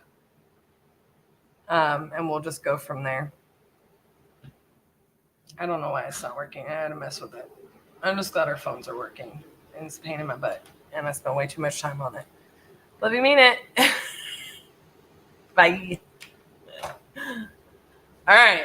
Sorry, guys. I don't, what we're taking it a day at a time with these new phones here. I thought they were supposed to work a certain way. They're not working. They're not working the way we thought. So we're working it. We're working on it. Hi, Anna. You want to say hi to Titus?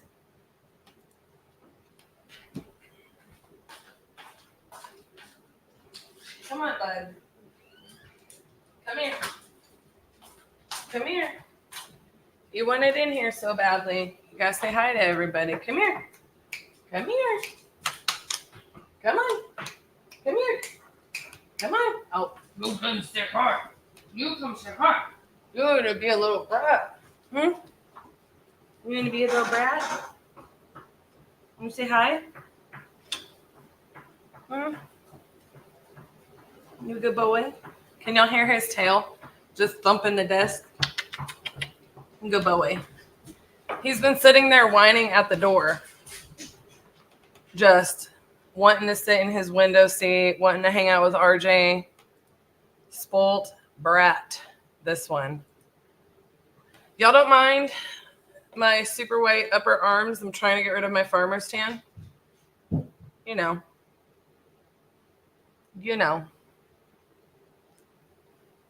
I get a farmer's tan in the winter around here. I actually wear sunscreen, not in the winter. I don't know why I don't wear it in the winter, but it's like my skin is much darker on my lower arms.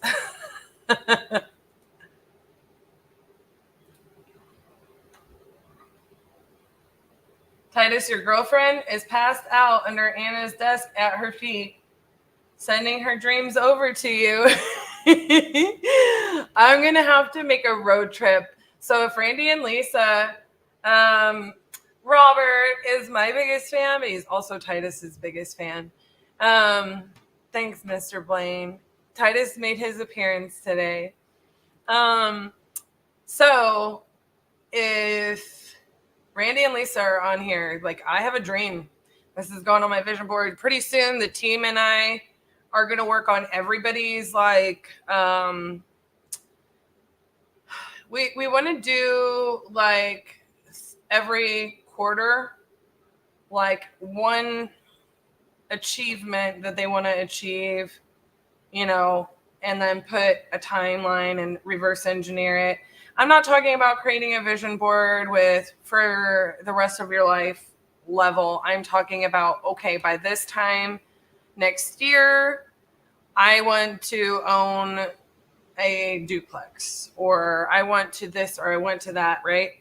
And so one of mine on there, if Randy and Lisa are watching, I know I said that 3 times now, I do want to make it a priority to get, I don't even know, it's a mobile coach or whatever, where it's like, it's just extra giant van with like a kitchen and all this stuff. They have one. I got to tour it when they were here for the Crucible, and I'm so in love with it, and I really want to be able to, and part of it is, like a huge part of it is, I want to like travel the country. And I talk to RJ about this all the time, in that, like, I actually like really love road trips, and I want to make stops along the way. And I feel like I get so much more that I want to see in any given time frame, because I can stop or I can detour or whatever, versus hopping on a plane and flying somewhere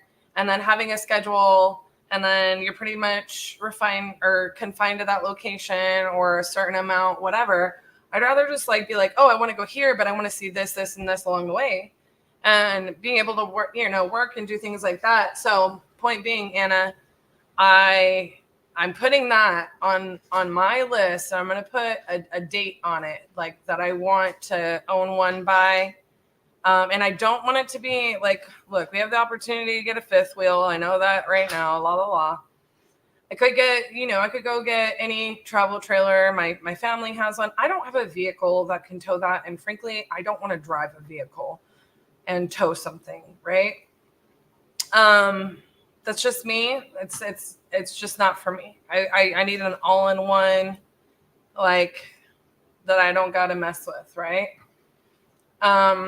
Anyways, but it would be really fun to plan a trip and bring Titus out to see you guys when I have one. It would be really fun. If you don't live in Texas by then. You heard me right.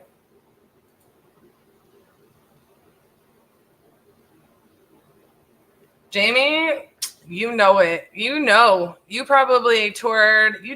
I think you toured the van. And it's not even a van. It's a motor coach, right? Like, Titus, what are you sniffing at over there? You sound like a dang horse. Like, you're crazy. You're crazy, boy. So, yeah, I love that for you, Jamie. I want everybody to be able to achieve their dreams. And, it's been an interesting journey, and I'm just talking as I'm pulling everything up. It's been an interesting journey, like how the things that I want have really developed over the years. And I actually talked to our guys about this. As y'all know, like, a lot of our team is fairly young. And not that I'm not fairly young, but younger than me.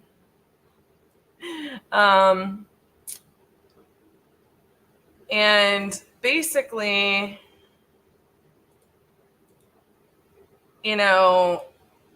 part of this exercise too for them is to get specific about what they want and why they really want it, right? Like, as a young woman or, a young person and trying to build my life and my dreams, like, I wasn't as specific, right? Like, you can ask anybody, like, yeah, do I want to be a millionaire? Do I want to be a billionaire? Do I want to own a fancy whatevers? Sure. Like, what young person isn't going to say that? What person isn't going to say that, right? But, you know, I saw this like interesting TikTok, and I know that this is a weird side note, but it applies to more than just people who are Christians. And so stick with me on it. It was this woman, and she was, long story short, ended up, I think her husband passed away unexpectedly. She's fairly young, very young children. She was struggling to make ends meet. She was struggling to find a place that, you know, suited her family. Long story short, like, she thought she was going to have to move out of town and get a different job because she was working way too much to take care of her and be there for her kids. Yeah, Jamie, I definitely will. And we're about to start a fitness challenge. Whoop. So long story short, this woman, she prayed for the very specific things that she wanted, and to like a really, really like a level she knew that was not going to be achievable, right? And no matter what you want to call this, the reticular activating system or whatever, you know, I believe, I'm a believer. I believe in God, you know, and I believe in Jesus and, you know, all that stuff. But, you know, it can be so many things, manifestations, This is why this stuff works, right? And when you pray and you meditate on, it's funny because it will come to you, is what they say. And this woman got really specific to the point where she wanted a pool. She wanted kids, her kids' age to play in, and she knew she couldn't afford all of this. She'd been looking for months on end. And long story short, this crazy situation pops up, and like a couple days later, and it's every single detail, to a fine detail, of everything she wanted, everything that she asked for. And you know, it's just to the point of like, this is what I want my team to be doing. I want them to be focused on what they want to achieve within their role within the business. I want them to get specific about it. I want them to get specific about their personal goals and aspirations and their dreams. And I don't want it to be this, you know, pie in the sky. By the time I'm 30, I want to retire, you know. I want it to be a specific. So all of that to say, the motor coach is going to be on mine because of this reason, because I genuinely want to be able to go and be a little, you know, gypsy soul that moves around, and not really like, I love having my home base, but like, I love going and seeing other beautiful parts of our country. And we have a lot of friends all across the country, and I'd love to spend time with them. And I want to be the best boy. You want to be the prefect, the best boy. Anyways, guys, all of that to say, I really encourage you guys. It is a part of who RJ and I are. We call it speak it to truth, speak it into existence, you know, and we've always done that, you know, we've always done that, even like when it was on accident, you know what I mean? I've been a certified life coach. I actually knew that, and I forgot about that. I was trained to coach you in Steamboat Springs. It's my passion and what I'm best at. I love this, Anna, and frankly, don't let me forget to talk to you at the point in which I am ready to have retreats, okay? Because this is actually one of the things, you know, this is kind of secret sauce, but we're actually working on some land with some glamping, and we have a fantastic deal there. And long story short, this is like a long-term dream. We're partnering with Josh on this property, and hopefully we get to do many, many more in the future, pending we all love it. And I think we will, but long story short, it's been a really big passion of mine in certain ways, Josh's in certain ways before we even knew each other, and then RJ's in his own way. This fulfills like a really huge purpose for all of us as business partners, and we're really excited about this project. And it's come together really beautifully. But when we have some of these going on, and I'm sure as you've been watching the land in Colorado, the land in Wyoming, frankly, I want to have, I want to host some retreats and some mastermind situations at those locations in the future. And, it serves a lot of purposes for us. And so this is definitely something I would involve you in regardless. So yeah, that could be like a really cool avenue for you. And I think you and I talked about this before. This is something, it's really like interesting. Like, how you have sometimes like a calling, like you have something that's placed on your heart, is the way that I word it. And you have like this dream of something, but it hasn't completely revealed itself to you. I think, Anna, if I'm not mistaken, you and I had talked about this before, because like I've always kind of known I wanted to do something of this nature. And it's more to support people. Like, I think for me, it's a lot of why I like the education piece of what we do at Titanium. It's sharing my journey. And that there's this quote for me. It's, I didn't never quote it correctly. But it's honestly one of my favorite things.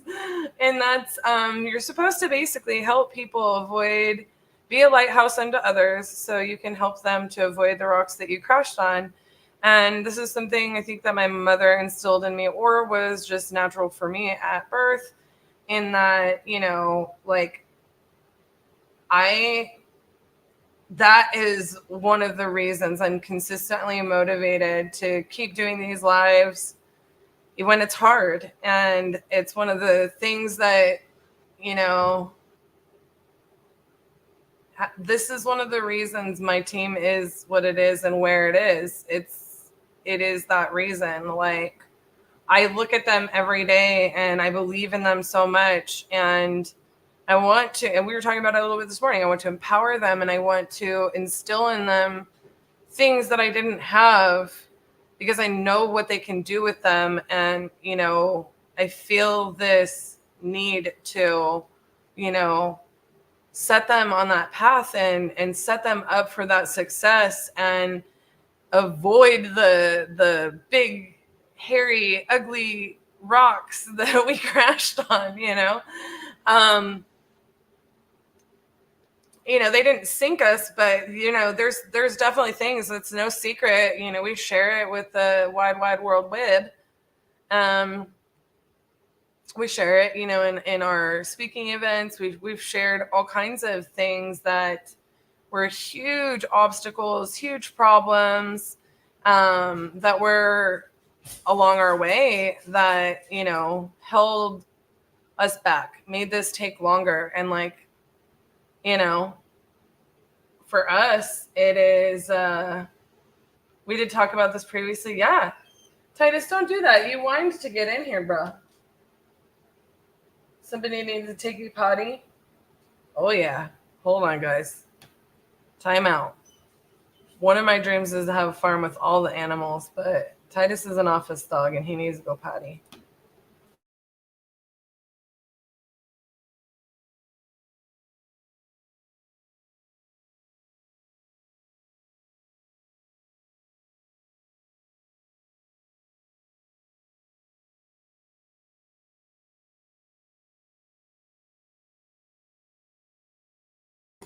Sorry about that. Yeah, you know, I went on a diatribe there. I want our team to feel supported in building the life. You know, it's like, that's why this is create your own reality. You know, like we want to empower them to create the reality that they want for themselves.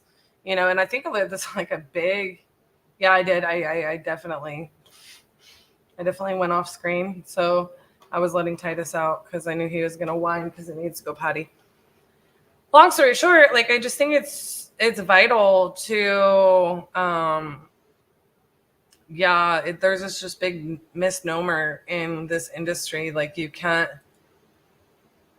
there's a lot of people that use people, in other words. Like, that's just not the team we want. Like, we want them to be a part of us, but we also want them to achieve their dreams in total as individuals, you know?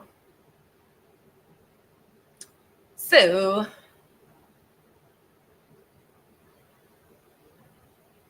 yes, I love that, Eric. If you can see it in your mind, you can hold it in your hand. Even unicorns? I'm just kidding. That was an inside joke to RJ.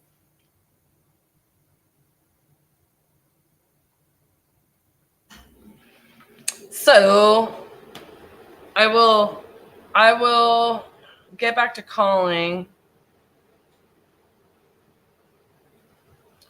Just went on a little side note nation there.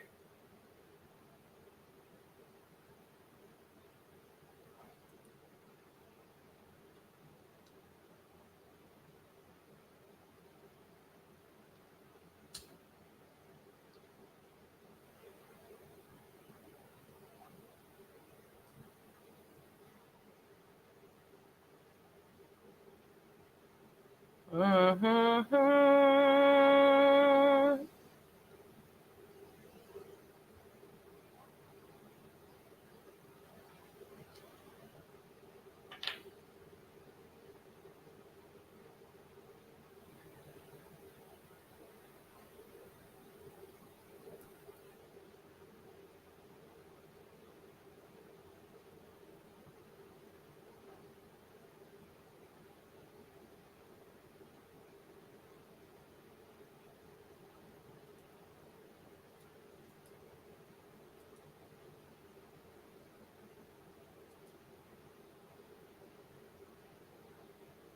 Oh, she is teensy tiny.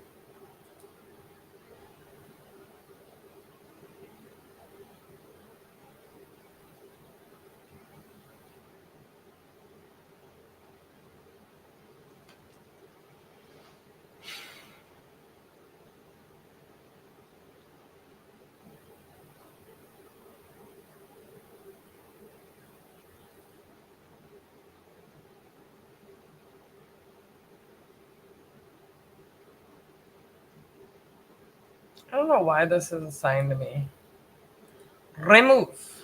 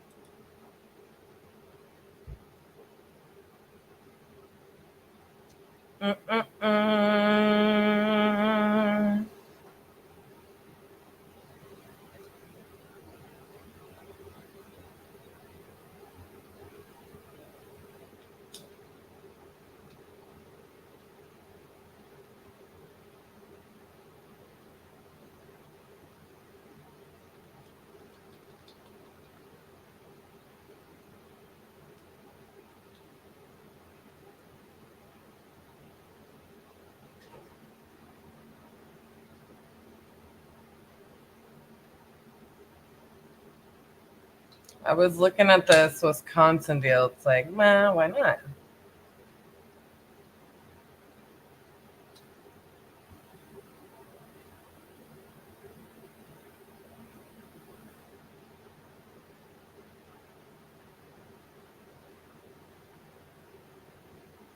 feel like I should be in a different list. So we're going to move on to this other list that I was calling on earlier. Oh, man.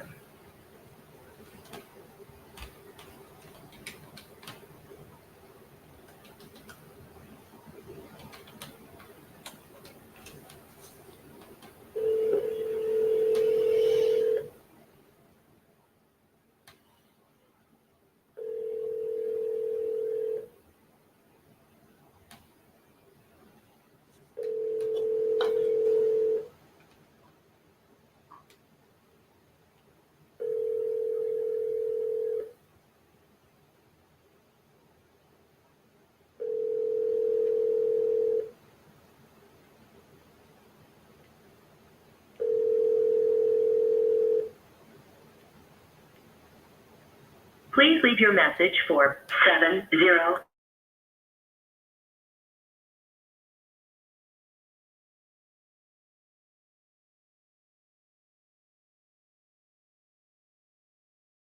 Entered this onto an ad into our system a while back, probably in May. We've just been following up with you, but we haven't been able to get a hold of you. If you're still interested in selling the property, please give us a call, or just let us know that you are no longer interested in selling. Our number is 817-710-8689, and we'd look forward to hearing from you.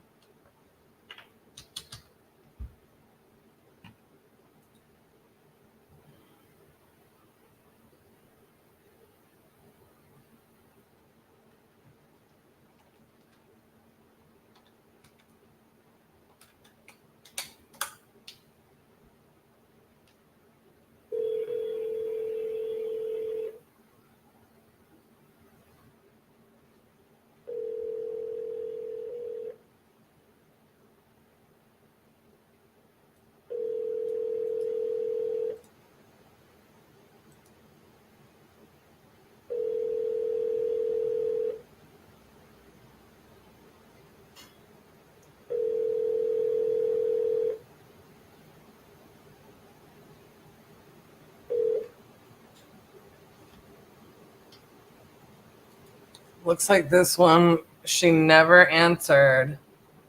And it sold like 7 weeks. We tried to call her and haven't called her. But it looks like it got sold. It got foreclosed on. Because somebody wouldn't answer the phone on.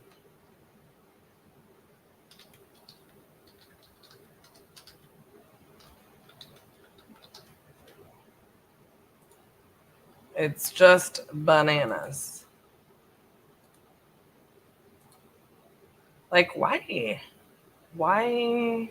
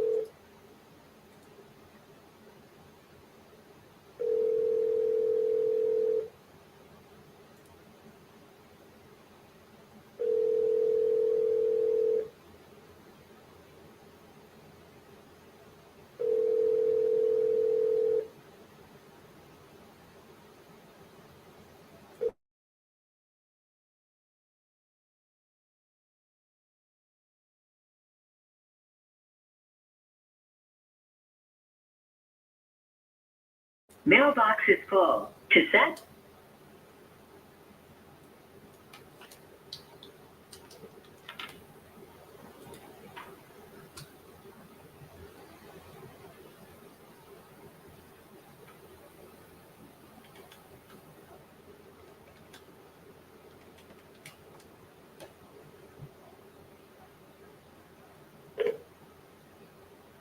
Hi, you've reached the office of Dr. Marta Oakley.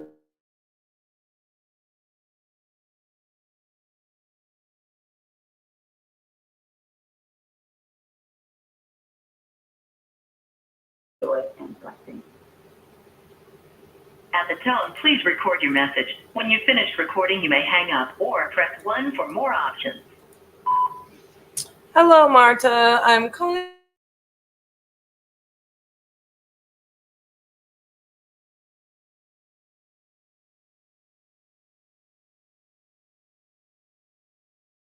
With you for a while.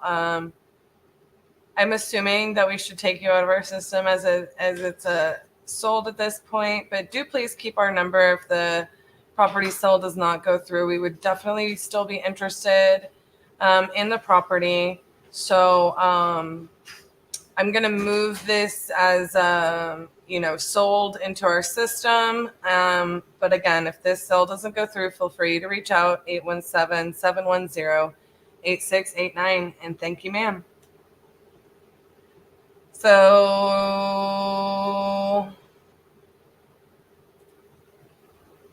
super interesting also in that they never answered.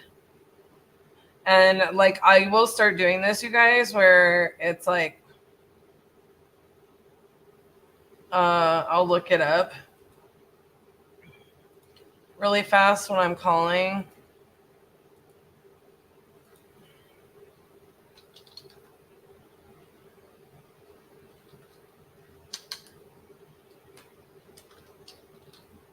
So that we're just not calling people that never called us or never answered. But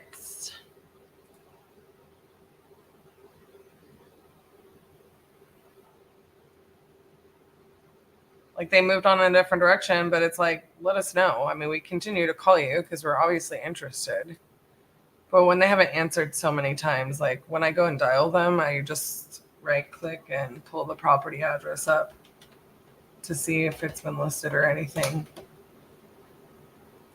Hi, this is Stephanie. Please leave an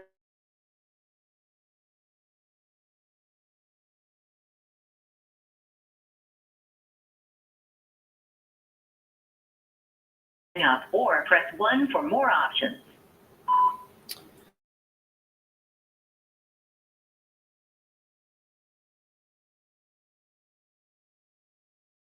To an ad or a website as looking to sell the property. It looks like it was, in May. We have been trying to reach out. We are interested. Please give us a call back and let us know if you're still interested in selling or if you've changed your mind. Just let us know either way. Like I said, we are interested, and our number is 817-710-8689, and we look forward to hearing from you.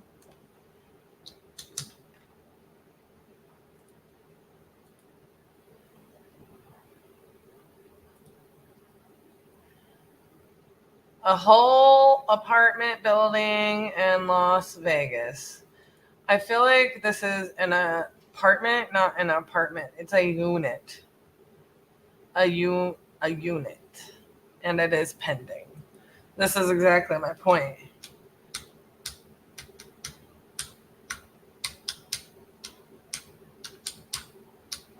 Did you guys see that they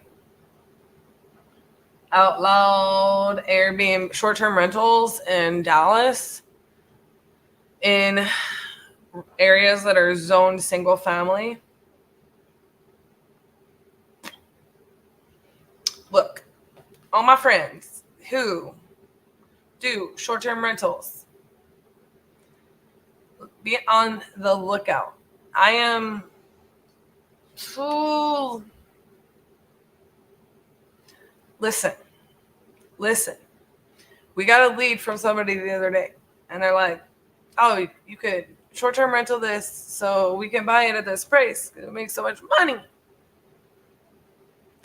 Don't buy stuff based on short-term rental numbers. Okay? So for me, giving you the example, and I think RJ is going to be coming back from lunch here shortly, so I'll wrap this up. If you are buying something because it would make a good short-term rental, Have an exit strategy that makes sense other than that, okay? I don't say this lightly. If you're doing remote short-term rentals, okay? Remote. Don't buy one-off scenarios all over the country either, okay? The end. Preach it. And don't be the wholesaler that doesn't know and is trying to tell people, but this would make a good short-term rental. That's why the numbers stink. Because I'm telling you, they're going to be cracking down.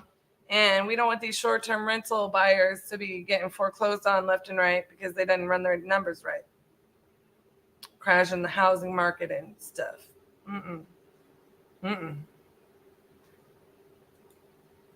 All right, guys.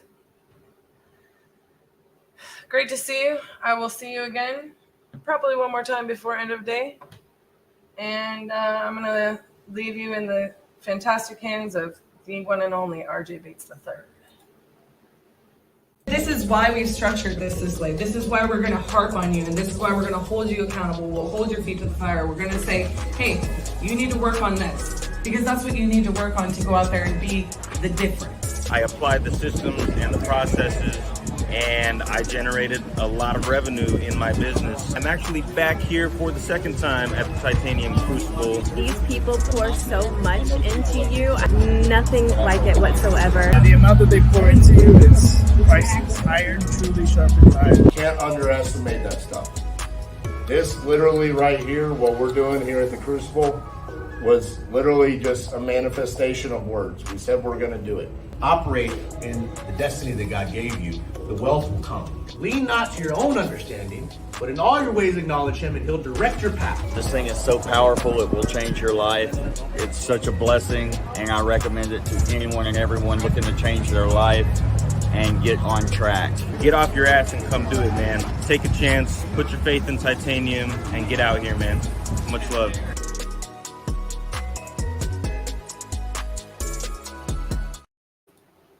All right. Let's get a contract.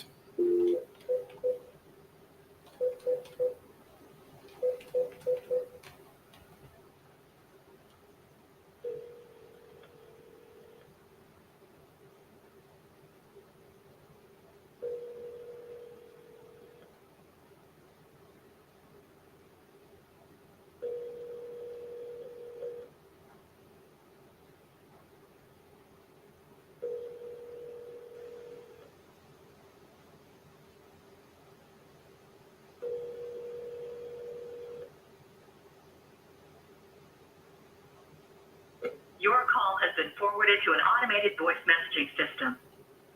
72433 is not available. At the tone, please record your message. When you've finished recording, you may hang up or press 1 for more options. Hey, Tracy, this is RJ Bates calling about that contract I sent you for Catherine Avenue. Sorry for missing your call earlier. I got stuck on a phone with a seller for a couple of hours there. So if you could give me a call back, 817-710-8689. Thank you.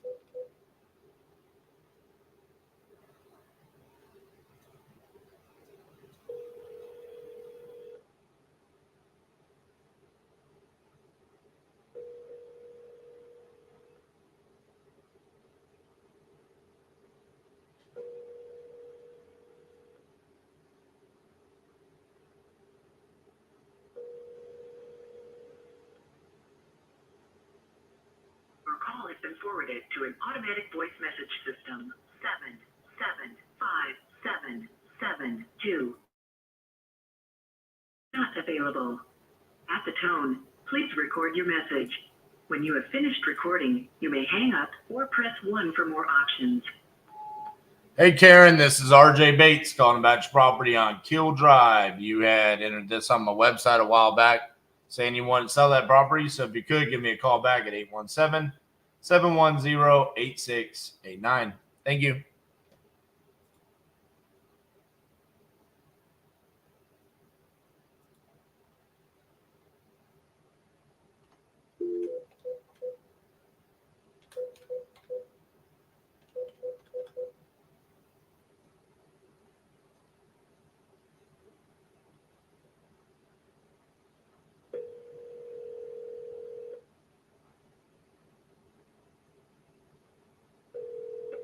Call has been forwarded to an automatic voice message system. 720530 is not available. At the tone, please record your message. When you have finished recording, you may hang up or press 1 for more options. Hey, James, this is RJ Bates calling about your property on Old Mill Trail. Give me a call back, 817-710-8689. Thank you.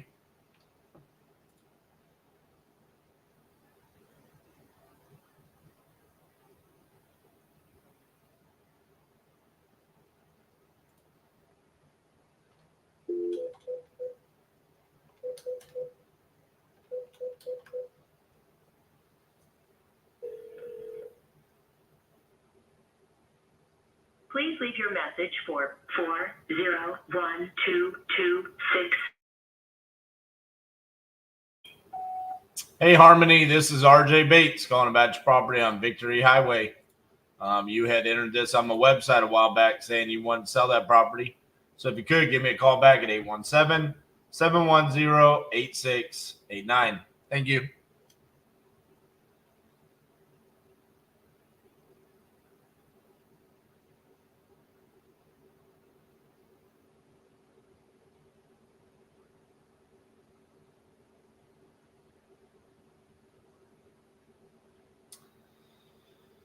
All right.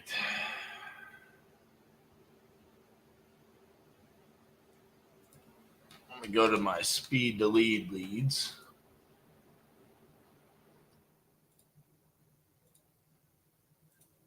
I don't think I had an overwhelming amount of them in the locations that I need. Try this one in Idaho.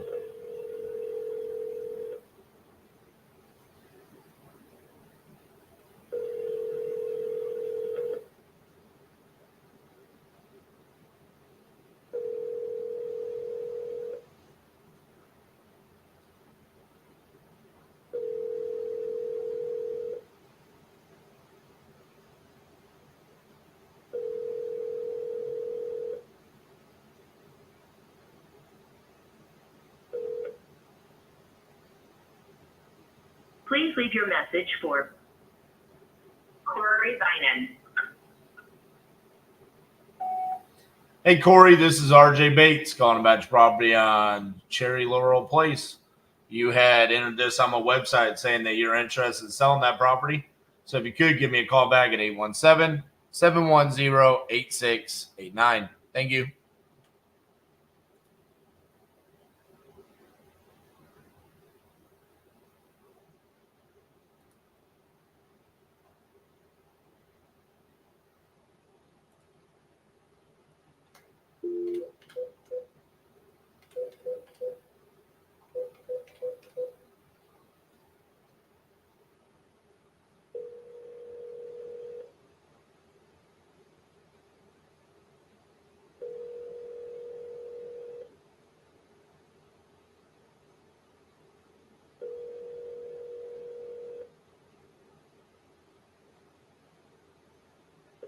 Hello?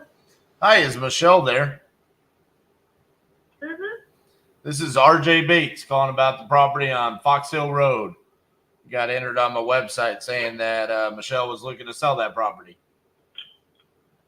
Yes, it would be just the house and maybe a half acre or acre connected to it, however, instead of the entire property, unless that would be what y'all would prefer. Gotcha. Well, let me take, how much acreage is it all together? 50. Ooh. Almighty, 50 acres. What am I going to do with all that? Yeah. Exactly. So we're more than willing to split up so that the house will sit on like a half-acre parcel. So that way it can still be sold again after you get it. Right. Say, it's got a nice big yard. I got you. So let me ask you, what's the condition of the property like? The house needs like some cosmetic. We haven't patched a couple of the holes from when move out and move in happened within a couple weeks of each other. Yep. And then two of the bedrooms have that puzzled foam flooring because they were used for kids. Okay. And we haven't gotten around to putting regular floors in. I got you. I do have a toddler, and I'm like, I'm actually going to leave that there. I got you. So so you were living there, but you've moved out now? Is that what happened? No, we're still living here.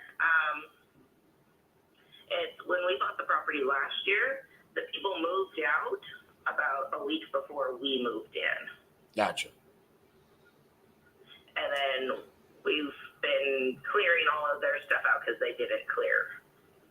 And we just haven't gotten around to doing the little patchwork. It's not like big holes. There's like the little, like when you run something in with like the door of like a cabinet. Yeah. Get that line in there. Yep. That's what we've got going on. Gotcha. So how much would you want for all of it? For all of it with all of the acreage or just the initial? Like all 50 acres, the house, everything. For all 50 acres in the house, we're probably going to be asking around that 200. Okay. There is water on the property as well. Okay. And then if we... It's not just a private well, but it's got the stream and ponds on it. So. Gotcha. And then if we separated it where it was just the house and say an acre, how much would you want for that? Probably about in the 145 to 150 zone. Okay. And then as far as timeline goes, since y'all are living there, what does that look like? Are y'all good to move? Do you have a place to go, or do you need time? What does that look like? We would need a bit of time. I have some properties that we've been looking at, and they're all would be purchased on contingency of this place selling. Right. Because I will be using the funds from the sale to the new place. Gotcha. And if I can reach out to some of the places we've looked into and may be able to get those set up for closing within a month or two, just depends. And then we would start packing up now. So that way, once the sale goes through, we would probably need about a few days just so that we could get everything packed into moving vans and get moved within probably a few days of closing. Gotcha. All right.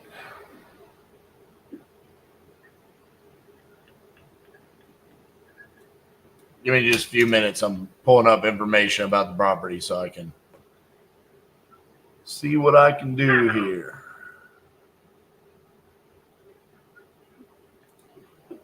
So what's got y'all wanting to sell since you just bought it like a year ago? I wasn't expecting to be expecting. And so we have my son, our nanny, and ourselves, and we've only got 3 bedrooms. Well, congratulations. Thank you. Even though it wasn't expected. Put a little bit of a wrench in our plans. Put a little bit of a wrench in the plans, and it's like, okay, well, the house isn't quite big enough for everybody. Right. Which is crazy because it's on 50 acres. So it's like you have plenty of land. But adding on, yeah, plenty of land, and that's that'd be perfect if, you know, if it wasn't so expensive to have a small remodel done to turn the attic into a bedroom or the front room.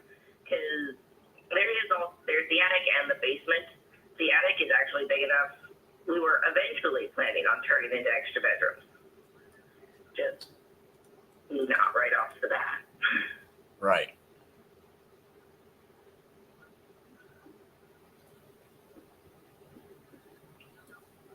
So bear with me because some of this information that I'm pulling up here doesn't really tell me a whole lot. So I have to kind of like individually pull them up.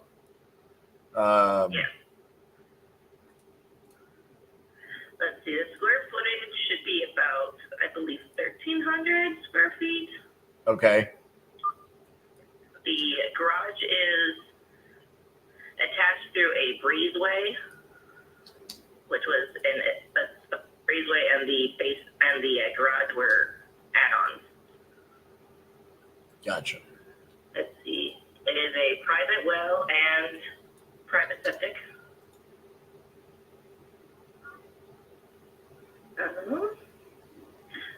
We are able to we have internet, which works relatively well on here. So that could be added on for whoever asks for that sort of information.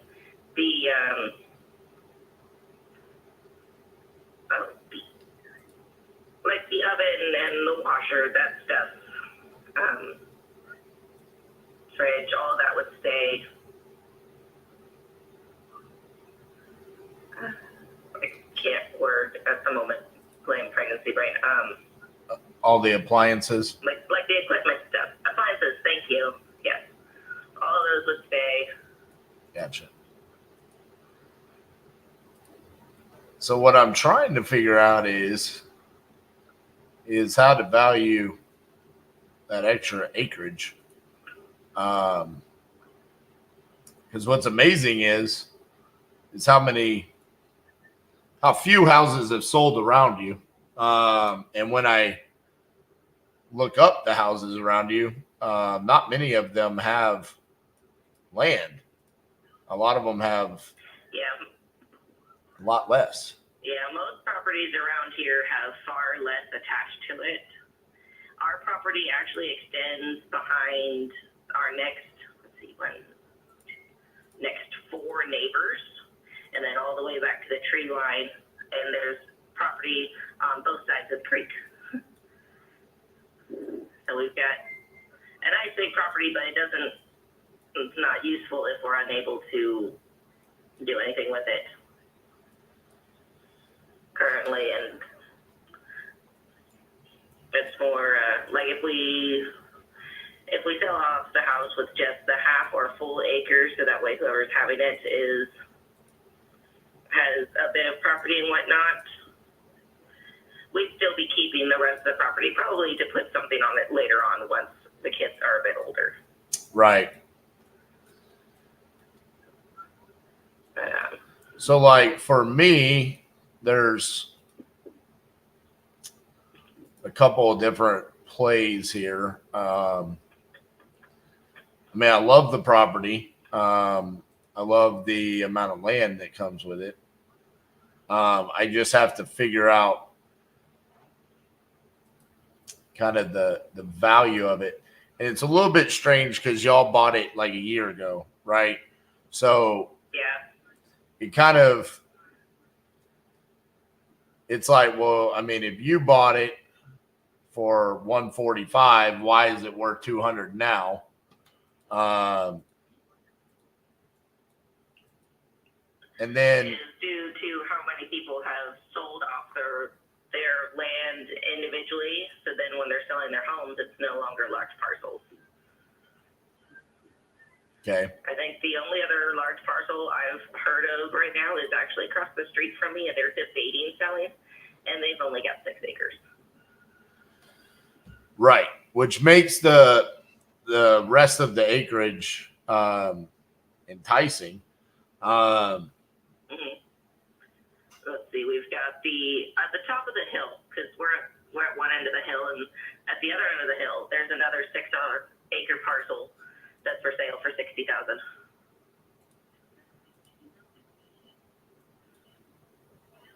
Really? Yeah. We're not trying. That one to me is a little excessive because that's asking quite a bit for just a singular acre. And for us, it's just adding on. Our acreage is more going to be, I believe that equals to like 2,000 an acre, while they're trying to get 10,000 an acre. Right.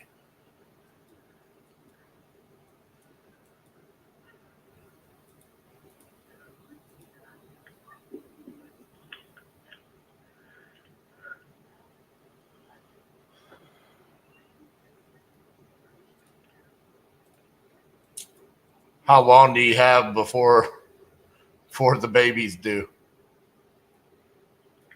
Baby is due end of August, beginning of September. Oh. But I have to be down in Bangor anyway, so everybody would be doing stuff here at the house while I'm down there. Gotcha.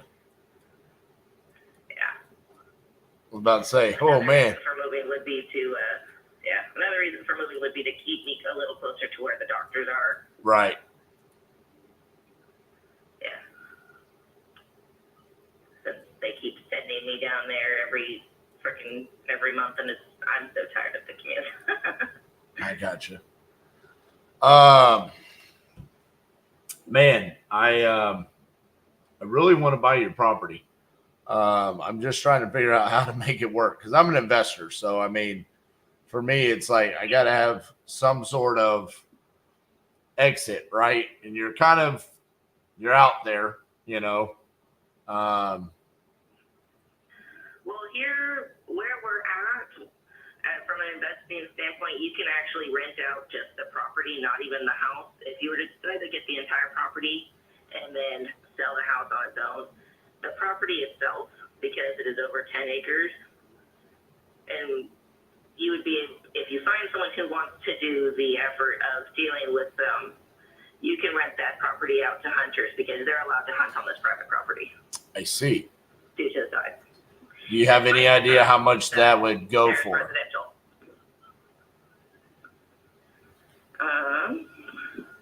I know that down at Crooked Tree, which is further in town in Portage, like takes me about 8 minutes to get there. Right. Their hunters, when they come with RVs and whatnot to hunt the property and whatnot, spend anywhere between $1,000 to $3,000 for their stay. Holy cow. Mm-hmm. Huh. Okay. So if you were to, you can rent out to hunters who want to set bear bait, because there has been confirmed bear sightings on the property. All right. Well, now we're talking about something. Yeah, so there are investment abilities. That and the property, if you were to have, there is marketable stumpage. So you could have somebody come in and they would pay to clear out the marketable trees. In those spaces, you can then put rental cabins, which, again, even if they don't hunt on the property and they go elsewhere for hunting, it's still something that you can rent out for. Some people pay up to $1,000 a week. Especially during our winter season with all the snowmobilers. All right. You're building me a bridge here. Yeah, because right down the road, right before you come onto the first entrance to Fox Hill, there is an ATV and snowmobile trail. That's right there on both sides of the 11. So if you were to put on just those little, like, you know, those cheap build your own cabins that everyone's kind of into nowadays? Yep. You could put several of those on the property, even without having to clear space, because there's about 5 to 7 acres that's already, it's just field back there. If you were to put several of those little cabins there, those snowmobilers can then, they have access to multiple different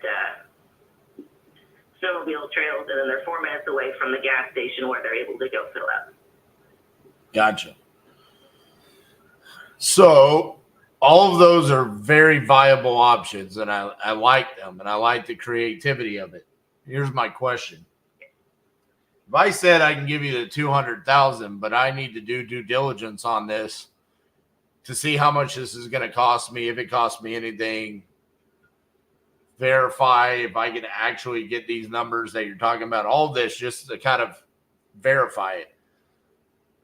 I mean, you're needing to make this move pretty quickly. I don't want to take 3 weeks and then come back and say, hey, I can't do this, and that like kind of screw you over. Go get your numbers done first, and then you can call back. I mean, I'm already having my husband do some packing up and whatnot anyway, just in case, because it also just makes room for the baby anyway.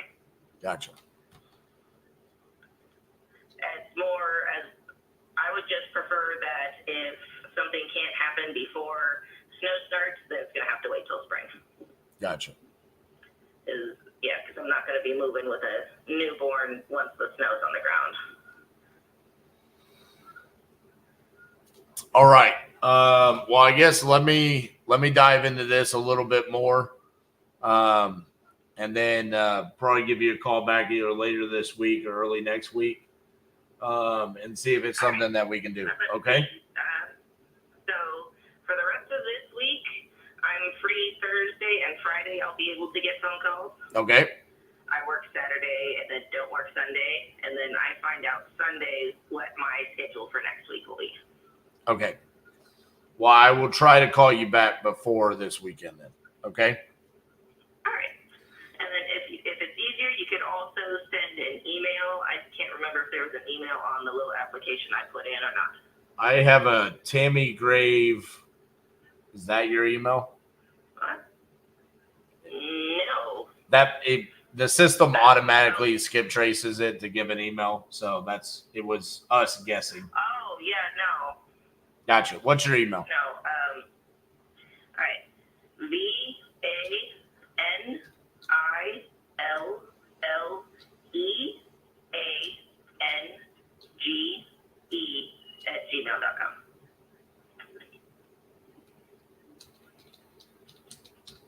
That is a very unique email. My dad's French, so. Gotcha.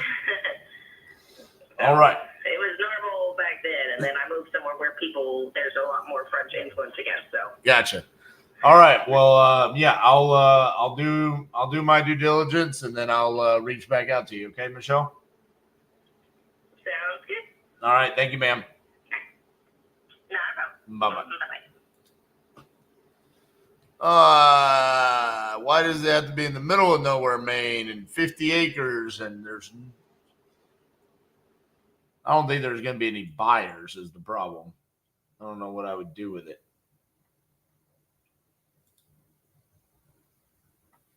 Oh, that sucks.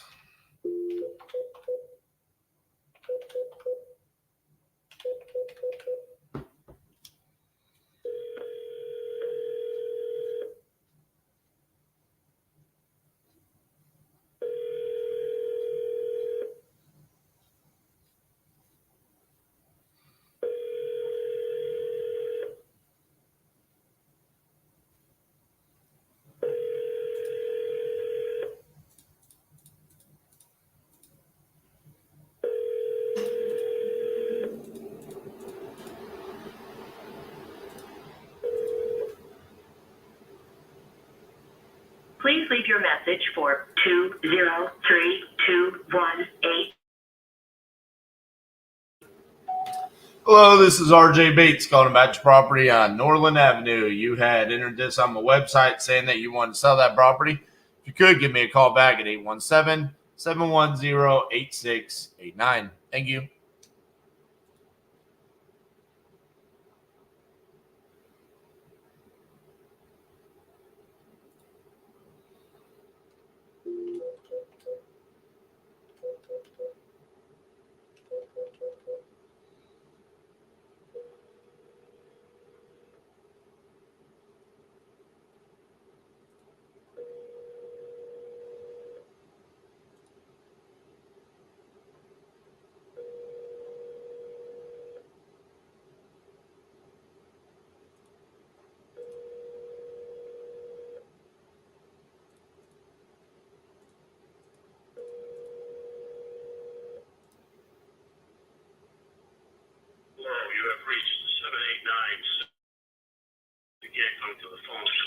you leave your name and number, we'll get back to you. Hey, Charles, this is RJ Bates calling about your property on Post Road. You had entered this on my website saying you wanted to sell that property. So if you could give me a call back at 817-710-8689. Thank you.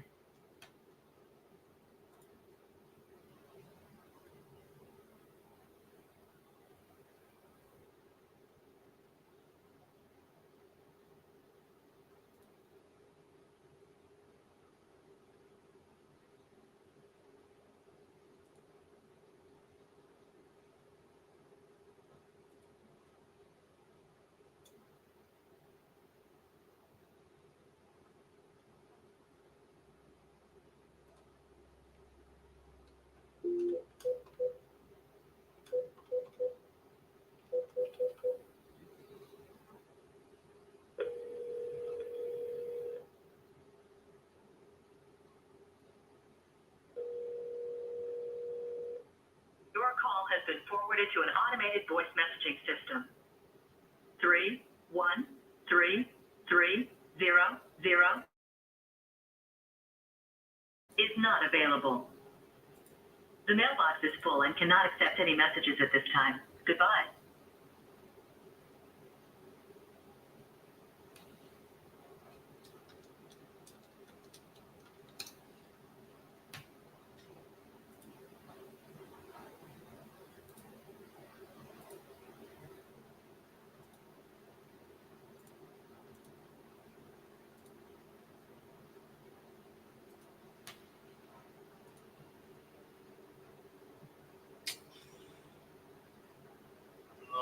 I'm running out of opportunities here in some of these other states.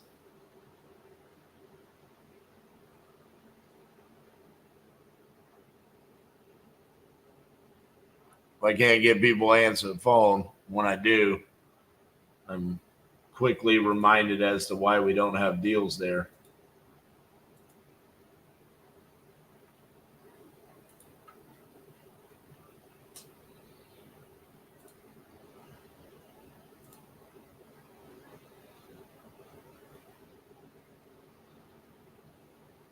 Just gonna have to start calling some of these other locations.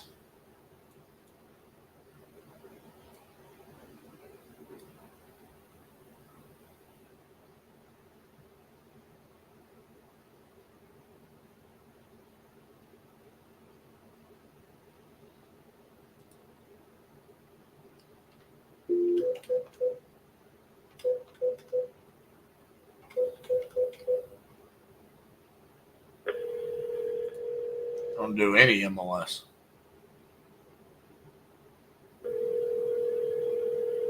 %, direct to seller.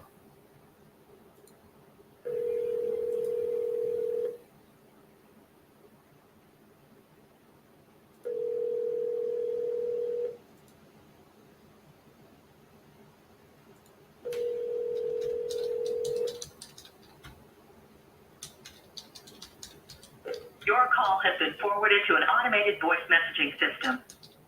517. Holy caps lock.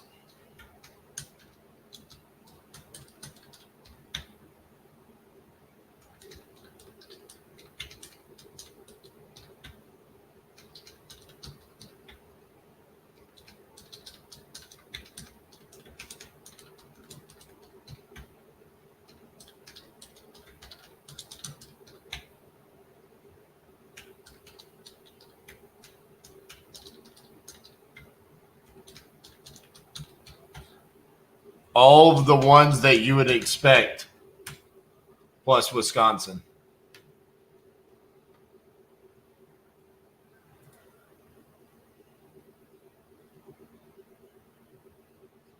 I mean, realistically, some of these places, I just haven't even had opportunities to like talk to anybody. I don't think I've had one lead in Hawaii. New Hampshire, I think I've talked to one person. Vermont, 2. Sent a contract in Vermont. They just Maybe I should call that one back in Vermont.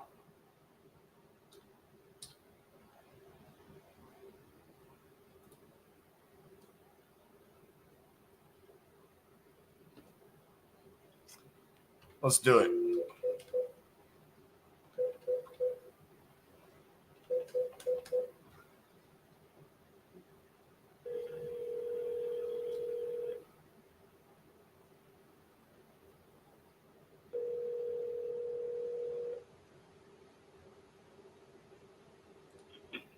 Hello. Hong, this is RJ Bates. How are you doing? Good. What can I do for you, sir? I wanted to see if you still wanted to sell your property on LaFountain Street. The Fountain Street. You still want to sell that property? Yes. Remember, I sent you the contract, but you didn't want me to be able to see the property. Because right now we're doing the eviction for the tenant. Okay. So after eviction, so and right now it's going process right now. Yeah, we don't want to sell that low. You give me so low, so I don't. I thought I gave you your asking price, $325. 345. 325. Yeah. 325. No, not that low. So. How much did you want? Let me hold on, because I have a partner. So I need to talk to my partner.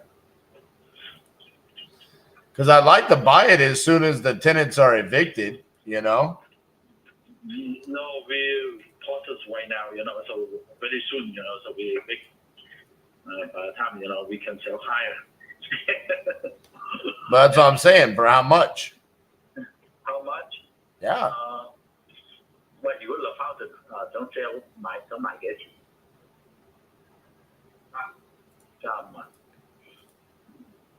2050. 350.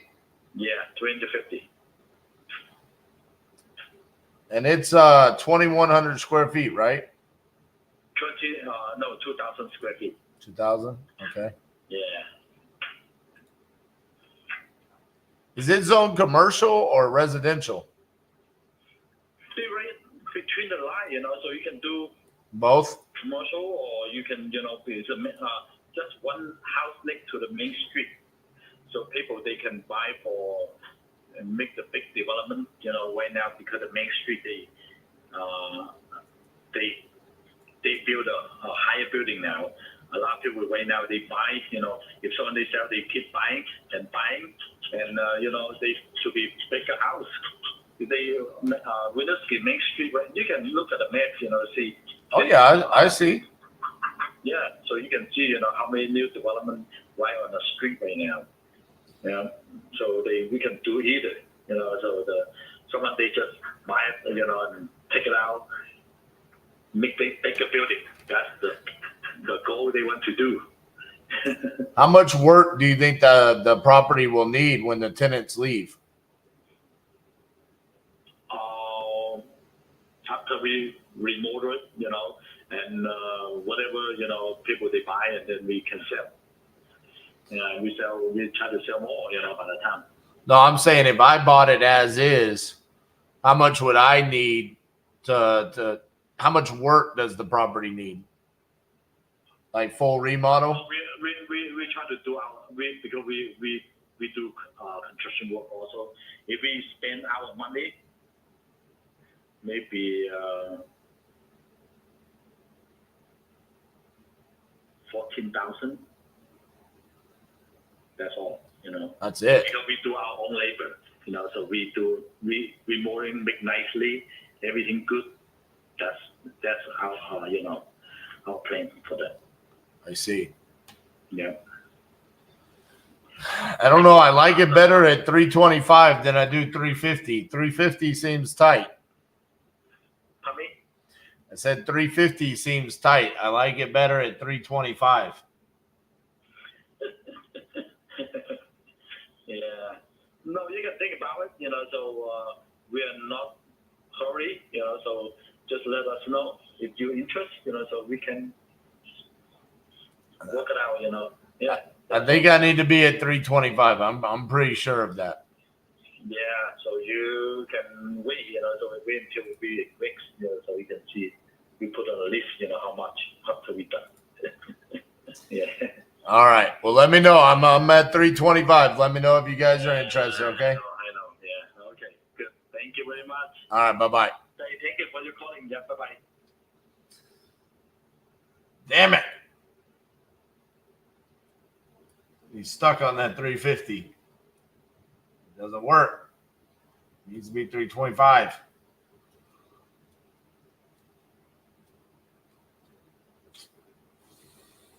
All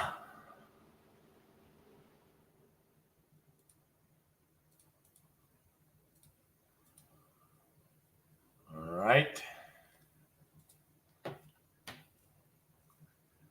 See, California, I talked to that guy earlier today. He just said I need, meet with the brother and the attorney and all that. I can't really speed that process up. Colorado, I have the seller finance land. I can call that. I can lock that up right now.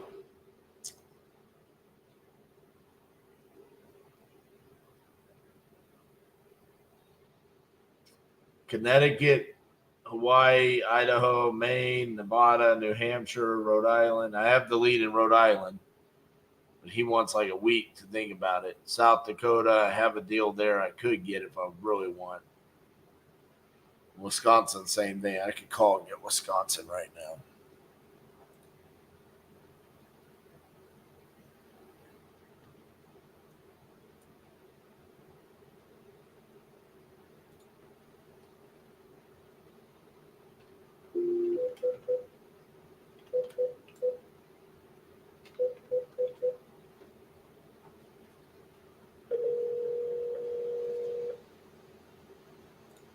Thank you.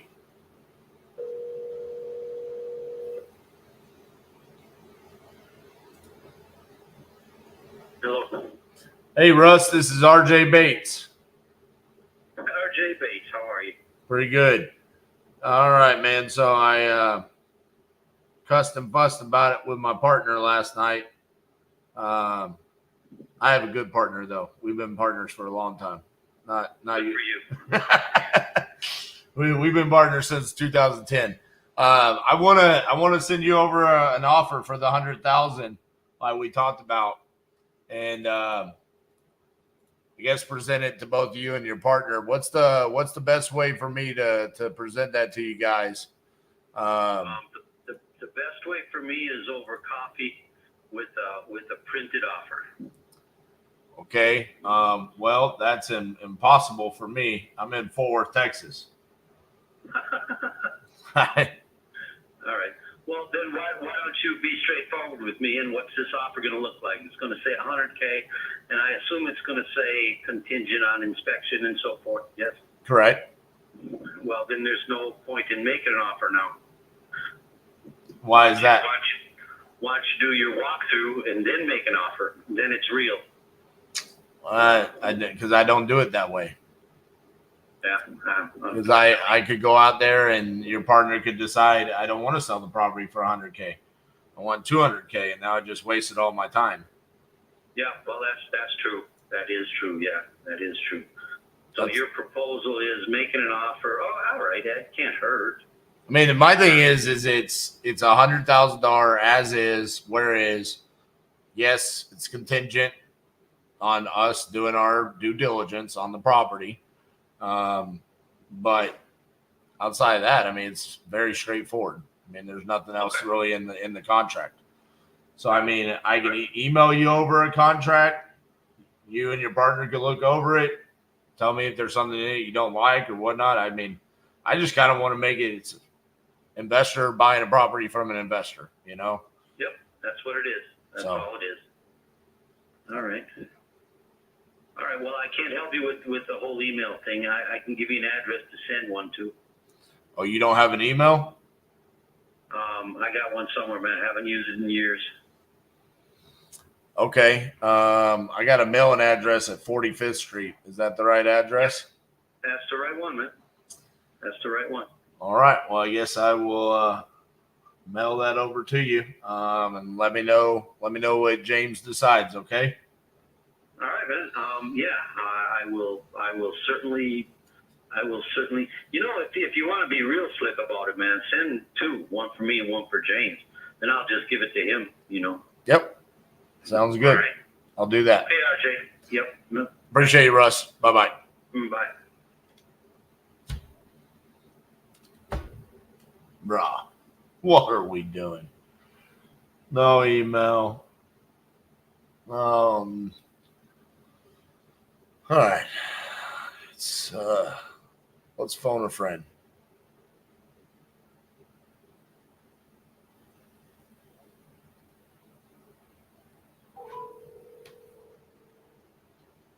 Yes, sir.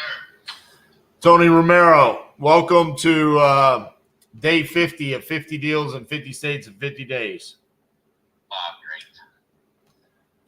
So, shockingly enough, one of my stragglers is Wisconsin. How many contracts do I have?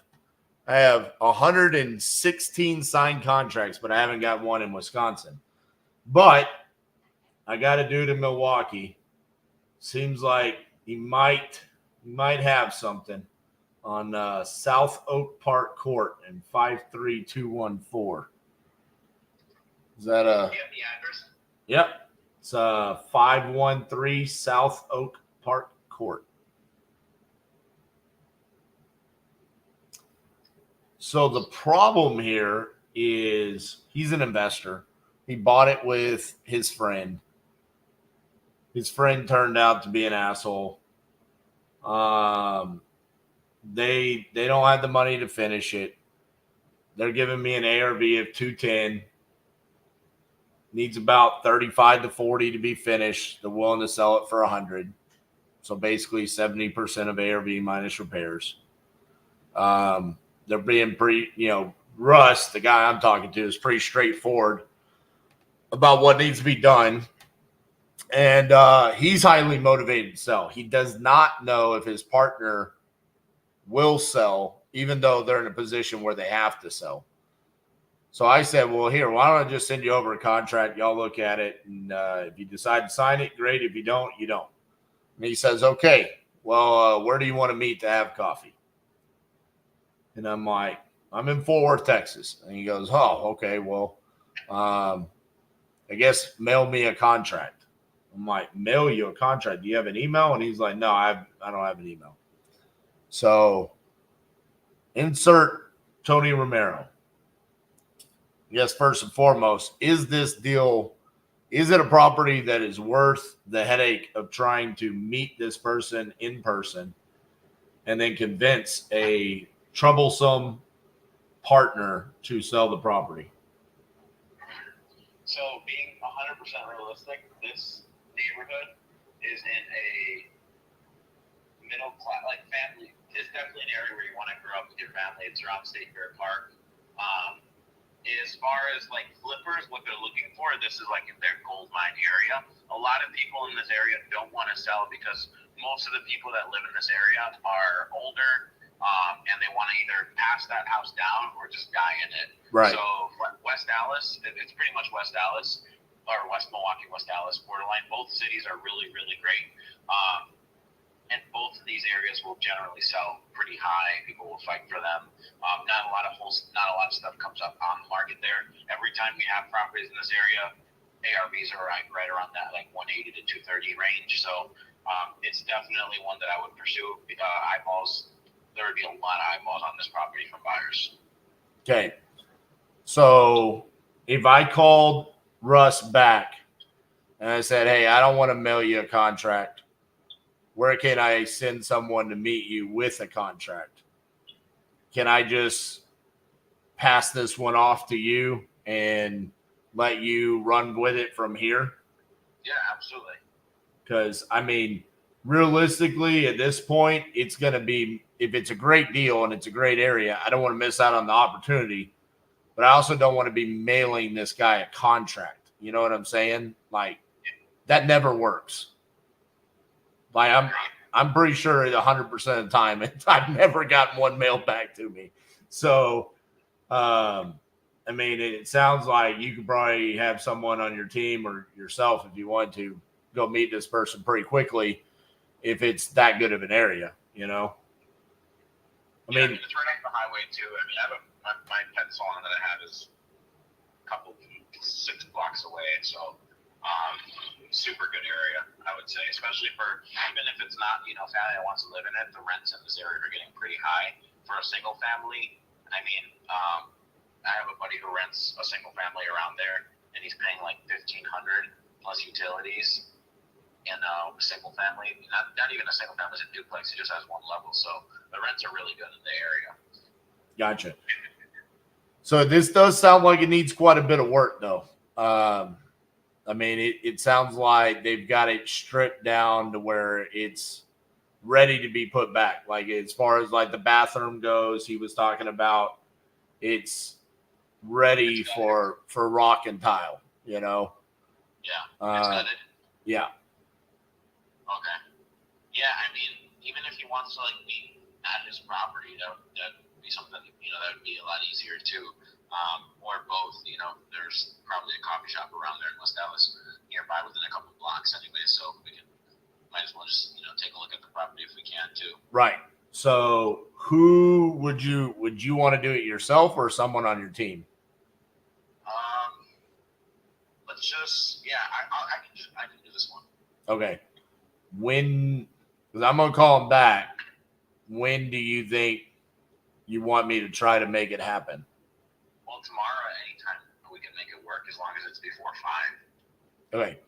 Anytime tomorrow, as long as it's before 5. Okay, let me call him. And not Thursday before 5 as well. Okay. Cool. All right, well, let me call him back and let me see if we can make that happen, okay? All right, sounds good. Appreciate you, bud. Absolutely. Bye.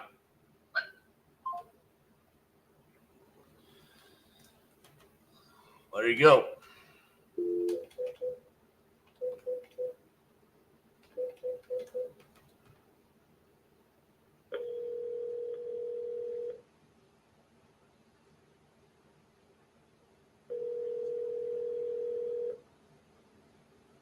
Hello.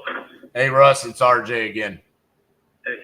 All right, so I prayed about sending the contract, and I decided that in my my decade of experience here, anytime I mail a contract, I never get it back. So I called my guy Tony in Milwaukee and said, "Hey, when are you available to meet Russ?"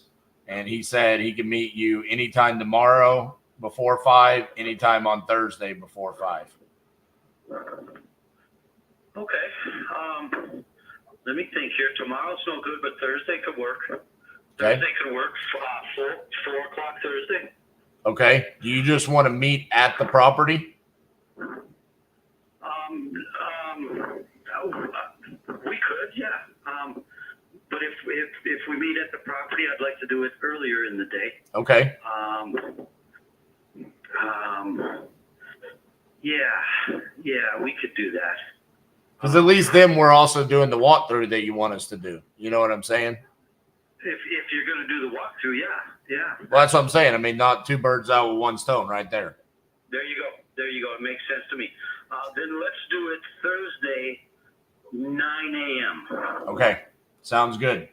So his name is Tony Romero. Tony. Tony Romero. Yep. Okay, I'll see Tony Romero Thursday, 9 a.m. at the property. And now you're probably expecting some guy to look like Tony Soprano, but chop Tony Soprano into 10% of the body height and 10% of the body weight, and that's Tony Romero.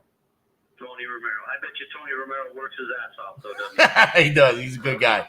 I love him. So, all right, man. Yeah, he'll meet you out there Thursday at 9 a.m., okay? All right, I'll be there. Thank you, sir. Bye-bye. Yep.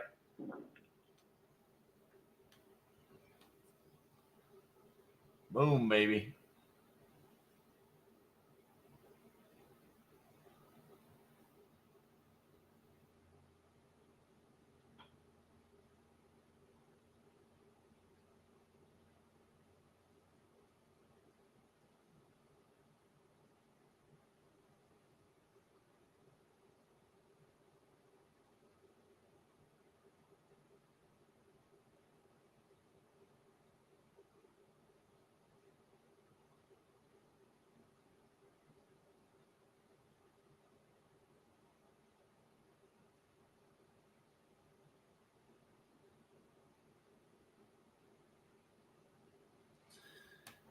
Boom, baby. Well, it's not going to happen in time, but that should be our Wisconsin one.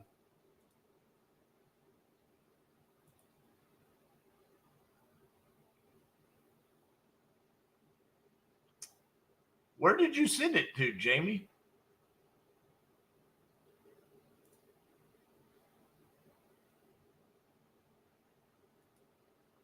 I don't see anything. Aha. Bro, that lead is the exact same lead I just called. You bought that off Speed to Lead. So did I. That's I just called there like 15 minutes ago. Bro, I literally, I think I've gone through and bought every Speed to lead that you can buy in the locations where I don't have deals. I mean, it's not due to lack of effort in those areas. It's just, there's just not a whole lot going on.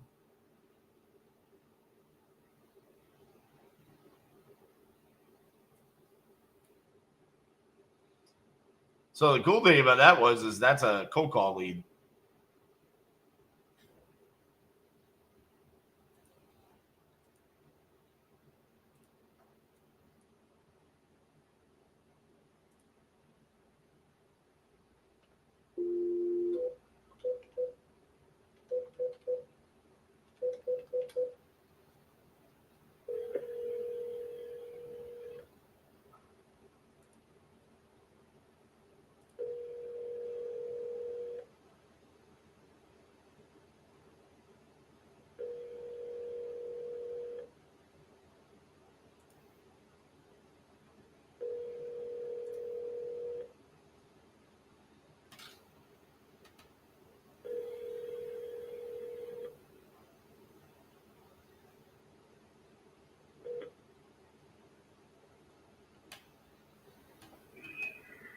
Hi, this is Bill Beck. Please leave a message. Thank you. Hey, Bill, this is RJ Bates calling about your property on Judy's Place. You had entered this on my website saying that you're looking to sell that property. If you could, give me a call back at 817-710-8689. Thank you.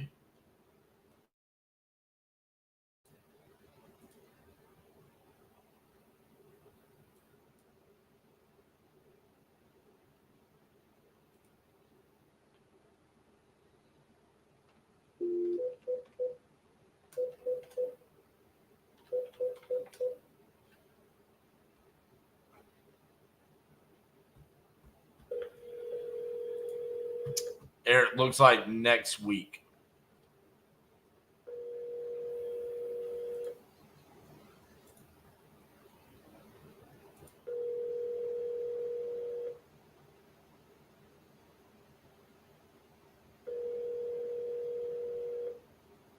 Your call has been forwarded to an automatic voice message system. 9.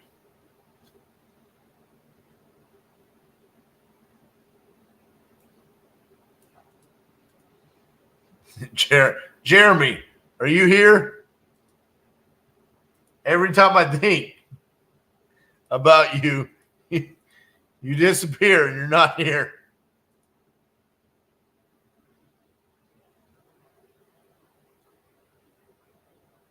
Come on, Jeremy. Respond.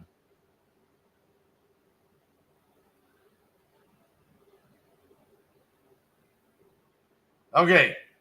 Anna, Jeremy, do y'all have someone in Vegas that buys mobile homes? I don't know why, but in my head, I remember y'all saying something like, yeah, we've got this guy here, buys mobile homes. Because I have a mobile home lead in Vegas. It's a nice mobile home, too. It's not like a piece of shit. There we go. All right. So I'm going to send this back.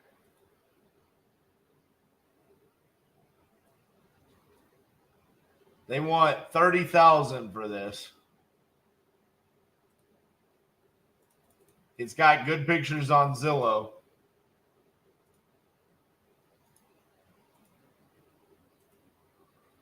Tell me if you think this is a viable deal. While I look up this one y'all sent me. You know, it's 318. Oh.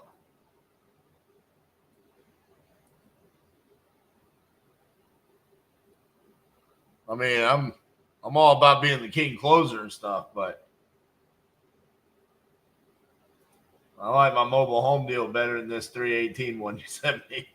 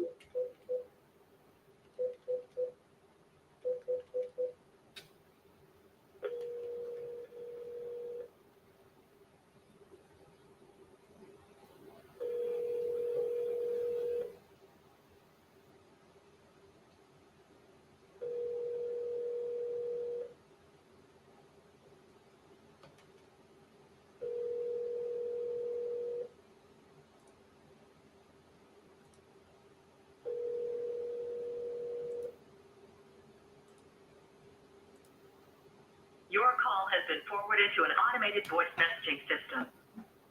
301821 is not available. The mailbox is full and cannot accept any message.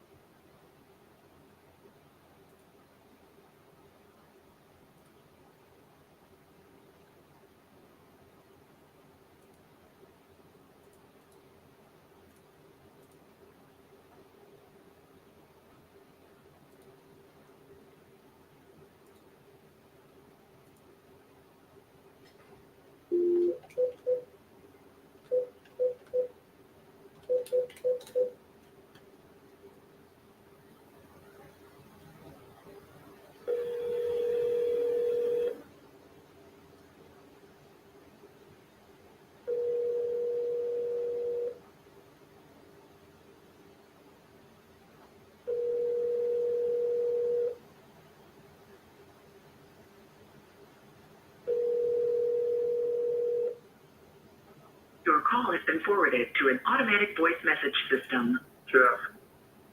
Is not available. At the tone, please record your message.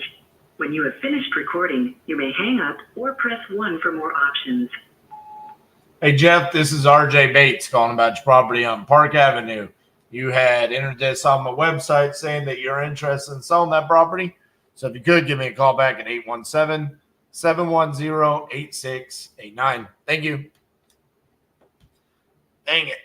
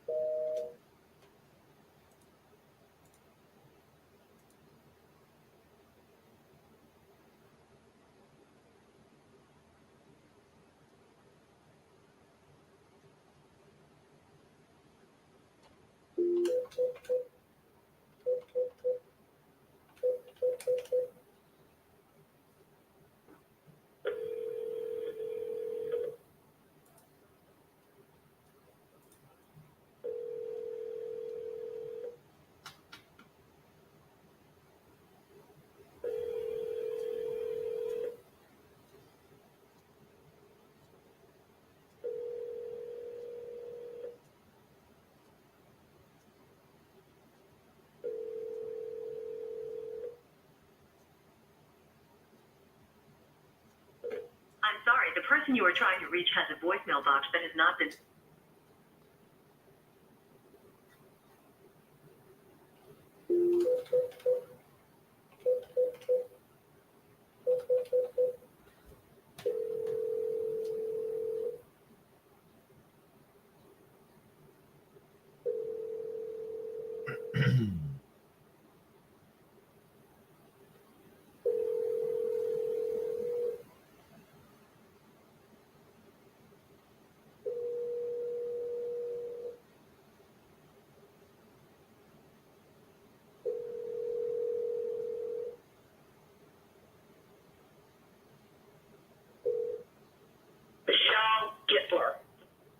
Can't take your call now. You can leave a message after the tone.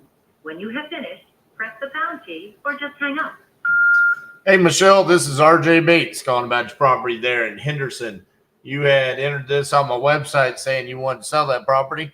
If you could, give me a call back at 817-710-8689. Thank you.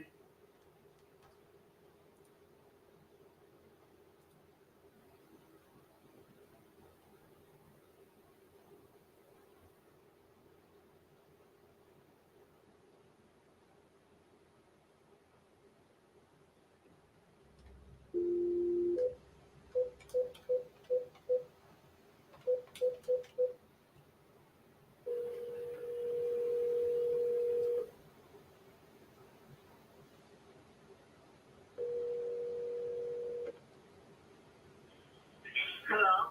Hi, is Cynthia there? Yes, who's calling? This is RJ Bates. I was calling about your property there on Bonita Avenue. How are you doing? Oh, I'm doing okay. Hold on, let me check you now. All right. Okay, and who is this calling? My name is RJ Bates. I think you had spoken to Jeremy Pinkerton about selling your property there on Bonita Avenue. Are you still looking to sell that property? Yeah, but I'm trying to take my time. I'm going to wait for about at least Christmas. You gonna wait how long? I'm going to wait till the holidays. I'm going to have Christmas here, and then I'm going to sell it. You gonna sell it after the holidays, huh? Yeah, I would love to have my grandkids here one more time and have Christmas. Well, can I buy it from you in January? We can talk in January. I like the way you put that, though. I mean, I'm trying to buy me a house in Vegas. That sounds like a nice Christmas present for me. Exactly. You don't know the details that you know if you want to deal with it.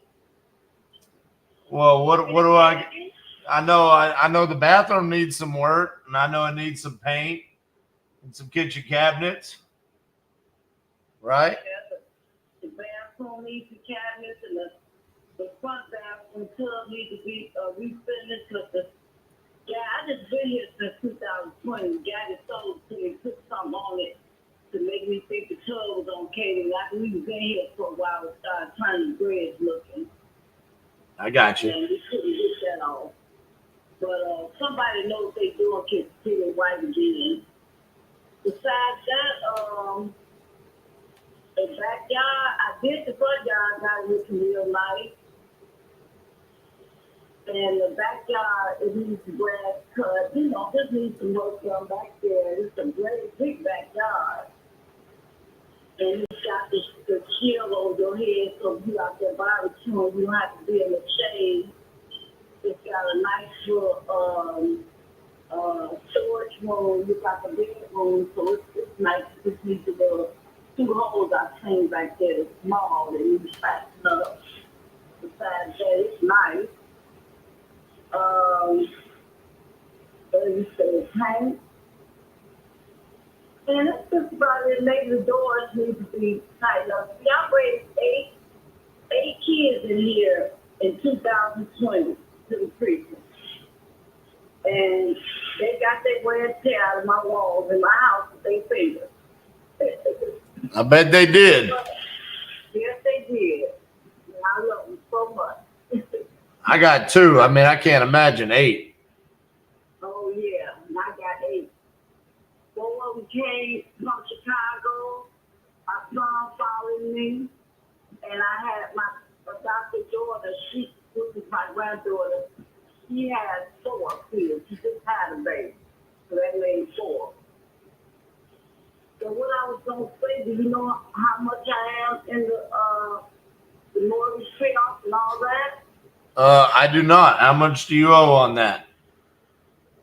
I owe $273, and I want about $40,000 for my pocket. All right. So it's 273. I'm sorry, 273 and 40,000 to me. All right. So far, I'm just 1 month behind the mortgage, and that's about it. I mean, I want to tell you that so you know if you're interested or not. What if I said I just give you the 40,000, but I want to take over your mortgage? You can take it over, but I don't want you to take it over in my name. Well, I can. We can do it. It's called buying it sub 2. It just depends on what you want to do. Are you going to go buy another property? Yeah, the VA gonna let me get another house. Yeah, that potentially they would give you enough credits, but probably not. Okay. Woo. I said that's probably not going to work then if you want to go buy another house.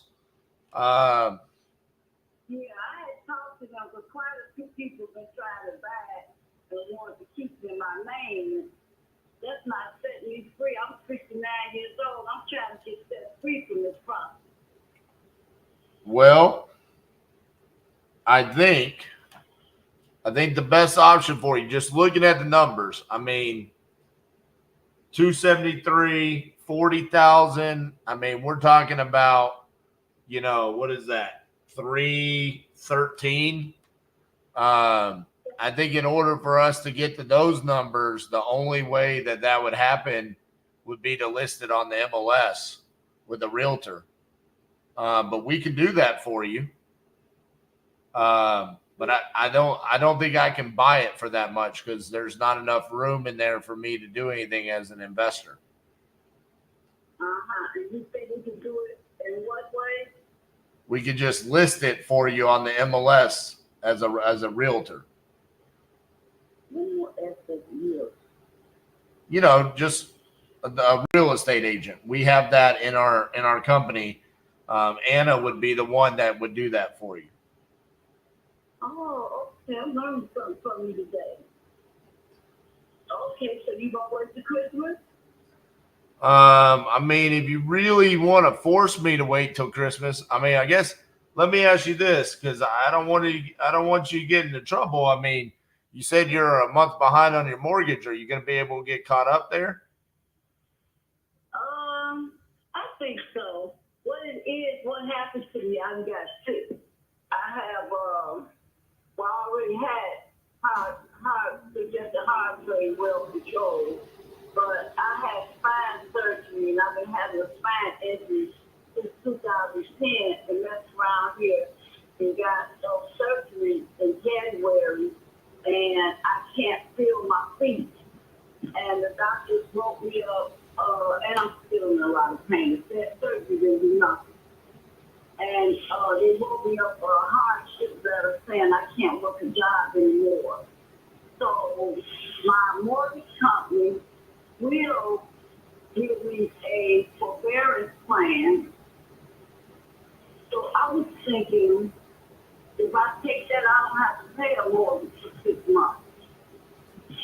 Right, but understand that when you're doing that, they're still making their money. So when you go to pay it off, you're going to owe a lot more than just the 273 right now. It's not a freebie. They're not giving it to you for free. They're going to charge you interest during that time. Okay, so let me ask you this. they know that I'm sick and I can't work, and they put me on a forbearance plan, how do they expect me to come up with the money after it's over with? I think they would probably say you should sell the property. I just being honest with you, I don't think that they honestly, they don't function with a lot of emotion. You know, they function with the pretense of wanting to make money. Now, maybe there's a hardship forbearance that they give you where they're not going to charge interest and fees. But more often than not, when there is this type of forbearance situation, they're going to charge you more interest and fees associated with that, because their standpoint on it is that you agreed to pay us this money every month. We understand that you can't do it because of your hardship, but we're going to charge you for that. Okay, but what if I don't have it? And I'm still sick? They take your house away. They take your house away. Okay, so the house is gone, I still to go all that money. Right. I mean, that's their recourse. I mean, if you can't pay them, then they foreclose and they take the house back. Will they still charge me all that money? No, because they took the house back, you know. I mean, essentially your options are the forbearance. It costs you money, so maybe you don't walk away with 40, maybe you only walk away with 20. If you got the 313, but see, even at that, if you were to list it, you're going to have realtor commissions. I mean, just being honest with you, Cynthia, I mean, you're getting to the point where 6 more months of your mortgage payment. What is your mortgage payment every month? Couple of grand, like two. You say how much is it? Yeah, like $2,000 a month. $1,563. Right. So if you were to wait 6 more months on that, you're talking about that's $9,000-$10,000 right there. I don't know. I mean, you're getting to a point where you might not have a whole lot of money in your pocket if you wait till January to sell the property. If you were to sell it now, before you do the forbearance, and we could get you in the low threes, and you could walk away with like $30,000, $35,000 in your pocket, and you went and got a new place, you could have Christmas at the new house. I mean, I know you want to, but financially, you know, I mean, how are you going to be able to afford the new place, though? You can't immediately go into forbearance on a new property, you know? Now, you got a point there. I'm listening. So you saying, talk to your realty, and we're going to talk about an MOS with the realty. Right. And tell me what that is one more time. That's just listing it where all the realtors know that your house is for sale, and then they can bring their buyers to see the property and make offers. So you're just selling it through a real estate agent. Okay. So you feel like I could still do an MOS and still get the 35 or 40 I want? I think that's where you're going to be able to get the most amount of money, because you're not selling it to an investor. You're selling it to another owner occupant. So someone that wants to live in the property just like you. Okay. Those people are always willing to pay more than an investor, you know, because they're not trying to make money. They're just trying to find a place to live. Okay, so give me the realtor's phone number. All right. Let me get it for you real quick. Okay. Her name is Anna. and it is 702. Uh-huh.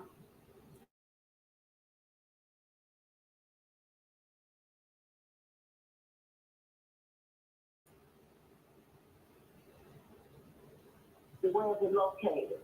Oh, she's right there in Las Vegas with you. Oh, okay. Oh, okay. So I really it's a blessing that you called me and talked to me. You taught me some more that I didn't know, and I really appreciate that. And I'm going to give them a call. Yep, I've actually already told her to expect your call, so you can call her anytime. She's a sweetheart, so she'll be able to take care of you. Actually, I'll tell you a story if you want me. You want to have story time real quick? Yeah. So my son plays travel hockey. He's 10 years old, and he plays travel hockey. Well, I live here in Fort Worth, Texas, and this past weekend he had a hockey tournament in Las Vegas, and so we were gonna go get on the plane and fly out there, and on the way to the airport, he was coughing so bad that I thought he was going to literally throw up in the back seat. He was coughing so bad. And I said, son, I can't take you to Vegas with this cough. You're sick. You know, Vegas has that dust. We're going to be staying in a hotel with a bunch of people smoking cigarettes, you know, in the casino. I'm like, I can't take you, son. And so he was so upset. But Anna and Jeremy, this is how sweet they are. They knew my son was going to be in Vegas, and they had looked up his schedule, and they were going to come watch him on Friday morning just to come see him play his hockey game.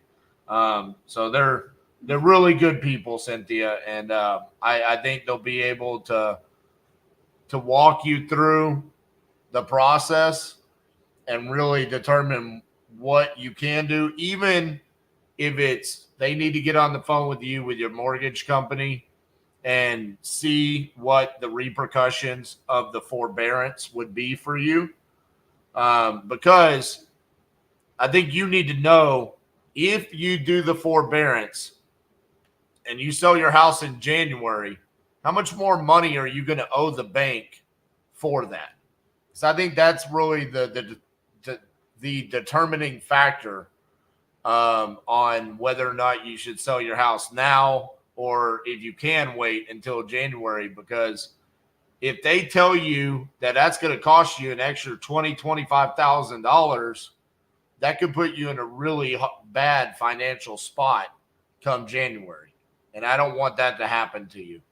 So, so I think call Anna and she'll walk you through this, and she'll take good care of you. Okay. Okay, what's your name again? My name is RJ Bates. Are you saying Bates? Yeah, Bates, like the Bates Motel. B-A-T-E-S? B-A-T-E-S. Yes, ma'am. Okay, now, so let's just talk about one more thing. So if I had sold you the house and you kept the mortgage in my name, how long would it have to be in my name?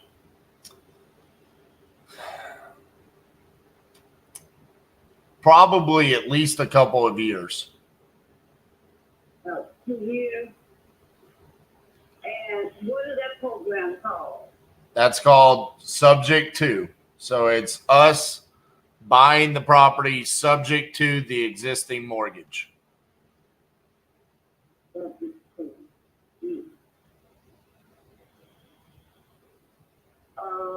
I'm going to think about it, and I'm going to let you know. Okay. I'm talking to my whole mind went in a whole different direction. I understand. I think let's do step one, talk to Anna. And then again, even if it's a sub 2, you could talk to her about that as well. Because we work together. So you could talk to her about that as well. And we can figure something out for you where you end up in a better spot. Okay? Okay, then. All right, Cynthia. Okay, thank you. You're welcome. Have a great day, okay?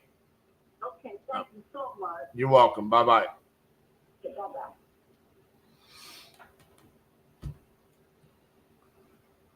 There you go, guys. Exactly. Teamwork makes the dream work. Well, hey, I mean, realistically, I mean, even if that had been a lead that I bought for myself, the conversation wouldn't have been any different.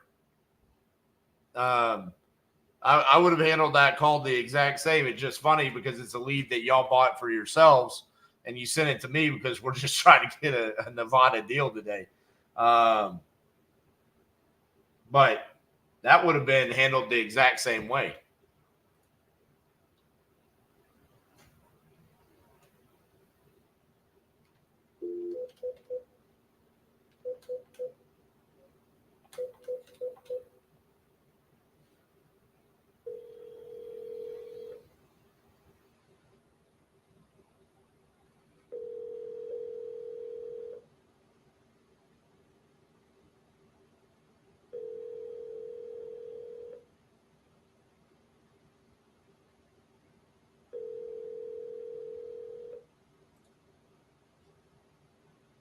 Hi, you've reached 262-69.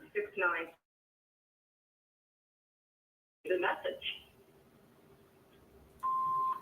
Hey, Catherine, this is RJ Bates calling about your property on 41st Avenue. You had entered this on my website a while back saying you wanted to sell that property. So if you could, give me a call back at 817-710-8689. Oh, hi. Is this Catherine? Hi. It is. Holy cow. Was that a landline I called? Yes, sir. Wow. This is like a flashback to my childhood right now. I'm so used to leaving voicemails on cell phones. It's like, I think I peed myself a little bit when you actually said hello. Yeah, I'm an old timer. Hey, that's okay. I'm calling you from a landline, so I guess so am I.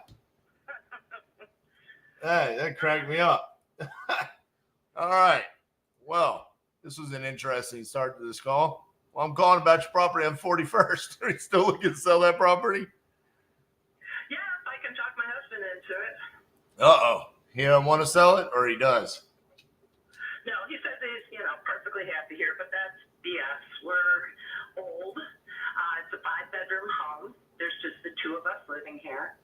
Yards to mow, sidewalks and driveways to plow. It's time for us to downsize. And he doesn't think I can do this. He says we have to have a place where we can move before we can sell. And I'm not of that mind. And I'm of the mind that we could find some place to move rather quickly. So. Well, the beautiful thing is when you sell me this house in about 7 minutes from now, is that I can close whenever you want me to. So we can take all our sweet time to let you guys go find the perfect place for y'all to move to. And then I can buy your house. Okay.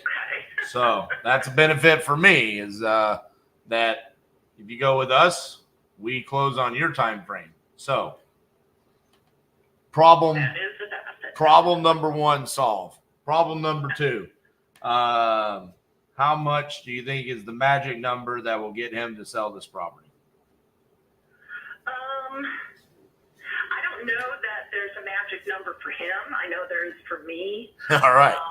He's still working, so I'm here by myself, having retired a couple of years ago. And I know, what needs to be done to the house to make it a place that somebody wants to move in that doesn't want to do anything to it. Right.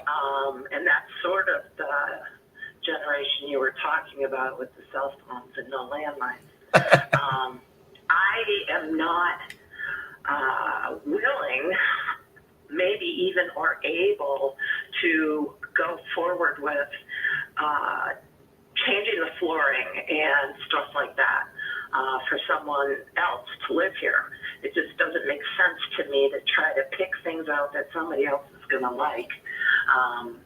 And I'd rather leave that to the person who's going to live here, adjusting the price point accordingly, or someone who is into the flipping thing and knows what people like and can do it themselves. You're speaking my language. All right.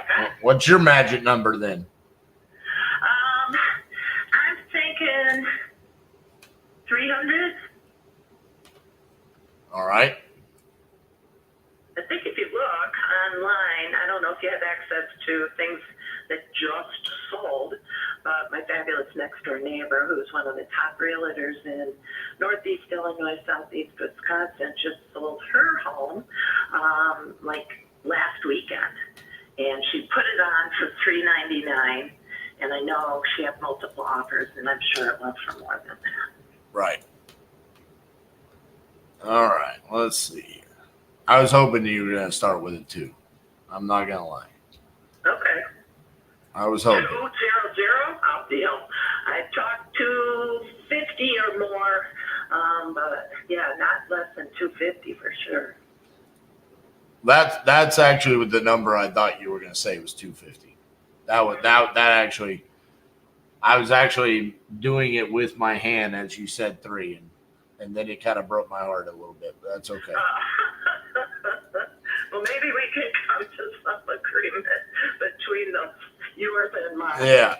So here's what I need to know, because you're 2,500 square feet, right? Yep. Is the basement finished or unfinished? 2/3 finished. All right. And that square footage is not included in the 2,500 square feet, right? I have to assume that's the case, yes. Okay. You talked about floors. There's 2 floors. What do the kitchen and the bathrooms look like? You know, they're 1978. I have an avocado green kitchen sink. The vinyl flooring is got harvest gold in it. Let's see what else. It's not how anybody who has watched HGTV for years expects a home to be when they move into it. Gotcha. But it's cosmetic. Other than the roof, everything else mechanically is fine. So it needs a roof too? Yep. And we've had that priced out, and it'd be about 12, I guess.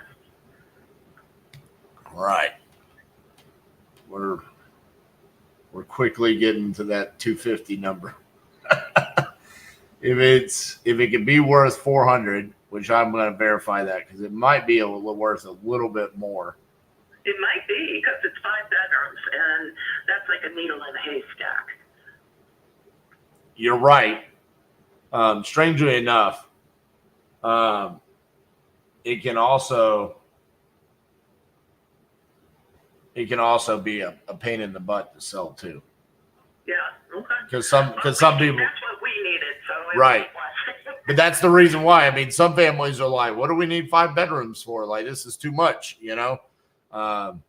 Hey, you find out when you do this for a living, you find out all kinds of things that people complain about that you never thought people would complain about. Yeah. I mean, did you know that people don't like having their master bedroom upstairs? Well, this one's on the first floor. But would you have ever assumed that would be like a negative thing? Only for us older folks who want to live in a ranch house. That's what I'm saying. I mean, it was like, it's crazy. All right. So if it's 400, if it could be worth 400, and that's the most it could be worth, I'm probably at like 220. So I need to find something that can get us more than 400. Because I'm assuming it's probably going to take me 60 to 70,000 to remodel a 2,500 square foot house. Oh, and then I got the roof. Yeah. Okay.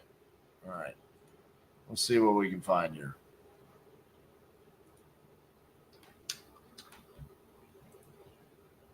Come on, something. 402 at 2622 square foot, built in 2015. That's not good. All right. 396. Smaller, built in 62. All right. Trending in the right direction. I don't know if you've done a Google map thing, But we have green space across the street from us that will never be built on. Well, that's good. Yeah, it's like lakefront sometimes when it pours a lot. But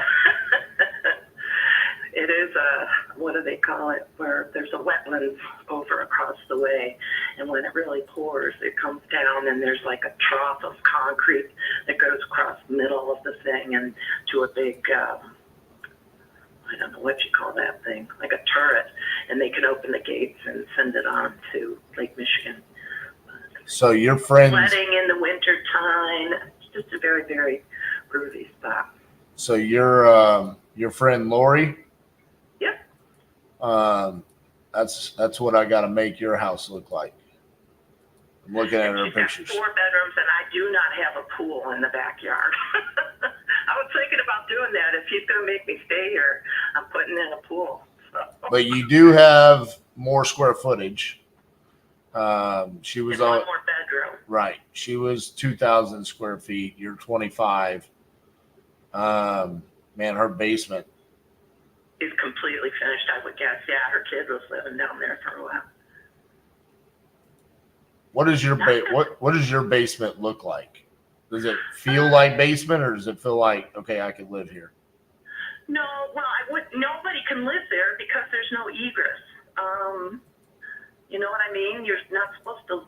Yeah, but I mean, like, how do you feel when you're down there? Do you feel like you're in a basement, or does it have like floors and drywall and all that? Got floors and drywall. There's a wet bar. There's, Okay. I think 1978 with your pizza parties and playing poker. Oh, There's yeah. 2 wood-burning fireplaces. One's in the basement. One's here in the family room. Separate dining and living areas. The only thing that was missing from your sales pitch there was you rented a movie from Blockbuster. I did. No, I didn't. No, I'm saying that's what you need to add in your sales pitch there. The pizza, the poker, and you rented a movie from Blockbuster. I don't know if they had Blockbuster in 1978. They didn't even have VHS tapes back then. So there you go. All right. You're right. Well, we didn't have me in 1978 either. I was born in 84, so there you go. I'm just guessing. Well, your friend Lori here selling for 400 does help you a little bit, because there is a bridge that could be made that your house could be worth a little bit more fixed up because of the square footage and the extra bedroom. The pool hurts. I feel like 400 is just the number. People either want a pool or they don't want a pool. You're true. Sort of like what you said about the master bedroom. Yeah. Yeah.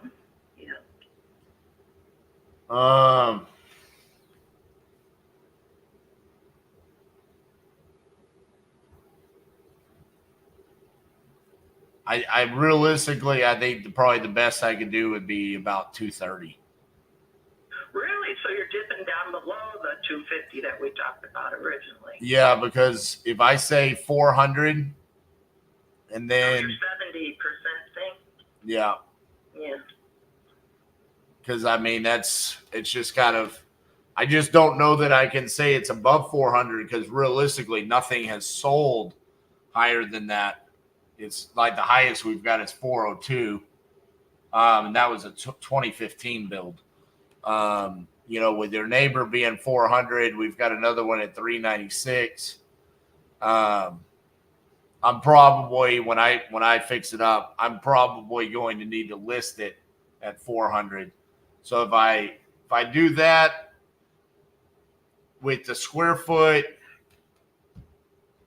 cosmetic rehab through all of that, plus the roof, I mean, I'm easily staring at probably 70 grand in rehab there. So if I do that, so 230 takes you up to 300. You put it on the market for 4. That's not enough of a thing for you for all the trouble you went through. And if you got multiple offers and it went for more like 420. so I'll tell you real quick. If I do it at 230, that leaves me with about 13% profit.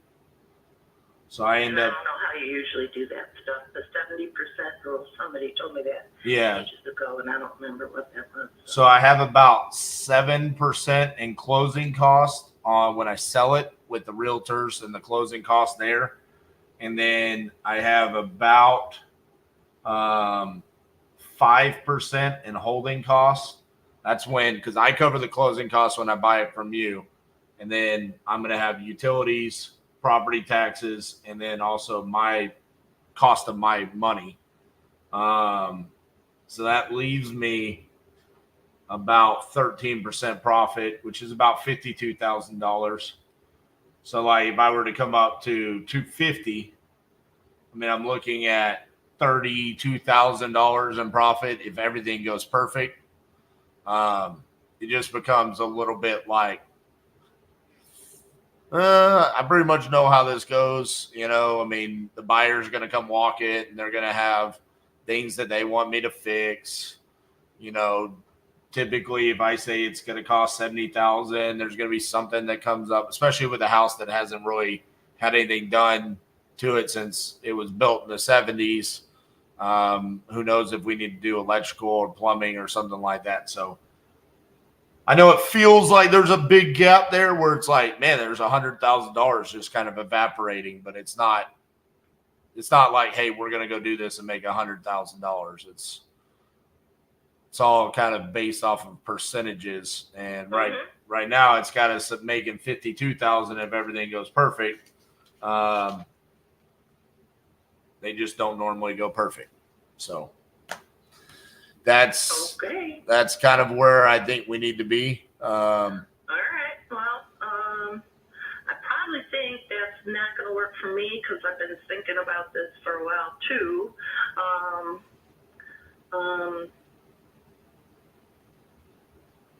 I just was wanting us to get out of here with more equity, you know, or whatever you call that, that's left over from having lived here for 20 some years.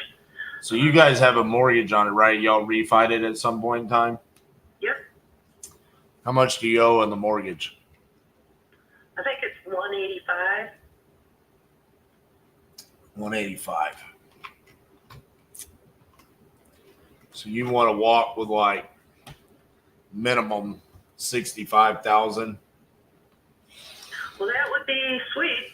Right. Because there is something to be said about, well, you would want to go buy a new property, right? Well, I don't know if it would be another house. I've sort of given up on building, which is, and he's like, oh, let's get a tiny house. Oh, let's build something that looks like Frank Lloyd Wright. You know, I've looked at land for the past few years, and the building costs just went crazy a while ago. I don't know if that was COVID related or some forest fires or what, but building costs went sky high 5 or more years ago, and so I sort of stopped thinking about building. Then you're looking for something new, and of course those costs are equally high. You know, I'm looking at 2-bedroom townhomes, you know, that are new, and they're over 400.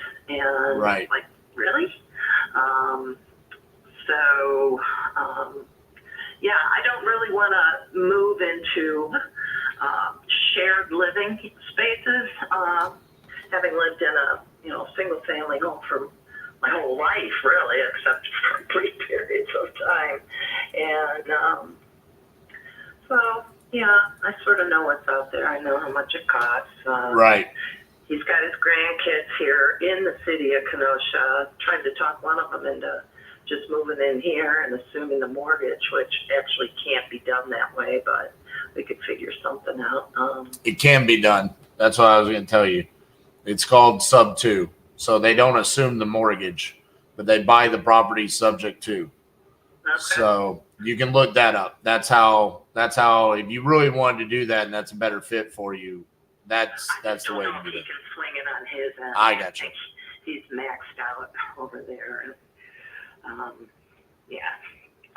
But yeah, I've been, trying to think of any single way I can do this, short of just saying, "See ya, honey, bye."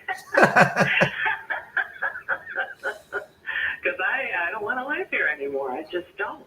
Right. It's crazy to just be living on one floor of a house and the rest of it just, you know, when my daughter comes to visit at Christmas, yeah, there's her bed up there. So. Right. But, yeah. Well, I guess let me know if something changes and you decide that you do want to sell. I wish I could. Man, you do have a beautiful greenway right across the street. Yeah, and that's never going to be built on. Listen, my gut tells me that the property could probably sell for more than $400 if it was fixed up. I just, as an investor, I have to have something that shows that proves that. Yeah. And I hear you. Does it say what Lori's sold for? It says it's under contract for $399. We won't know until it closes what it actually. Okay, because she said she had multiple offers. $399 is what she listed it for. Yeah, I would assume even if hers sold for $415, I can tell you what that moves the needle to. Yeah. We're talking about. Oh, what just happened? 415. I'm coming in at, if I can figure out how to use a calculator, I'm coming in at 241. Okay, and that's something I might even consider. That's sort of between the low 250 and your 230. Right. So, yeah. So again, whenever Why don't you send me an email and we'll see what Lori's house closes at.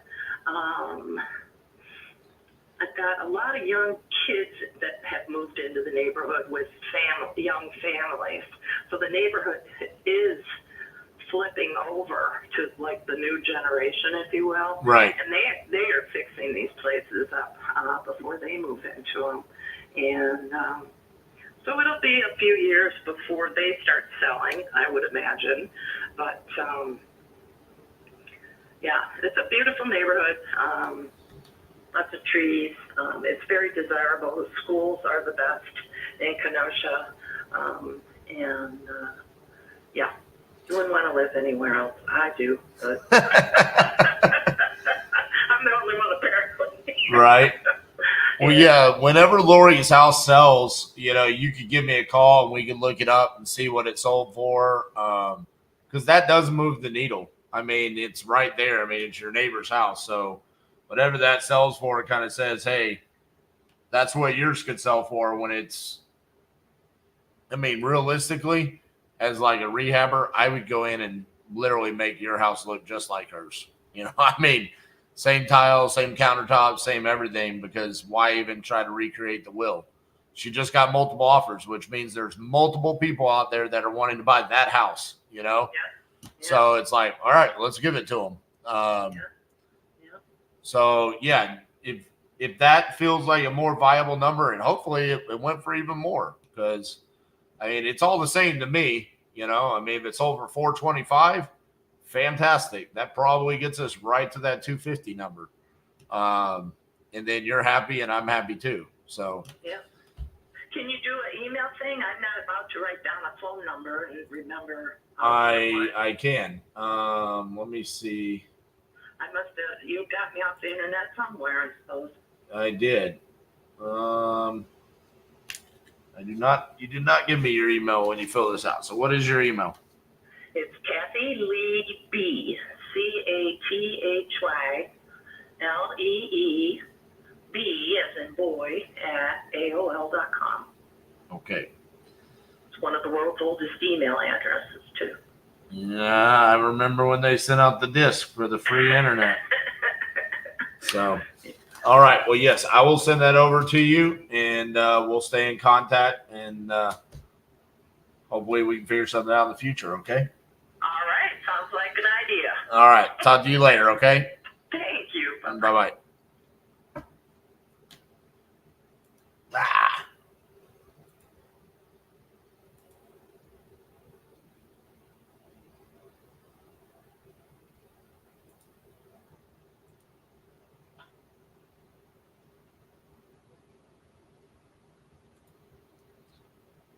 My goodness.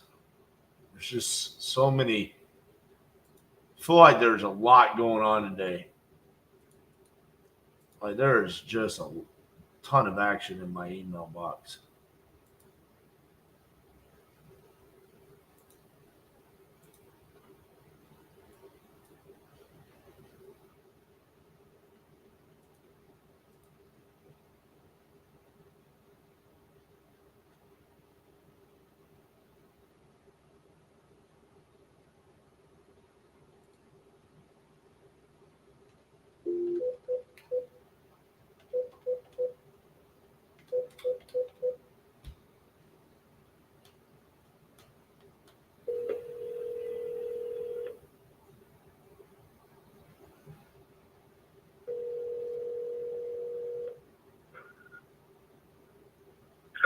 Hey, is Kyle there? Hey, Kyle, this is RJ Bates calling about your property on 15th Street. How are you doing? You had entered this on my website saying you were looking to sell that property. You still looking to sell? Yeah. Awesome. How much you looking to get for it? I don't know more than I paid for it, I hope, because last time I checked, the last offer I got was anybody. I paid more than what I was offered. They offered you less than what you paid for it? Yeah. All right. They offered me $97,000 for it, and I paid $138 for it.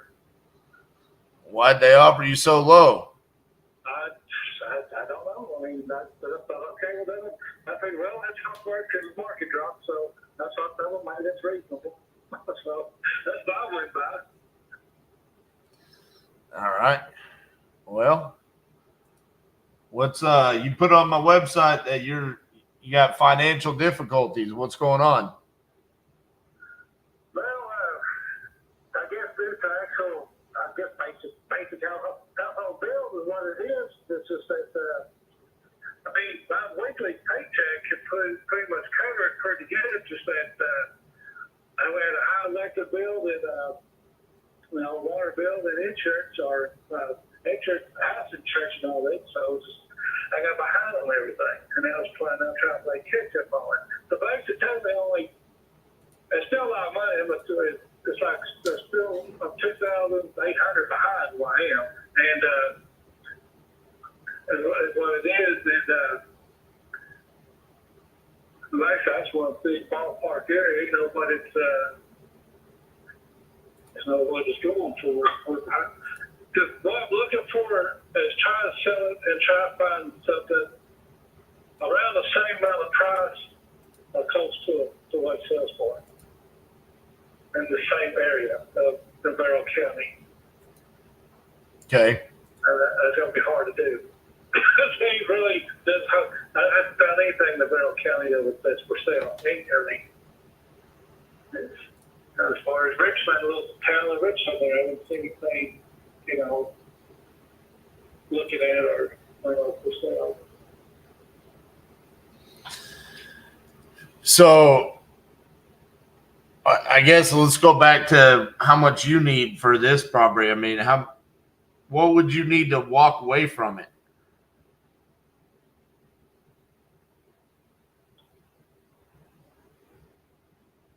That's a good question. I mean, I have no idea. I mean, because I don't want the price too high and it never sell, or no price too low and still have to make payments on it. So, don't know. Essentially, you just need to sell it, but have enough to go buy another property, right? Basically, yeah. But if you go buy a property for the exact same price, I mean, how's that helping you? I guess I don't understand. Well, basically, if I do that, then if I sell that and buy something close to it, might have a little bit of finance on the rest of the property, and then that's okay. Or I guess try to sell the property and get the same property value. That way, there's only paying about that to come up with would be cost or stuff like that. Okay. Does anybody understand what the fuck's happening? I can't understand him. I'm lost. All right. So you bought it for $138. Let's see here. How much you owe on it now? They bought it in November. So You owe like what, 135, something like that? around there, 132, 135, somewhere around there. Okay.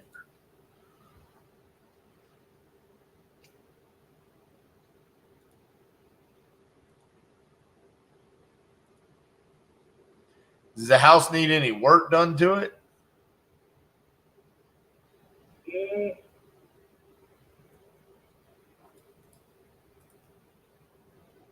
No, because we painted it, so we painted already. Everything's good on the inside. I mean, All right. I don't know how the roof is or anything, but there's no roof damage.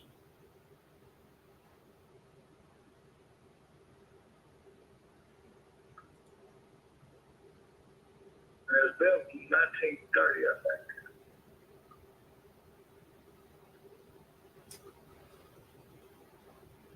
It's got the old tall ceiling glass windows and the tall ceilings in it. Right.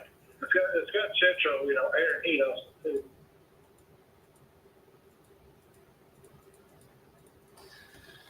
Let's see.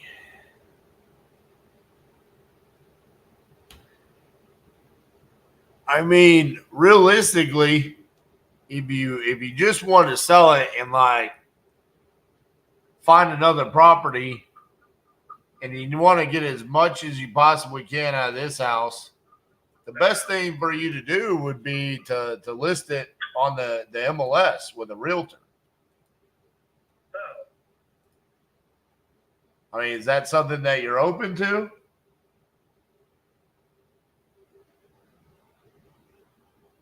Yeah, I'd be open to it, yeah. Because, I mean, then you're going to, you have commissions that you're going to have to pay for the realtors, but they're going to get you a hell of a lot more money than an investor like me,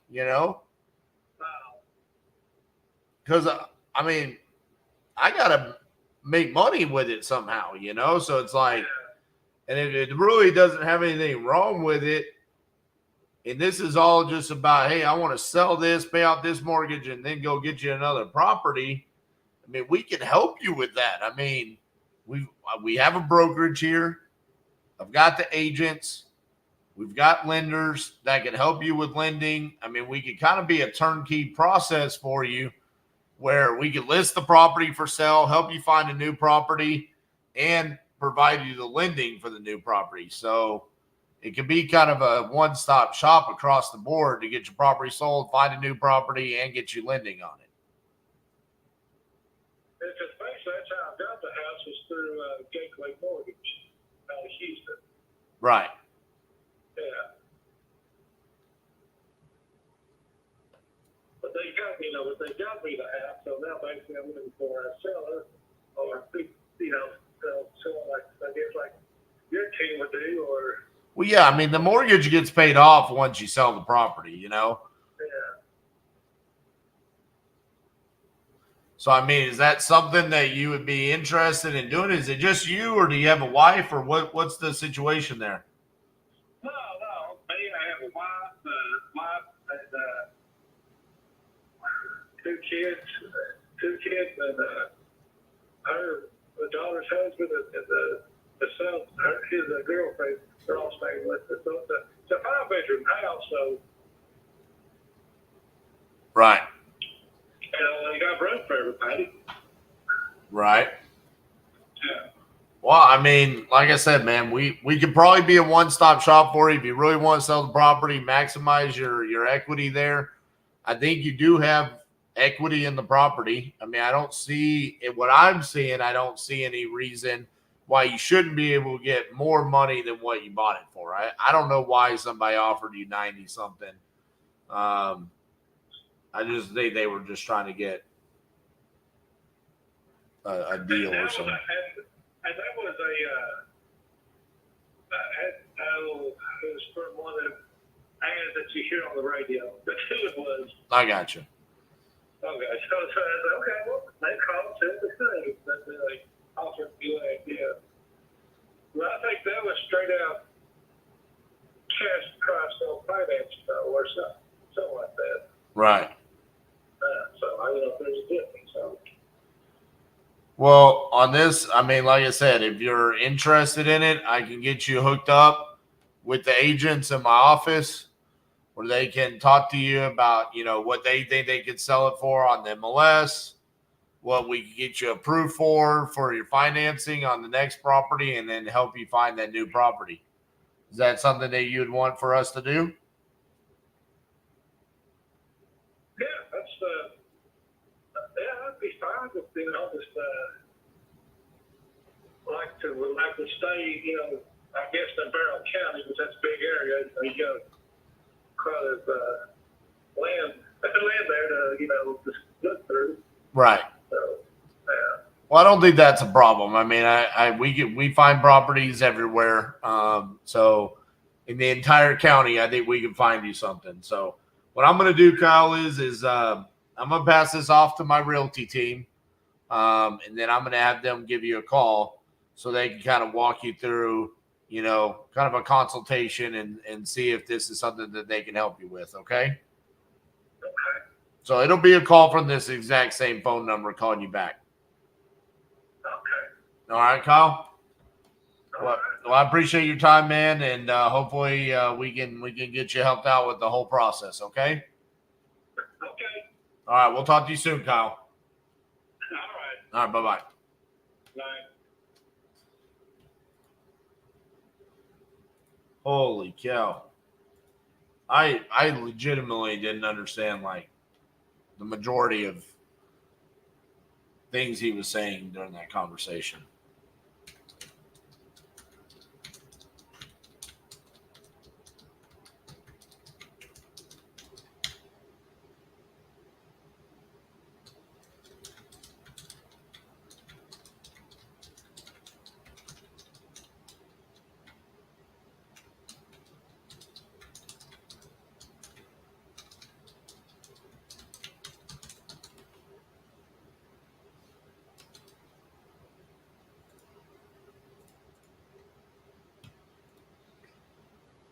All right.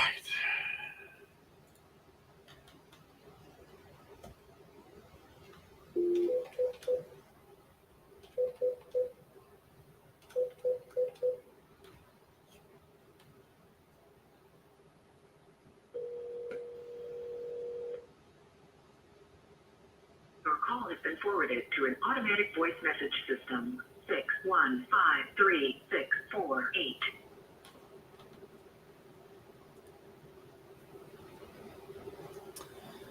Yeah, Jeremy. So the ownership is the daughter.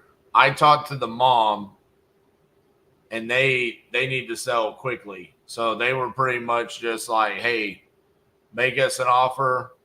But yeah, it's just the mobile home. It's not the land. That's why I was asking, do you have a buyer that just buys mobile homes, like where they can move it? Because they don't own the land. If they own the land, then I would have made them an offer. But with no land, I mean, that's why I was asking you, like, hey, is there something there?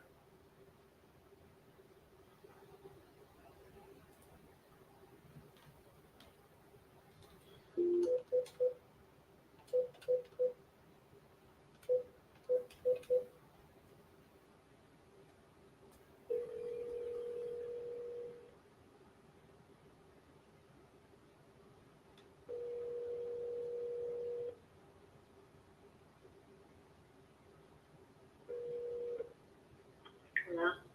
Hi, is Lorraine there? Yeah, this is calling. This is RJ Bates calling about your property on High Point Court. Okay. Yeah, this is my mother, and I'll be around here again in about 30 minutes. I'm gonna give her a call back. Okay, yeah, I'll call her then. All right, thank you. Bye.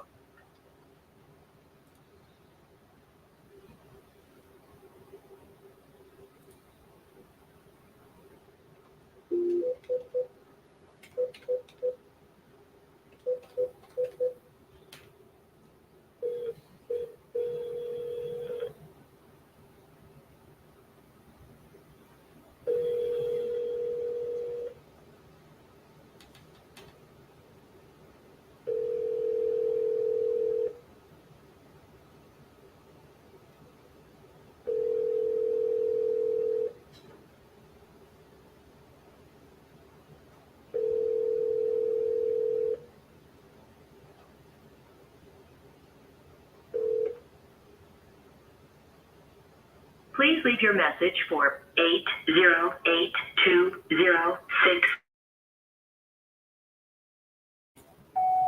Hey, Larry, this is RJ Bates calling about your property on Thompson Avenue. You had entered this on my website saying you need to sell that property. So if you could, give me a call back at 817-710-8689. Thank you.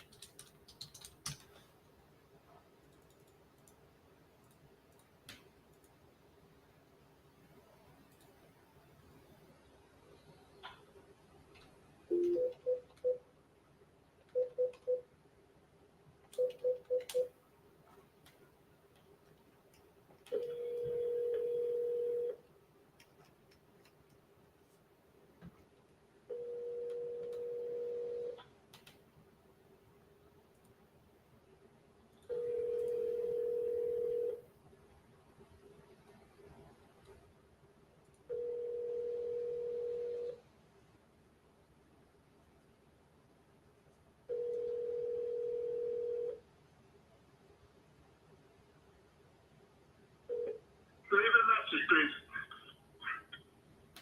The mailbox is full and cannot accept any messages this time. Goodbye.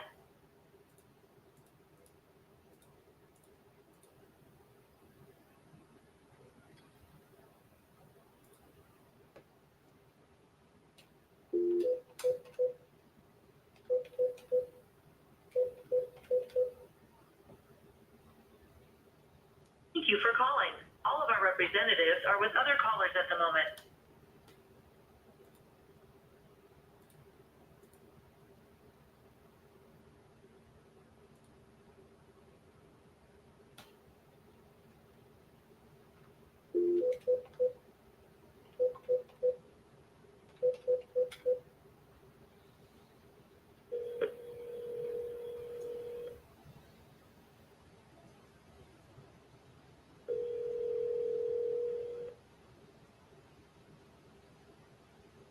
Please leave your message for Shannon.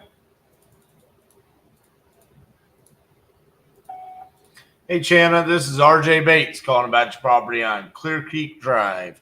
You had entered this on my website saying that you were looking to sell that property. If you could, give me a call back at 817-710-8689. Thank you.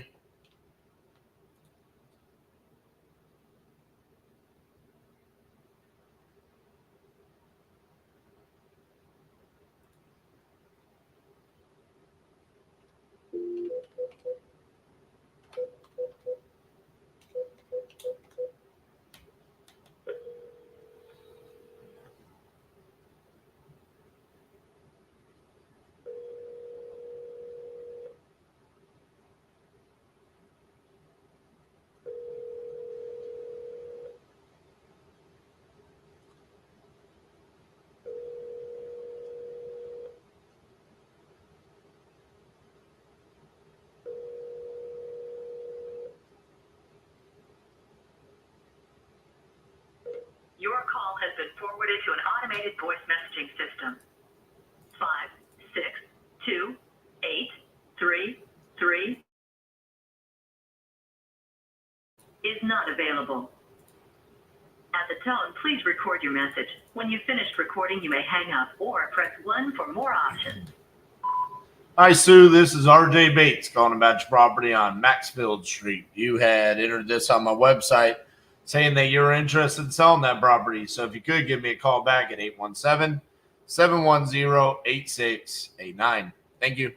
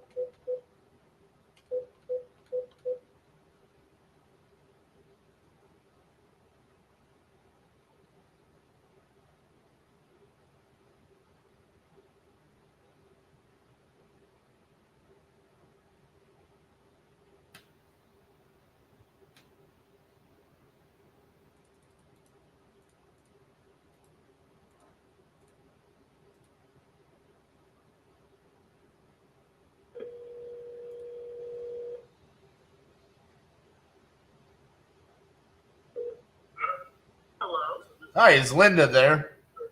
Yeah, hold on just a second.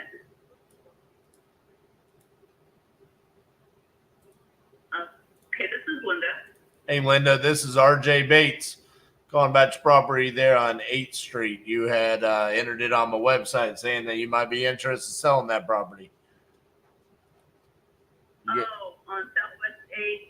Yes, ma'am. Yeah. I've been looking into, I mean, I've actually have a realtor coming now, so I guess I'm going to go through a realtor. Okay. How much do you want for it? Well, we need about 150. Alrighty. What's the condition like? I mean, it's really good on the inside. I mean, I'm going to tell you that the realtor says it's just every other Southside home is what he refers to it. It's nothing special. He said he's been in a lot of Southside homes that look the same as all the rest. The basement's brick. I mean, it's not, I mean, I would call it maybe, it's partially finished, and there's a pool table in the basement, and then the washer and dryer. It's like the basement is almost split in half. So there's like a pool table and a bar on one side, and then the other side is the washer and dryer, like laundry area. Yeah, I see pictures of it from, I guess this is from 2016. Yeah. Gotcha. It looks pretty much the same. I mean, we haven't done anything in it, so, but in order to try to, pay off the loan and have a little extra, be able to go somewhere else. Yeah, 150. Not much, probably not less than 140.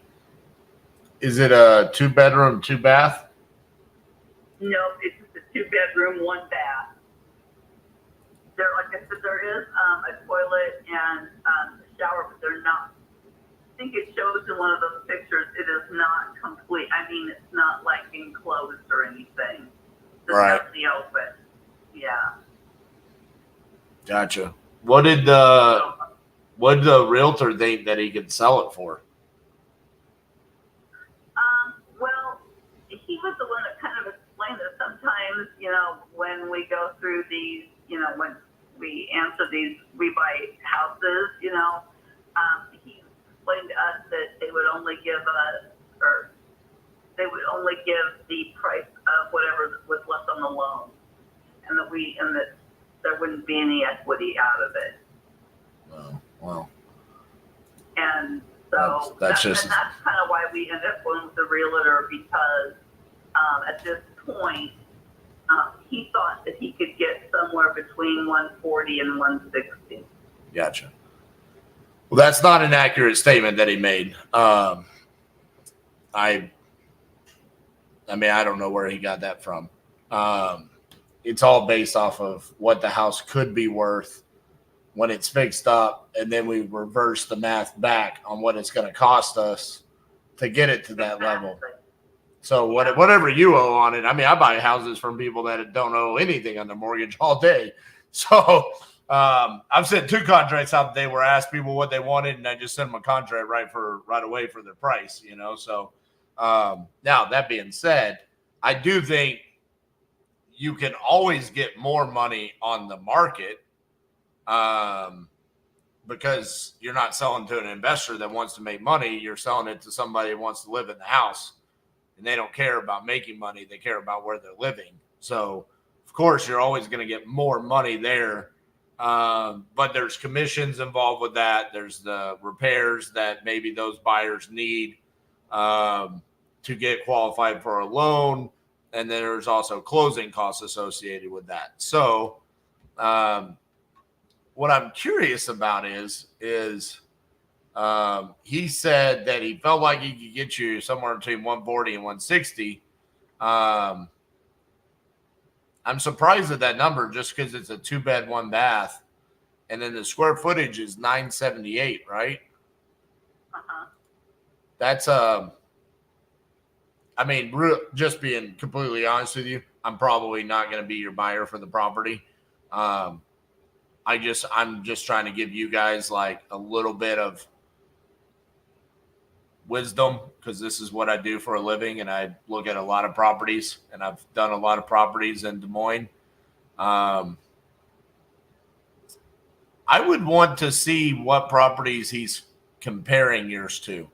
Like, I would ask him that, like, what other 2-bed, 1-bath, 978 square foot house sold for like 150, you know? Well, and I guess what I'm confused at too, though, is that, you know, I know that lately, well, I know Polk County, Warren County, I don't know what other counties, but I would assume maybe statewide, I mean, property taxes, just the land value has went up at least $30,000.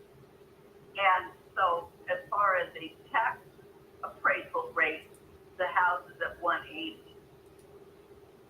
which, I mean, I was very shocked. I mean, so, and that's because Polk County just raised everybody's, like I said, the land value by at least 30, if not 36,000.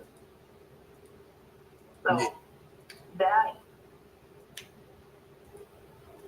is surprising that, because I mean, I guess I've always thought that the house would at least sell for less, at least what the tax value is. Yeah.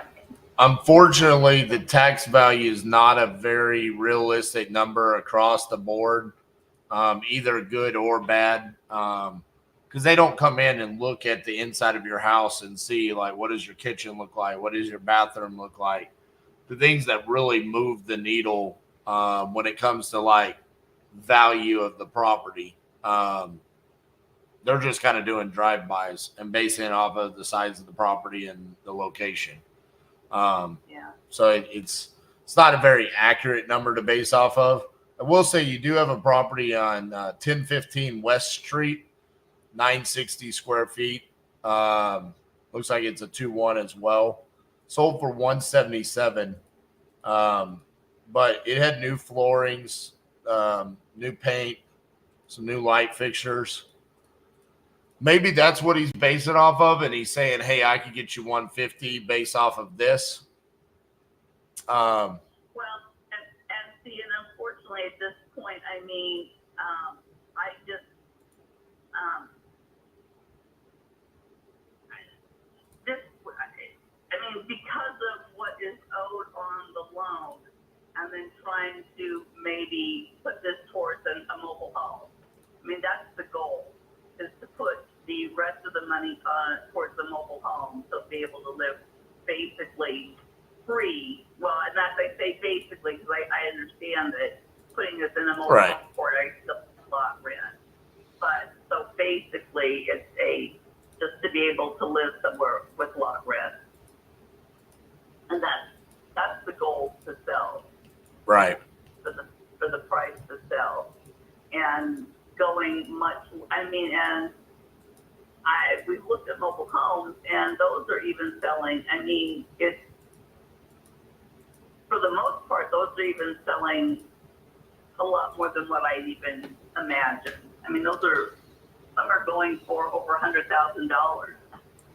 I got one in Las Vegas I could sell you for $35,000. Yeah, no. I need one here. I don't know how much it costs to move it from Vegas to Des Moines, but it's a lot cheaper than $100,000. Yeah, I mean, the number one thing that I would kind of just stress to you is, before you get in a position where you hire a realtor and you list it and stuff like that, I would just ask him, especially like with the comment he made about investors, it kind of makes me wonder, like, I don't like it when people say things that just is kind of misleading to homeowners. Because, I mean, I don't have a skin in the game. I mean, I'm not going to buy your property because I can't get to the price that you need. So I would ask him, like, hey, where are you coming up with this number? What properties can you point to that shows me that number? And maybe interview a couple of other realtors just to get a feel to see if they're all saying the same thing. And that is a good suggestion. So I'm going to, I mean, I told you what I needed. So what is your highest? I mean, can you even go like 120? I think the issue that I'm running into is this. What I'm kind of telling you about is what property is he pointing to? The closest one I could point to would be that 177 that was fixed up. And if that's the case, I mean, yeah. What I'm kind of hearing from you is I get the idea that I'm not sure that you even want to offer 100, and I can't do that. yeah, I'm saying you can get a lot more money than from an owner occupant than me. I don't think I'm the right fit for you. What I'm saying is with the realtor, I'm just trying to give you some advice because I do this for a living. Well, yeah, I get it, but I'm going to be honest with you. I mean, the statement he made was pretty close to accurate because that's pretty much what you're wanting to offer me is basically pretty close to what is still owed on the loan. And so that comment that he made is really pretty accurate. No, actually it's not, because I'm not offering you anything. I'm saying I'm not the right fit for you. I'm saying a realtor is the right fit for you. That's what you should do, because that's where you're going to get the most money. I think what you need to do is understand whoever is going to represent you. They're pricing your property correctly with facts, saying, here's this property that sold that looked like your property, same size, same bed and bath count, and it sold for this much. This is why we should list for this much. So that way you have the proper expectations and you don't stigmatize your property by potentially listing for too much. That's all I'm saying. I'm not making you an offer. Yeah, well, and he also said that this house will sell fairly quickly if the price is right. And he made that quite clear. The price does need to be right. So we are understanding that. So I appreciate your time. Thank you so much. Thank you. You know what? I think I'm going to write it off. When I try to help somebody and I'm like, hey, I'm not trying to be an asshole, but like your realtor's a dipshit and he's just trying to get a listing and he's going to overprice your house, and then you're going to have the price drop and you're not going to get your money so you can go live in your mobile home for the rest of your life. And they get mad at me. I could have just said it that way. I tried to say it the nice way, like, hey, maybe you should interview someone else. Jesus. These people. Trying to be a nice guy over here. Let me be nice.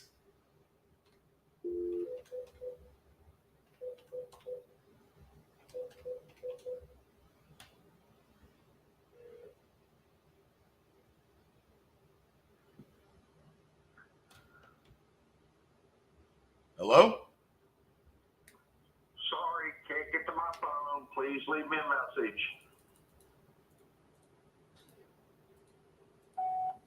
Hey, Paul, this is RJ Bates calling about your property on Georgia Drive. Give me a call back, 817-710-8689. Thank you.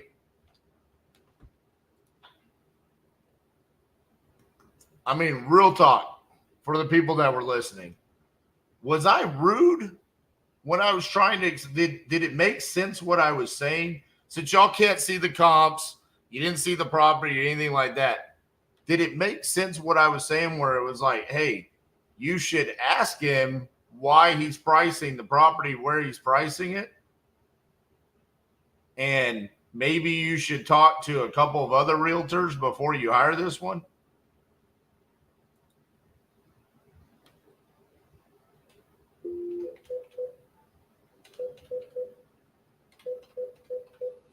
Because in my head, it sounded super nice and smooth as butter. But the reaction's never good.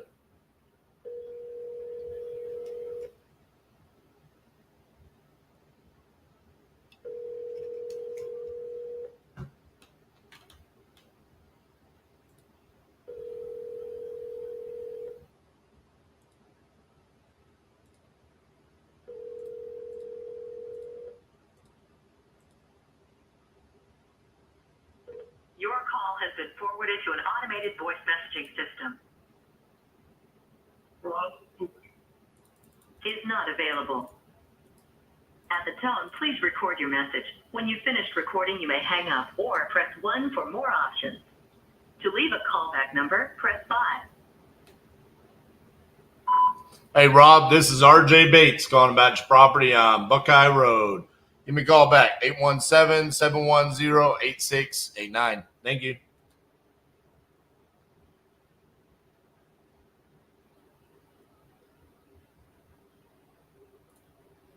People get salty when they know you're right. I think she knew you were right. It takes a lot of character for someone to say, you're right, thanks. Which is kind of sad. I mean, realistically, she never is going to talk to me again. I mean, I told her that, like, hey, I'm not your buyer. I don't have any skin in the game here. I just do this for a living, and I want you to make sure you don't get yourself in a bad spot. You would think that person would say, hey, thank you. I appreciate you giving me a heads up. Talk to my husband about it. We'll definitely look into something like that. I don't know if she thought I was trying to sell her something. Weird.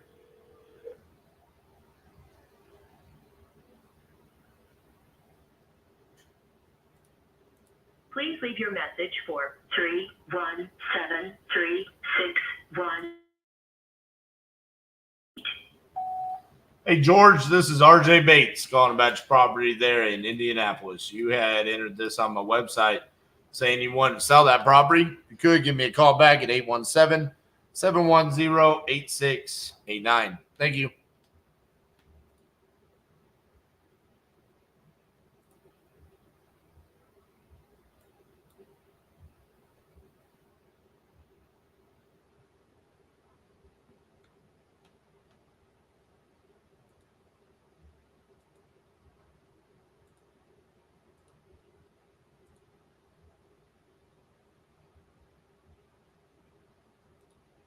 All right, Carrie. You need to answer the phone.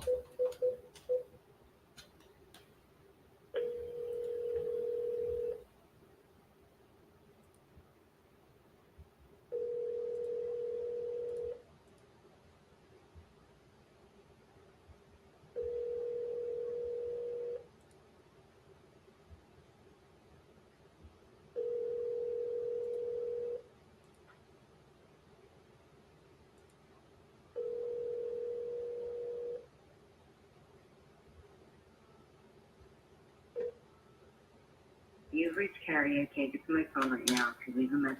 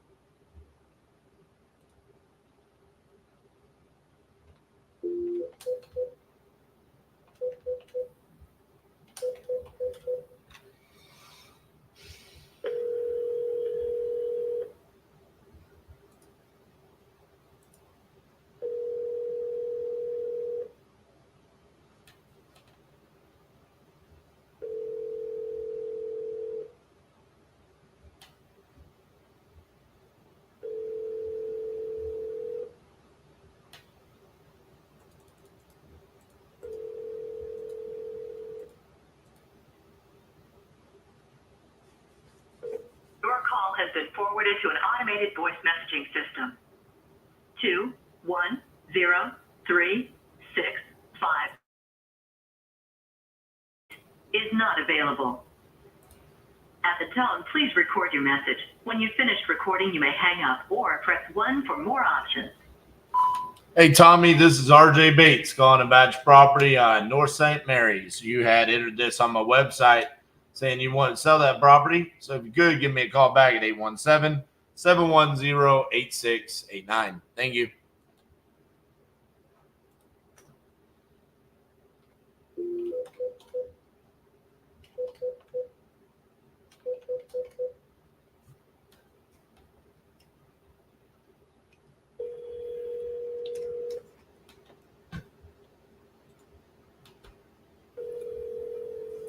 It's what I felt too, Jamie.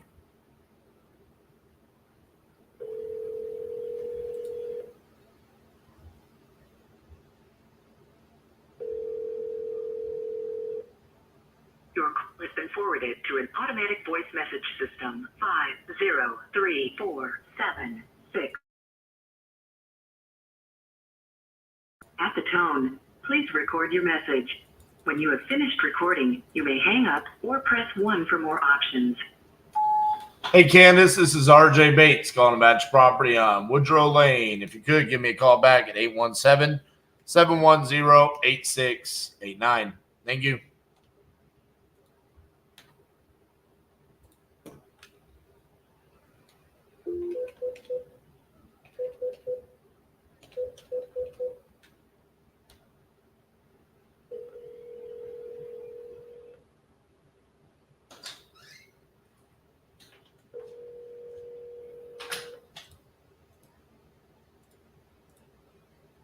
What's up?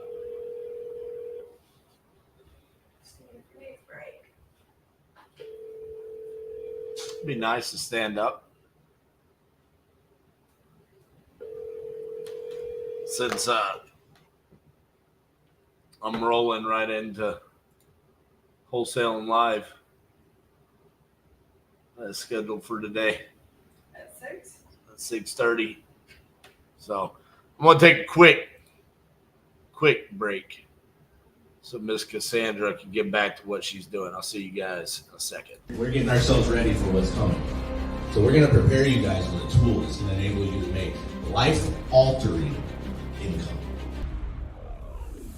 The most important thing that I've learned is to take action, to do exactly what they're telling us to do. It's going to be some goddamn hard work, okay? It's going to take effort. What we say works. It's going to change your life. Not only am I creating wealth for myself, I'm also creating generational wealth for my children and my children's children. So Miss Cassi is the comp queen. She broke down comps for us, how to analyze it, how to look for it, what not to look for. This is exactly where I want to be in my business. Just sitting there, click, click, click, click, click, or just sitting back like Mr. Burns. At some point in time, as business owners, we have to make a decision that we are going to have standards. I don't want people that come through here to go out and make a fool of themselves like I see through other programs. And honestly, I can say it's been a blessing, like I said, to the opportunity to be able to close deals virtually across the United States. If you haven't made the choice yet, you definitely should make the choice. It'll change your life and your outlook on your business. If you're not at the Crucible, then where are you? Fucking get here.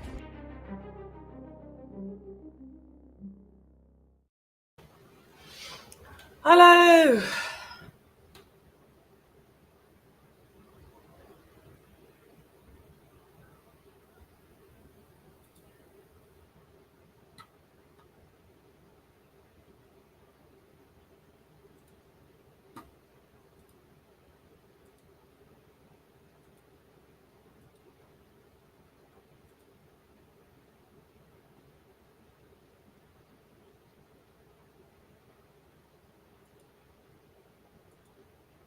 I have had a very trying past couple of hours. So, ask me what I like to do when that is the case. I like to make good things happen. You know, it's real estate. Sometimes it be like that.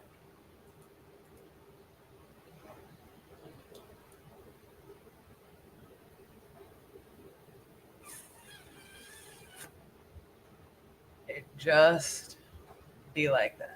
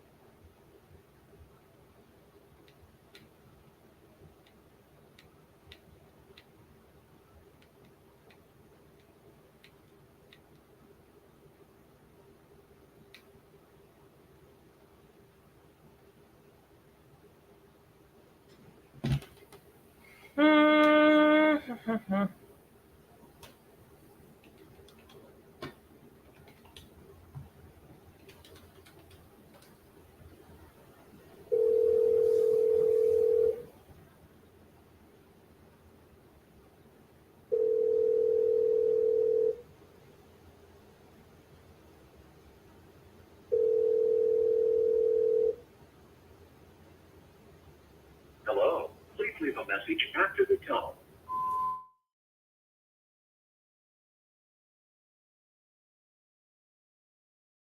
I haven't been able to. Looks like you had entered this on an ad for our website as interested in selling this property. We are interested. However, we haven't quite been able to get a hold of you. So if you would, please just give us a call back and let us know if you're still interested in selling that property or not. The number is 817-710-8689. And I look forward to hearing from you. Hi.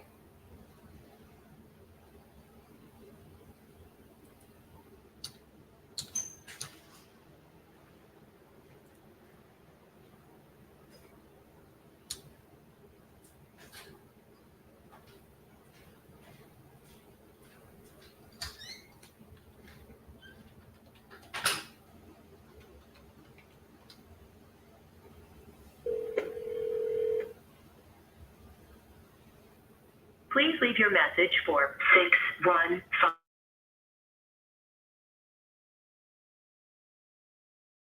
Your box is full. To send an SMS notification, press 5.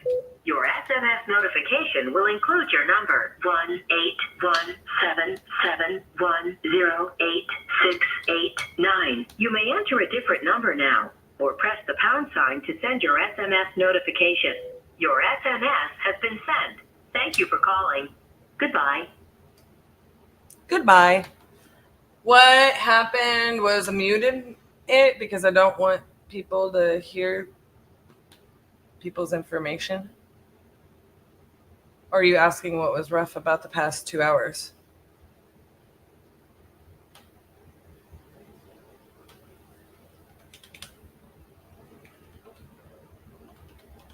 What was rough about the past 2 hours, I shall tell you with this fantastic deal. And the deal is 300 square feet smaller than it pulled up. We didn't either verify the square footage, but I feel like that, okay, long story short, the seller is so sweet, but so, I can't even really blame it on the team. He's difficult to talk to, and I have spent so many hours talking to this man. He's got a stutter, and I don't think that's the problem. It's just, I don't know how to say this other than he's so sweet, and he gets it, but he doesn't get it.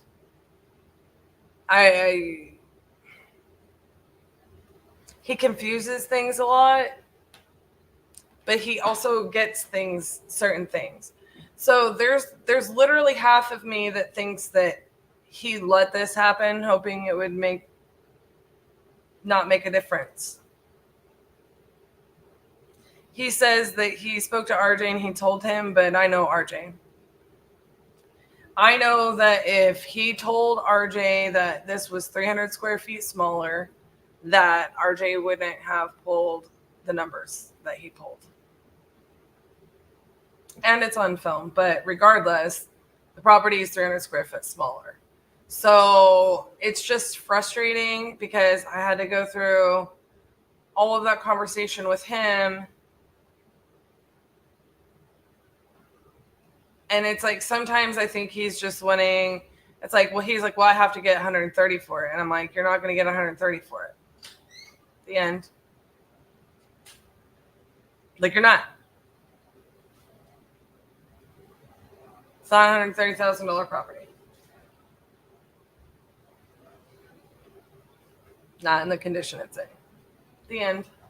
But, you know, he wants to talk to me for an hour about what happened and how he needs it and da da da da. He wanted 140, he wanted 150. And I'm like, sir, you're not going to get. Well, then he says, you know, it's interesting too, because he says the house across the street to RJ. House across the street sold for $300,000. RJ made a note of that, and that he corrected him in the size of that house. So he's like, oh yeah, I understand it. It's not going to sell for $300,000. So it's like he doesn't understand how it works, and he's just hoping for the best. And I think that there's a part of him that, you know, he's like, I was like, okay, well, at one point we're saying send a termination, and then he's like, well, let's wait. Let me talk to my parents, because I told him it was going to stop the title process and all that. And I think he just wants to see what the title work comes back to say, what the mortgage is.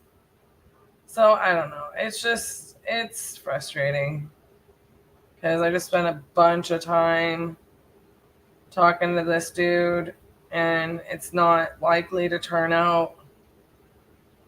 And we did a bunch of work on it, you know.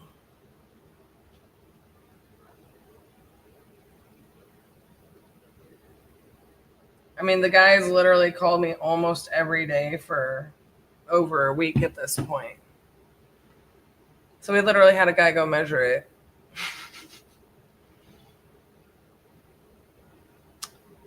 And then other than that, since I've last been on here, if I'm being 100% real, I have a really sick dog today, and it's stressing me out. And I'm just trying to focus on work. And it's not Titus, for those of you who might be thinking it's Titus. It's not.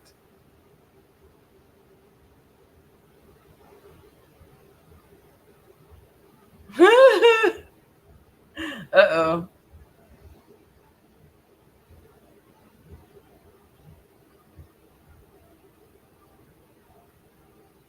Oh, okay. Needs to sell this property. Okay. Ooh, excuse me. I tell y'all, every time it gets to this time of day, like, I feel like I need maybe just a cup of coffee. But it's hot here, so it's like I need to get one of those iced coffee machines. I just don't like it when things don't work out. And it's like I told the guy, I was like, I'd give you $1 million for this property if I could, but I can't lose money, you know? He wasn't ugly or mean or upset or whatever. He's kind of a lot to talk to begin with. And then he wants to talk to RJ. I want to talk to RJ. I was like, well, he's not going to tell you anything different. Why? No, it's just man talk. So he ain't going to be available till after 8.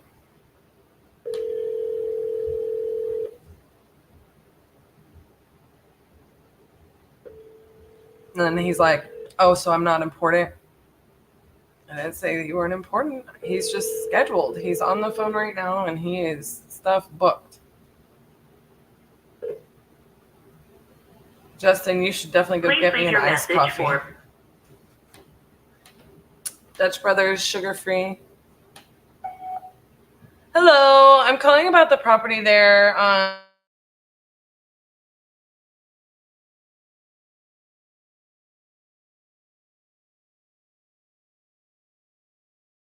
app. I don't think we've gotten you to give us a call back. If you would, just let us know if you're still looking to sell the property, or if you've already changed your mind or moved on or whatever. We are interested. The phone number is 817-710-8689, and we look forward to hearing from you. Let's finish this day. I just wanted to get one property, you know? Just did. I just did. But nobody answered. It is what it is. All right, my peeps. I'm going to get this back to Mr. RJ. This is why we've structured this way. This is why we're going to harp on you, and this is why we're going to hold you accountable. We'll hold your feet to the fire. We're going to say, hey, you need to work on this, because that's what you need to work on to go out there and be the difference. I applied the systems and the processes, and I generated a lot of revenue in my business. I'm actually back here for the second time at the Titanium Crucible. These people pour so much into you. Nothing like it whatsoever. The amount that they pour into you is priceless. Iron truly sharpens iron. Can't underestimate that stuff. This literally right here, what we're doing here at the Crucible, was literally just a manifestation of words. We said we're going to do it. Operate in the destiny that God gave you. The wealth will come. Lean not to your own understanding, but in all your ways acknowledge Him, and He'll direct your path. This thing is so powerful, it will change your life. It's such a blessing, and I recommend it to anyone and everyone looking to change their life and get on track. Get off your ass and come do it, man. Take a chance, put your faith in titanium, and get out here, man. Much love.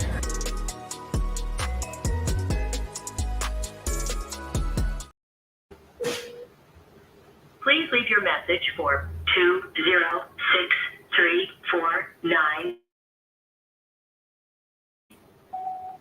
Hey, Janae, this is RJ Bates calling about your property on East Broad Avenue. You had entered this on my website saying you wanted to sell that property. If you could, give me a call back, 817-710-8689. Thank you.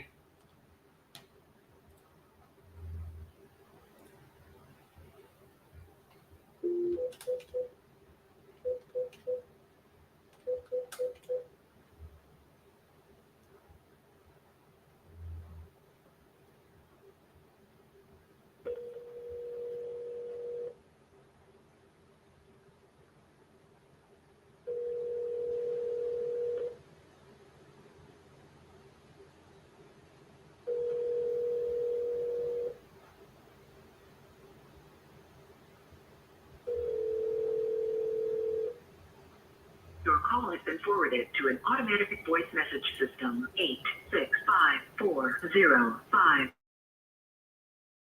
is not available.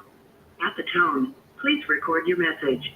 When you have finished recording, you may hang up or press 1 for more options. Hey, Robert, this is RJ Bates calling about your property on West Newton Street. You had entered this on my website saying that you're looking to sell that property. If you could, give me a call back at 817-710-8689. Thank you.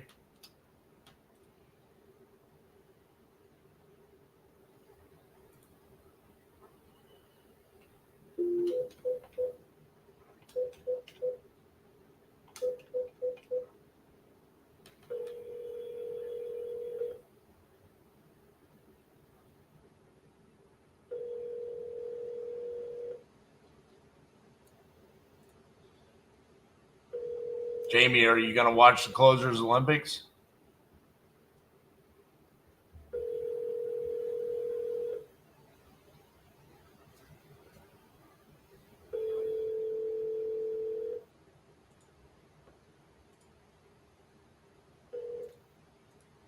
The Text Now subscriber you are trying to reach is not available. Please leave your message after the tone.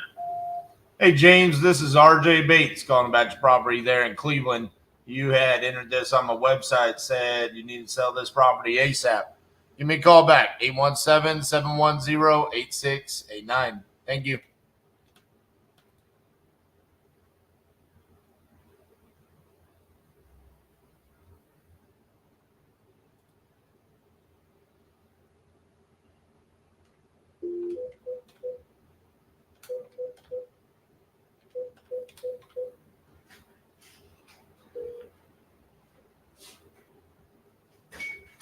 Hello. Please leave your name, number, and a detailed message. Your call will be returned as soon as possible. Thank you. Have a blessed day. Hello, this is RJ Bates calling about your property on Orchard Avenue. You had entered this on my website saying you need to sell the property ASAP. So give me a call back, 817-710-8689. Thank you.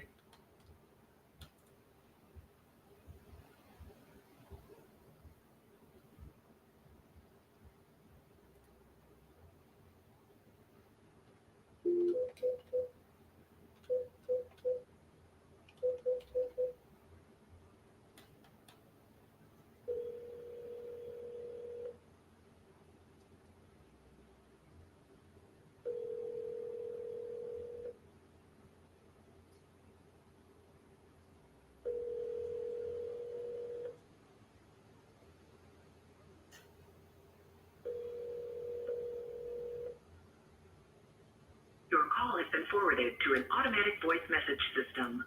8153824. Not available. At the tone, please record your message. When you have finished recording, you may hang up or press 1 for more options. Hey, Dana, this is RJ Bates calling about your property there in Crystal Lake. You had entered this on my website saying that you needed to sell this property ASAP.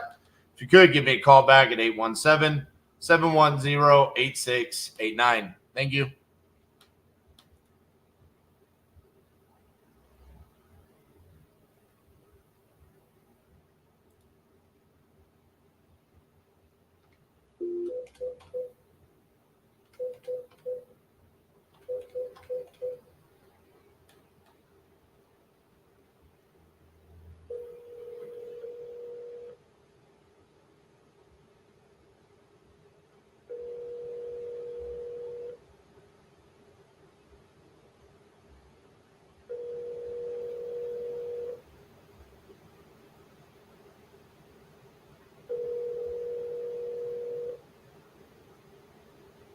Hi, you've reached Julie with Good Life Dog Training and Boarding. Thank you for calling. Please leave me a message and I'll get back with you as soon as possible. If you're leaving me a personal message, I will get back to you as soon as possible. Also, I hope you guys have a blessed day. Make it a good one, and I will talk to you soon. At the tone, please record your message. When you have finished recording, you may hang up or press 1 for more options. Hey, Julie, this is RJ Bates calling about your property on Bluegrass Lane. You had entered this on my website saying you need to sell ASAP. So if you could, give me a call back at 817-710-8689. Thank you.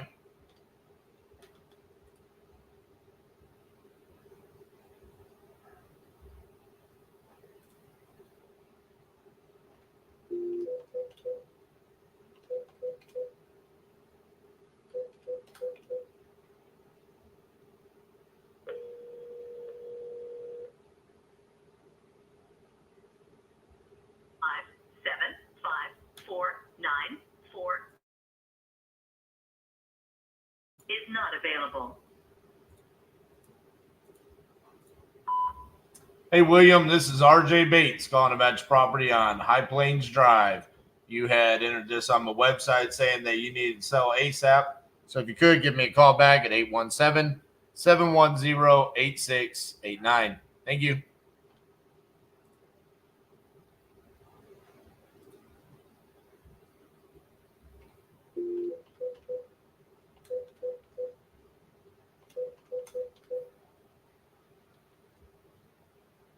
Your call has been forwarded to an automated voice messaging system.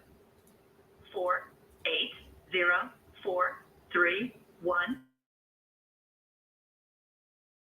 is not available. The mailbox is full and cannot accept any.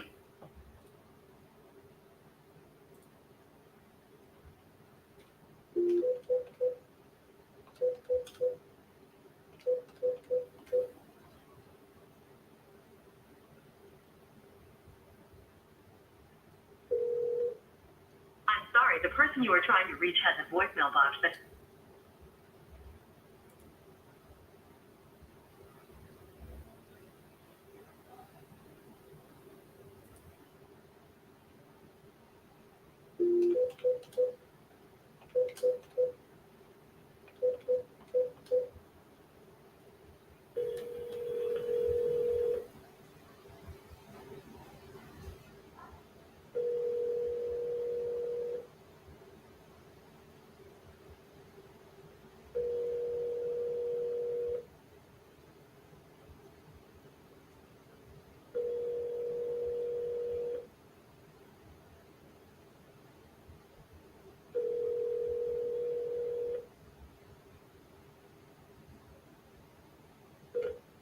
has been forwarded to an automated voice messaging system. 501516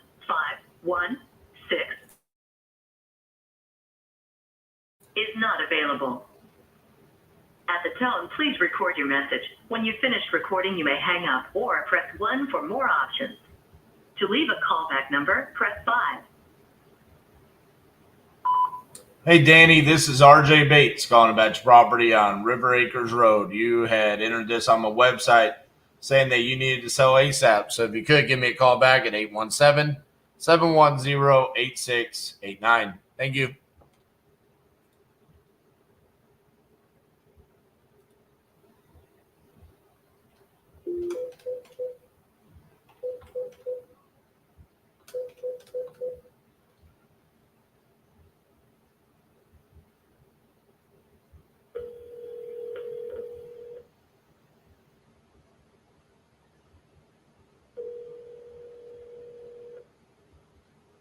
Your call has been forwarded to an automated voice messaging system.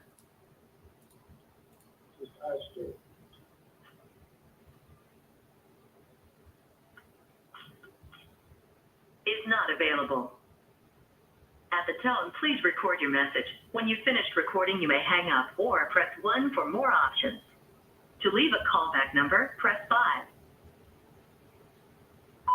Hey, Herman, this is RJ Bates calling about your property on Old Cannon Road. You had entered this on my website saying that you're interested in selling that property.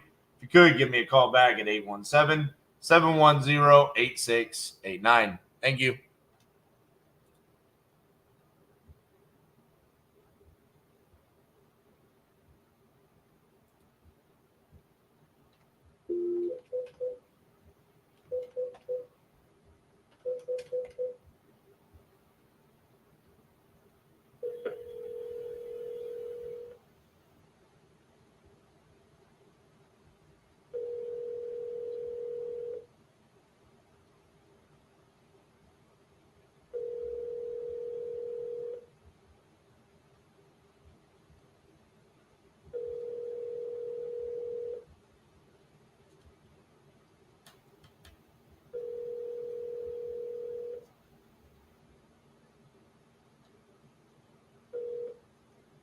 Please leave your message for 857242. Sorry, mailbox is closed.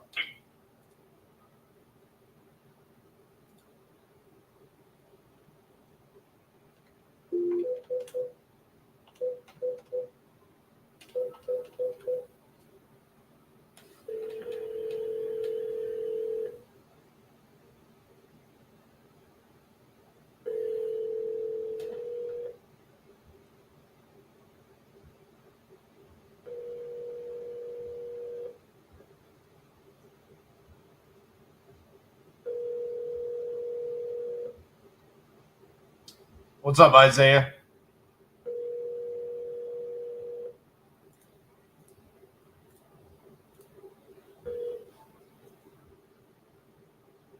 Please leave your message for 254498. Sorry, mailbox is closed.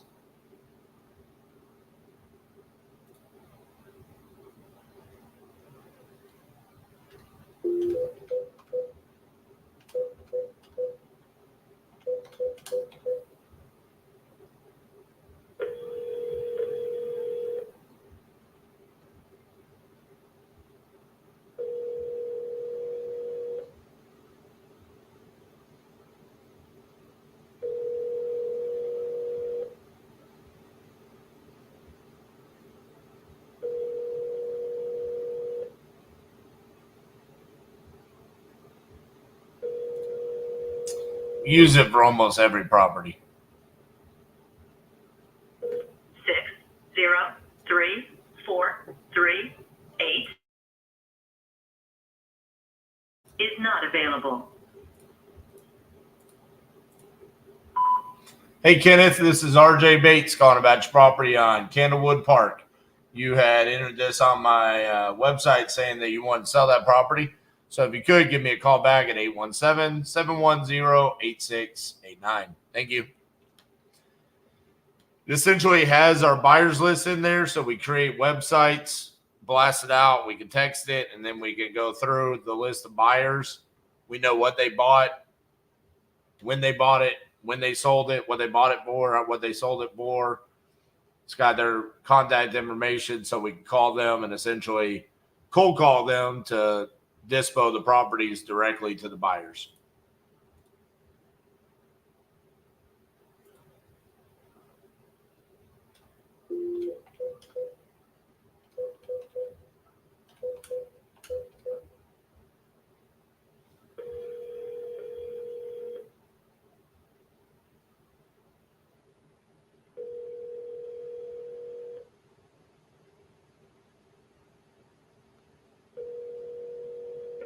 I'm sorry, the person you are trying to reach. If you reach out to them, they'll give you a monthly option. On the website, it only says annual, but I pay monthly. So I pay $36,000 a year, so I pay $3,000 a month for it. But that's the highest level that there is. I think the lowest level is $500 a month. But yeah, I mean it's powerful.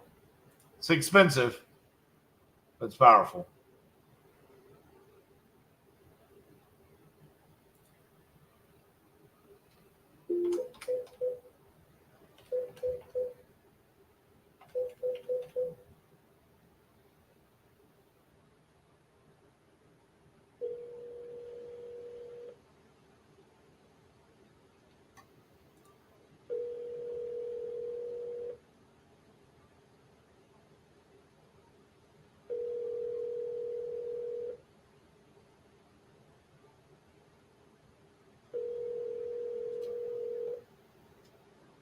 Call has been forwarded to an automatic voice message system. 70661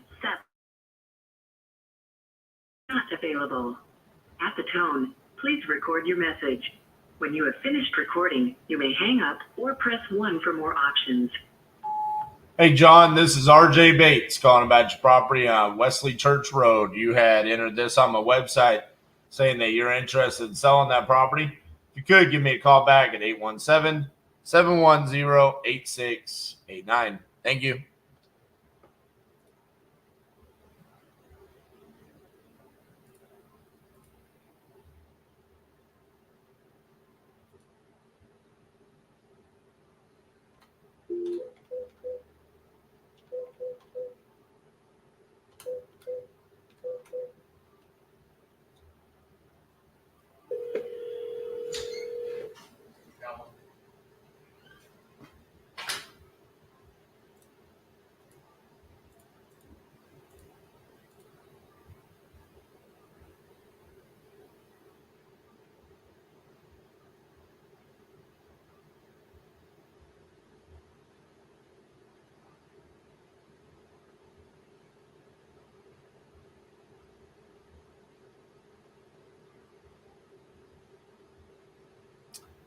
I don't think my transfers are working.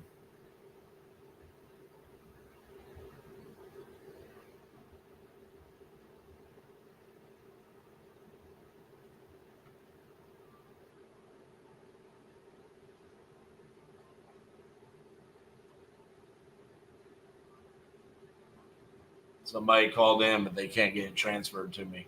Probably have to call them back.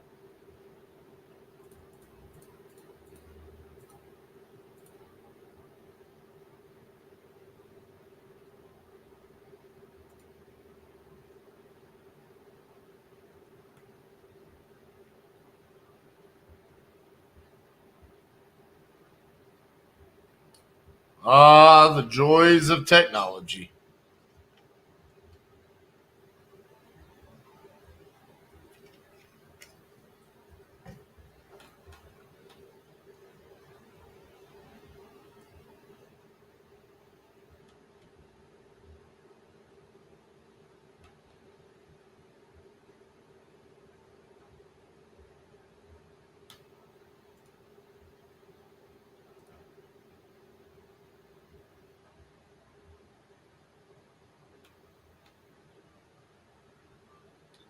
Hello, this is RJ.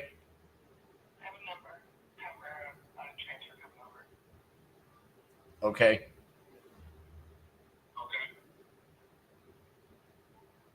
Hello, this is RJ. Pretty good.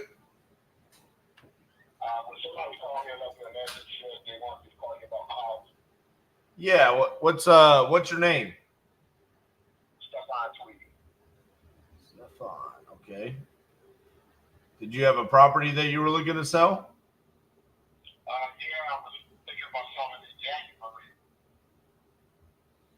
Okay. I'll just be honest with you. I mean, that's so far away. We would have to talk. I'm explaining this, now I'm telling you that I was going to start, getting ready to sell in January. But I mean, if you offer the right price, I'm moving to sell right now. All right. Well, what's the right price? Well, 320. 320. Yeah. That's because it got brand new solar panels on the house and stuff like that. That's why I want the extra money. All right. I paid $300,000 for. I paid $300,000 for it, so. I gotcha. And then I installed those solar panels, which was another $38,000. So that's what probably 320. Okay. 320. I would take that. That's the less I would take would be 320. So I'm gonna be honest with you. I don't see anything under Stefan. What's the address of the property? 7201 East B Street. Washington 94. I gotcha. Okay. All right. Let's see what we can do here. Okay. Anything need to be done to the property?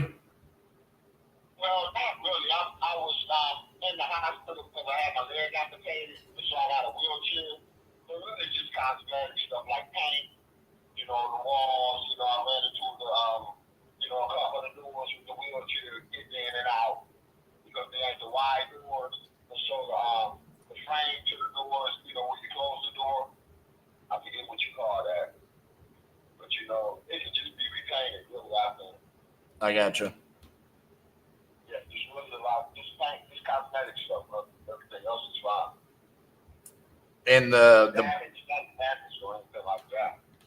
And the property is 984 square feet, right? That's correct.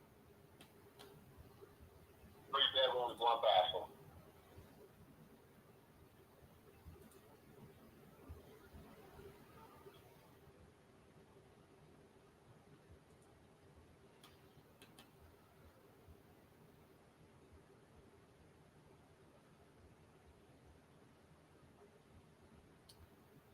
You're kind of in what I like to refer to investor no man land. You're not that far off, but you're far enough off where I don't think we're going to be able to do a deal. Okay, that's fine. I mean, realistically, if the property doesn't need a whole lot, just being honest with you, there's a couple of 900 square foot houses that have sold for $375. Got one listed for $385. I know. That's why I said I want to take less than 320. Yeah, so it's. I know I could probably with solar panels on it. Plus, it's got brand new solar panels, so I know I could get like 370 if I wanted to hold out. You know what I mean? Right. But my nephew, this is last year of school. The main reason I'm selling it is my nephew. This is last year of school, and so I'm just going to probably a senior facility or something. You know what I mean? Right. And so really that's the only reason I'm selling, because he's going to be graduating, and I just don't need all this house. It's just going to be me. Right. Yeah, I think it probably flies off the market if you list it, anywhere close to that price. For an investor, it doesn't need anything, right? So it's just probably not a good fit for us. And plus, if you're wanting to wait till January, I probably list on the MLS. You get a lot more and walk away with net more money in your pocket. much. Absolutely. Thank you so much. Bye-bye. Yeah, bye-bye.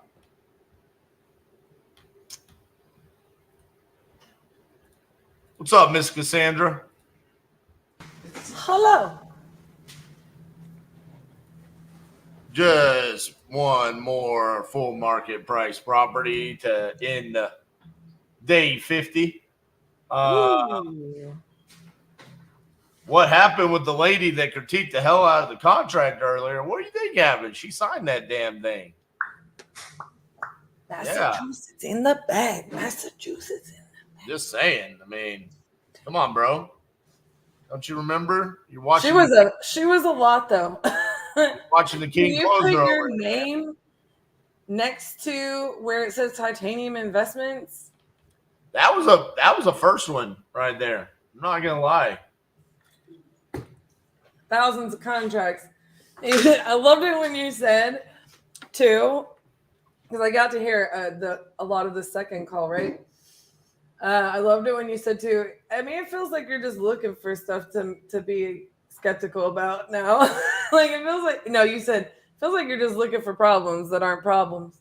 That's why I was like, that's a problem?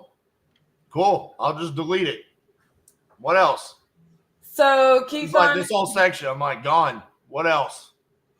Yeah, right. Well, you say his patience is more, and it's really funny that you say that because a lot of people, they don't understand that RJ will take the time to, overcome those obstacles. If it makes sense, you should, because sometimes it's just people literally making up problems that aren't problems. Like a lot of people would have listened to that lady and said, yo, like she's trying to hide something. No, we're basically she knows for a fact you're not going to hide anything from us. She's not going to hide anything from us. So I feel like it was like, RJ, you could correct me because you were taking the call, but like for me, I would have been just as patient on that one. I don't think that she was hiding anything. What I got from it is that she was nervous about. She doesn't understand the process, and she is behind on property taxes, and she does not have the funds to catch up the property taxes. So she was worried about potentially losing the property or racking up more debt on the property taxes, and then not having the property sold, and then going into wintertime in the Northeast. That's what she was most concerned about. I mean, sure. all very valid reasons as to why she handled it the way she did. For sure. So through day 50, 161 contracts sent, 116 signed. I got my work cut out for me tomorrow in our bonus day. Stop saying that. See what I can get. The last time we did our bonus day in Washington, D.C., I needed to get 12 states. I got 11. How many do I need to get? You're crazy. 12 states. I'm a creature of habit, Cassandra. I would shoot the camera, but I'm afraid it would break it. The only difference here is that I got 30 more contracts. What's crazy about that is 30 more contracts, and it's still the exact same amount of states that I need to get going into the last day. Well, what's interesting about that, though, is like we purposely campaigned, so we're doing a lot better. That's true. I mean, like, there was no marketing done to Hawaii, South Dakota, Vermont, New Hampshire. I mean, a lot of the places that we don't have deals, I mean, it's very valid as to why we don't. Isaiah, yes, we did get one in Utah, finally. It's a really unique and very expensive property. We're still working on the dispositions of it, but we do have people interested. We do. I think we have Anna working on it with us, don't we? I know that she is definitely, well, again, because it's a creative, it's like this interesting property. The price point, I mean, it's absolutely gorgeous. Like, legitimately wish that we could justify this property ourselves because it's that beautiful. However, I don't think it's one we're actually going to make a rip on or anything like that, because I think it is like a timely move because of the price point. Property's worth it. It has you have an exit strategy after exit strategy with it, right? But it is going to take somebody willing to buy in on that creative at that price point, which I think the numbers work. It's the time frame, right? So when you get properties that are expensive or they have creative, exit strategies on them in a high price point or a higher buy-in, it makes it take a lot longer to sell. You know what I'm saying? Because you narrowed your buyer's pool. So as far as I can see, I'm gonna pull it up right here. I reviewed it earlier today. I know that Anna has somebody getting back to us.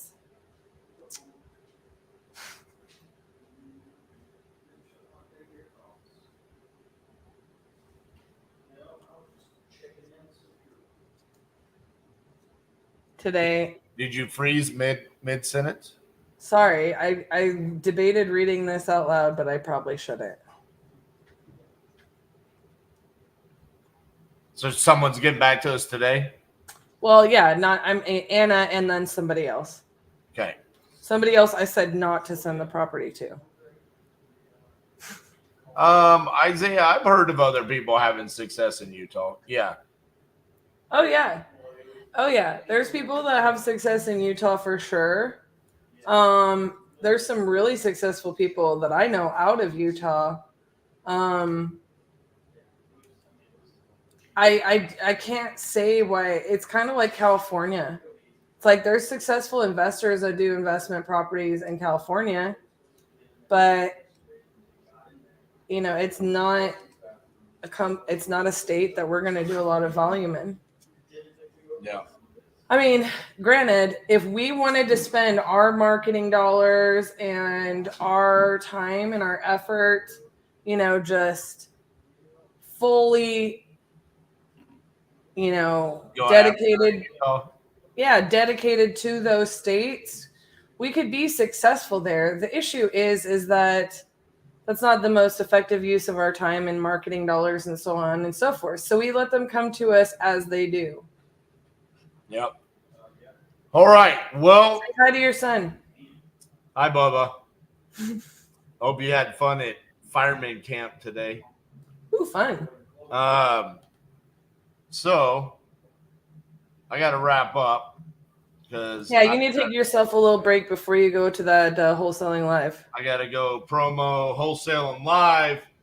Let the people get to know me is what it says. I might piggyback off of yours because mine keeps getting rescheduled. I rescheduled, then they rescheduled. Tomorrow, tune in.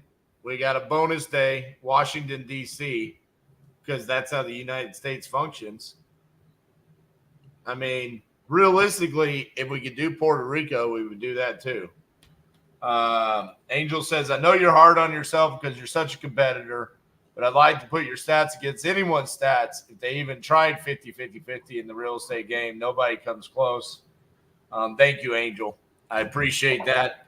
I am competitive, but I'm competitive against myself, and we're competitive because it's what we want to do.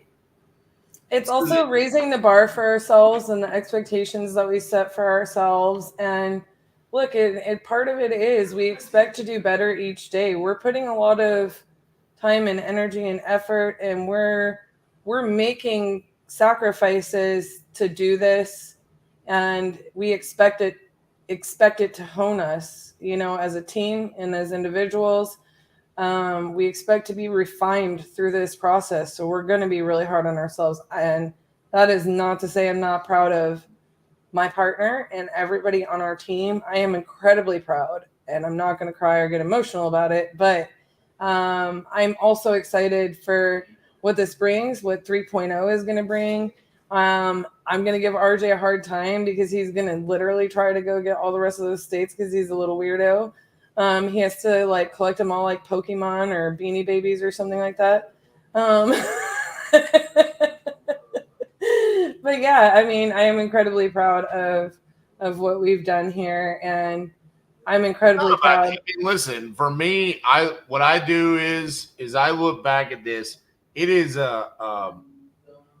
it's a checkpoint, and like for me, I look back at it and I look at Wisconsin, and I say to myself, like, there was multiple opportunities for me to do something in Wisconsin, and I didn't get a deal there. We had the opportunity in Vermont. I talked to him again today. I couldn't get it closed. South Dakota, we only have one opportunity there, and it's just not a good deal. Rhode Island, I haven't been able to get people on the phone. So this is where we look at our system and we say, hey, if we had better systems, which we worked on, Ring Central, adding the texting in, sending text messages out to the few leads that we had in Rhode Island, could that have generated something? Potentially. We had a lead in New Hampshire. I talked to the seller. We had a buyer in New Hampshire that we ran the deal by. It's a very high price point, unique lead. Unfortunately, as a team and as an organization, we didn't handle that correctly. We lost the opportunity. That was a decision that I made. I looked on the floor and I said, who do I want to handle it? I picked a person. I picked the wrong person, and it didn't get handled correctly. Nevada, I've probably had somewhere in the range of 15 to 20 leads in Nevada over the course of the 50 days. We didn't close one of them. I got on the phone with a guy named Chase Tippett. I called him 30 plus times. And then when I get on the phone with him, he said, I sold it, right? That's an opportunity that's missed. This is what I'm looking at. We had an opportunity in Maine. We had multiple opportunities in Maine that we didn't get. Idaho, nothing. Hawaii, nothing. Not much I could do there. That's a marketing piece that we need to look at. Connecticut, I can't connect the dots there. I don't know how people in Connecticut invest. It doesn't make sense to me, and I can't. It's like Utah a little bit. I can't figure it out. Colorado and California, we have an opportunity in Colorado tomorrow for me to lock down the seller finance land. I think I'm going to do it. I was waiting for the lender to hit me back today to let me know if that's something that they would lend on, and I didn't hear back from them. So California, I mean, California is probably top 5 most leads received from Lead Zolo, and I didn't close one of them. It's Cali. Listen, me and California, we don't get along. Well, it's not about that. It's about, does the deal make sense? Does it solve a problem? You know, it's like sometimes it's like that, right? We'll hit a honey hole in California at some point. It's kind of like the first 50. The guy in Bakersfield, that's a deal. The problem is he's got to talk to an attorney tomorrow. He's got to talk to his brother, and then he's going to hit his back. So in that case, we're not going to get it until 3.0. So it's going to be funny because I've got a deal teed up. Cassie, you're going to love this. I got a deal teed up for Wisconsin, Rhode Island, and California to be signed next week. So there is a chance that the start of 3.0 could be Rhode Island, California, and Wisconsin, 3 states that we didn't get in 2.0. But listen, this is an internal challenge. It's a me thing. We got to talk about how we're going to run those stats there. You know what I'm saying? You keep saying next week, and I keep telling you, like, those might be 2.0 stats. Like, you're going to stop stats tomorrow? It's got to be closed on during the 50 days. If it's not, So you're not counting all of our closed deals that we have coming up. No. You're counting those for 3.0? The dispositions and stuff will continue on this, but we're going to copy it over, and on the acquisitions and those stats start for 3.0. If the contract gets signed next week, that is 3.0. If it gets dispoed next week, that's for 2.0, because it's on these stats on what we were able to accomplish. So you're going to tell me that I need to make a 3.0 label in our system. Got it. But actually, no, you need to reach out to the gentleman that made this. He emailed us and he said he will go in and make whatever changes we want to the KPI sheet. That's why So you we just need to hit him up. You're going to go win the Closers Olympics. You keep saying next week, like, what are we going to do? Thursday? Hell, we got things to talk about. I might win it and fucking go live right after, Adrian style, all in a pool with a cigar. Man, No all cigars. in the house, baby. Woo! We cheated by motherfuckers. Oh. Cassie, will you go judge me in the finals so I can win? All in, baby. The difference is I would not give you favoritism. Hey. What do you think? Do you think Steve Trang and Chris Jefferson are going to give me preferential treatment? I don't either. No. I think they're going to be harder on you. Hey, here's what's going to happen, though. I really don't care. I'm just going to get signed contracts, and it's not going to matter. Yeah, irrefutable. Just like you did. All right, guys. I said I need to end this because I got to go live here in 15 minutes. So see y'all in the morning. I don't know where I'm going live, but if you want to find me, come find me. It'll probably be something on Uncle Charles or HBHS or something like that. 2 things. Closers Olympics is this weekend, and yes, we will be going live on 3.0. We don't have a schedule worked out yet, and 3.0 is going to be another 50-50-50 redraft. It's kind of like you said, Iron Man. I know what we should end this because we've got 39 people here still. Here's what we're going to end this with, okay? Instead of running a video, I'm going to let Cassie watch this so you can get our reaction. No one has seen this, but because I was going to Vegas with Trinity, I was not going to be a part of the Closers Olympics press conference. So I made a video for the press conference that no one has seen yet. Okay. So I'm going to see if I can get it to where you can get us on here as well. But so here you can see my face when I watch it. Thank you, Aaron. Appreciate those kind words. Sorry I couldn't be here live for the press conference, guys. This is one of my favorite parts about the Closers Olympics. But as King Closer, I'm currently on my press tour.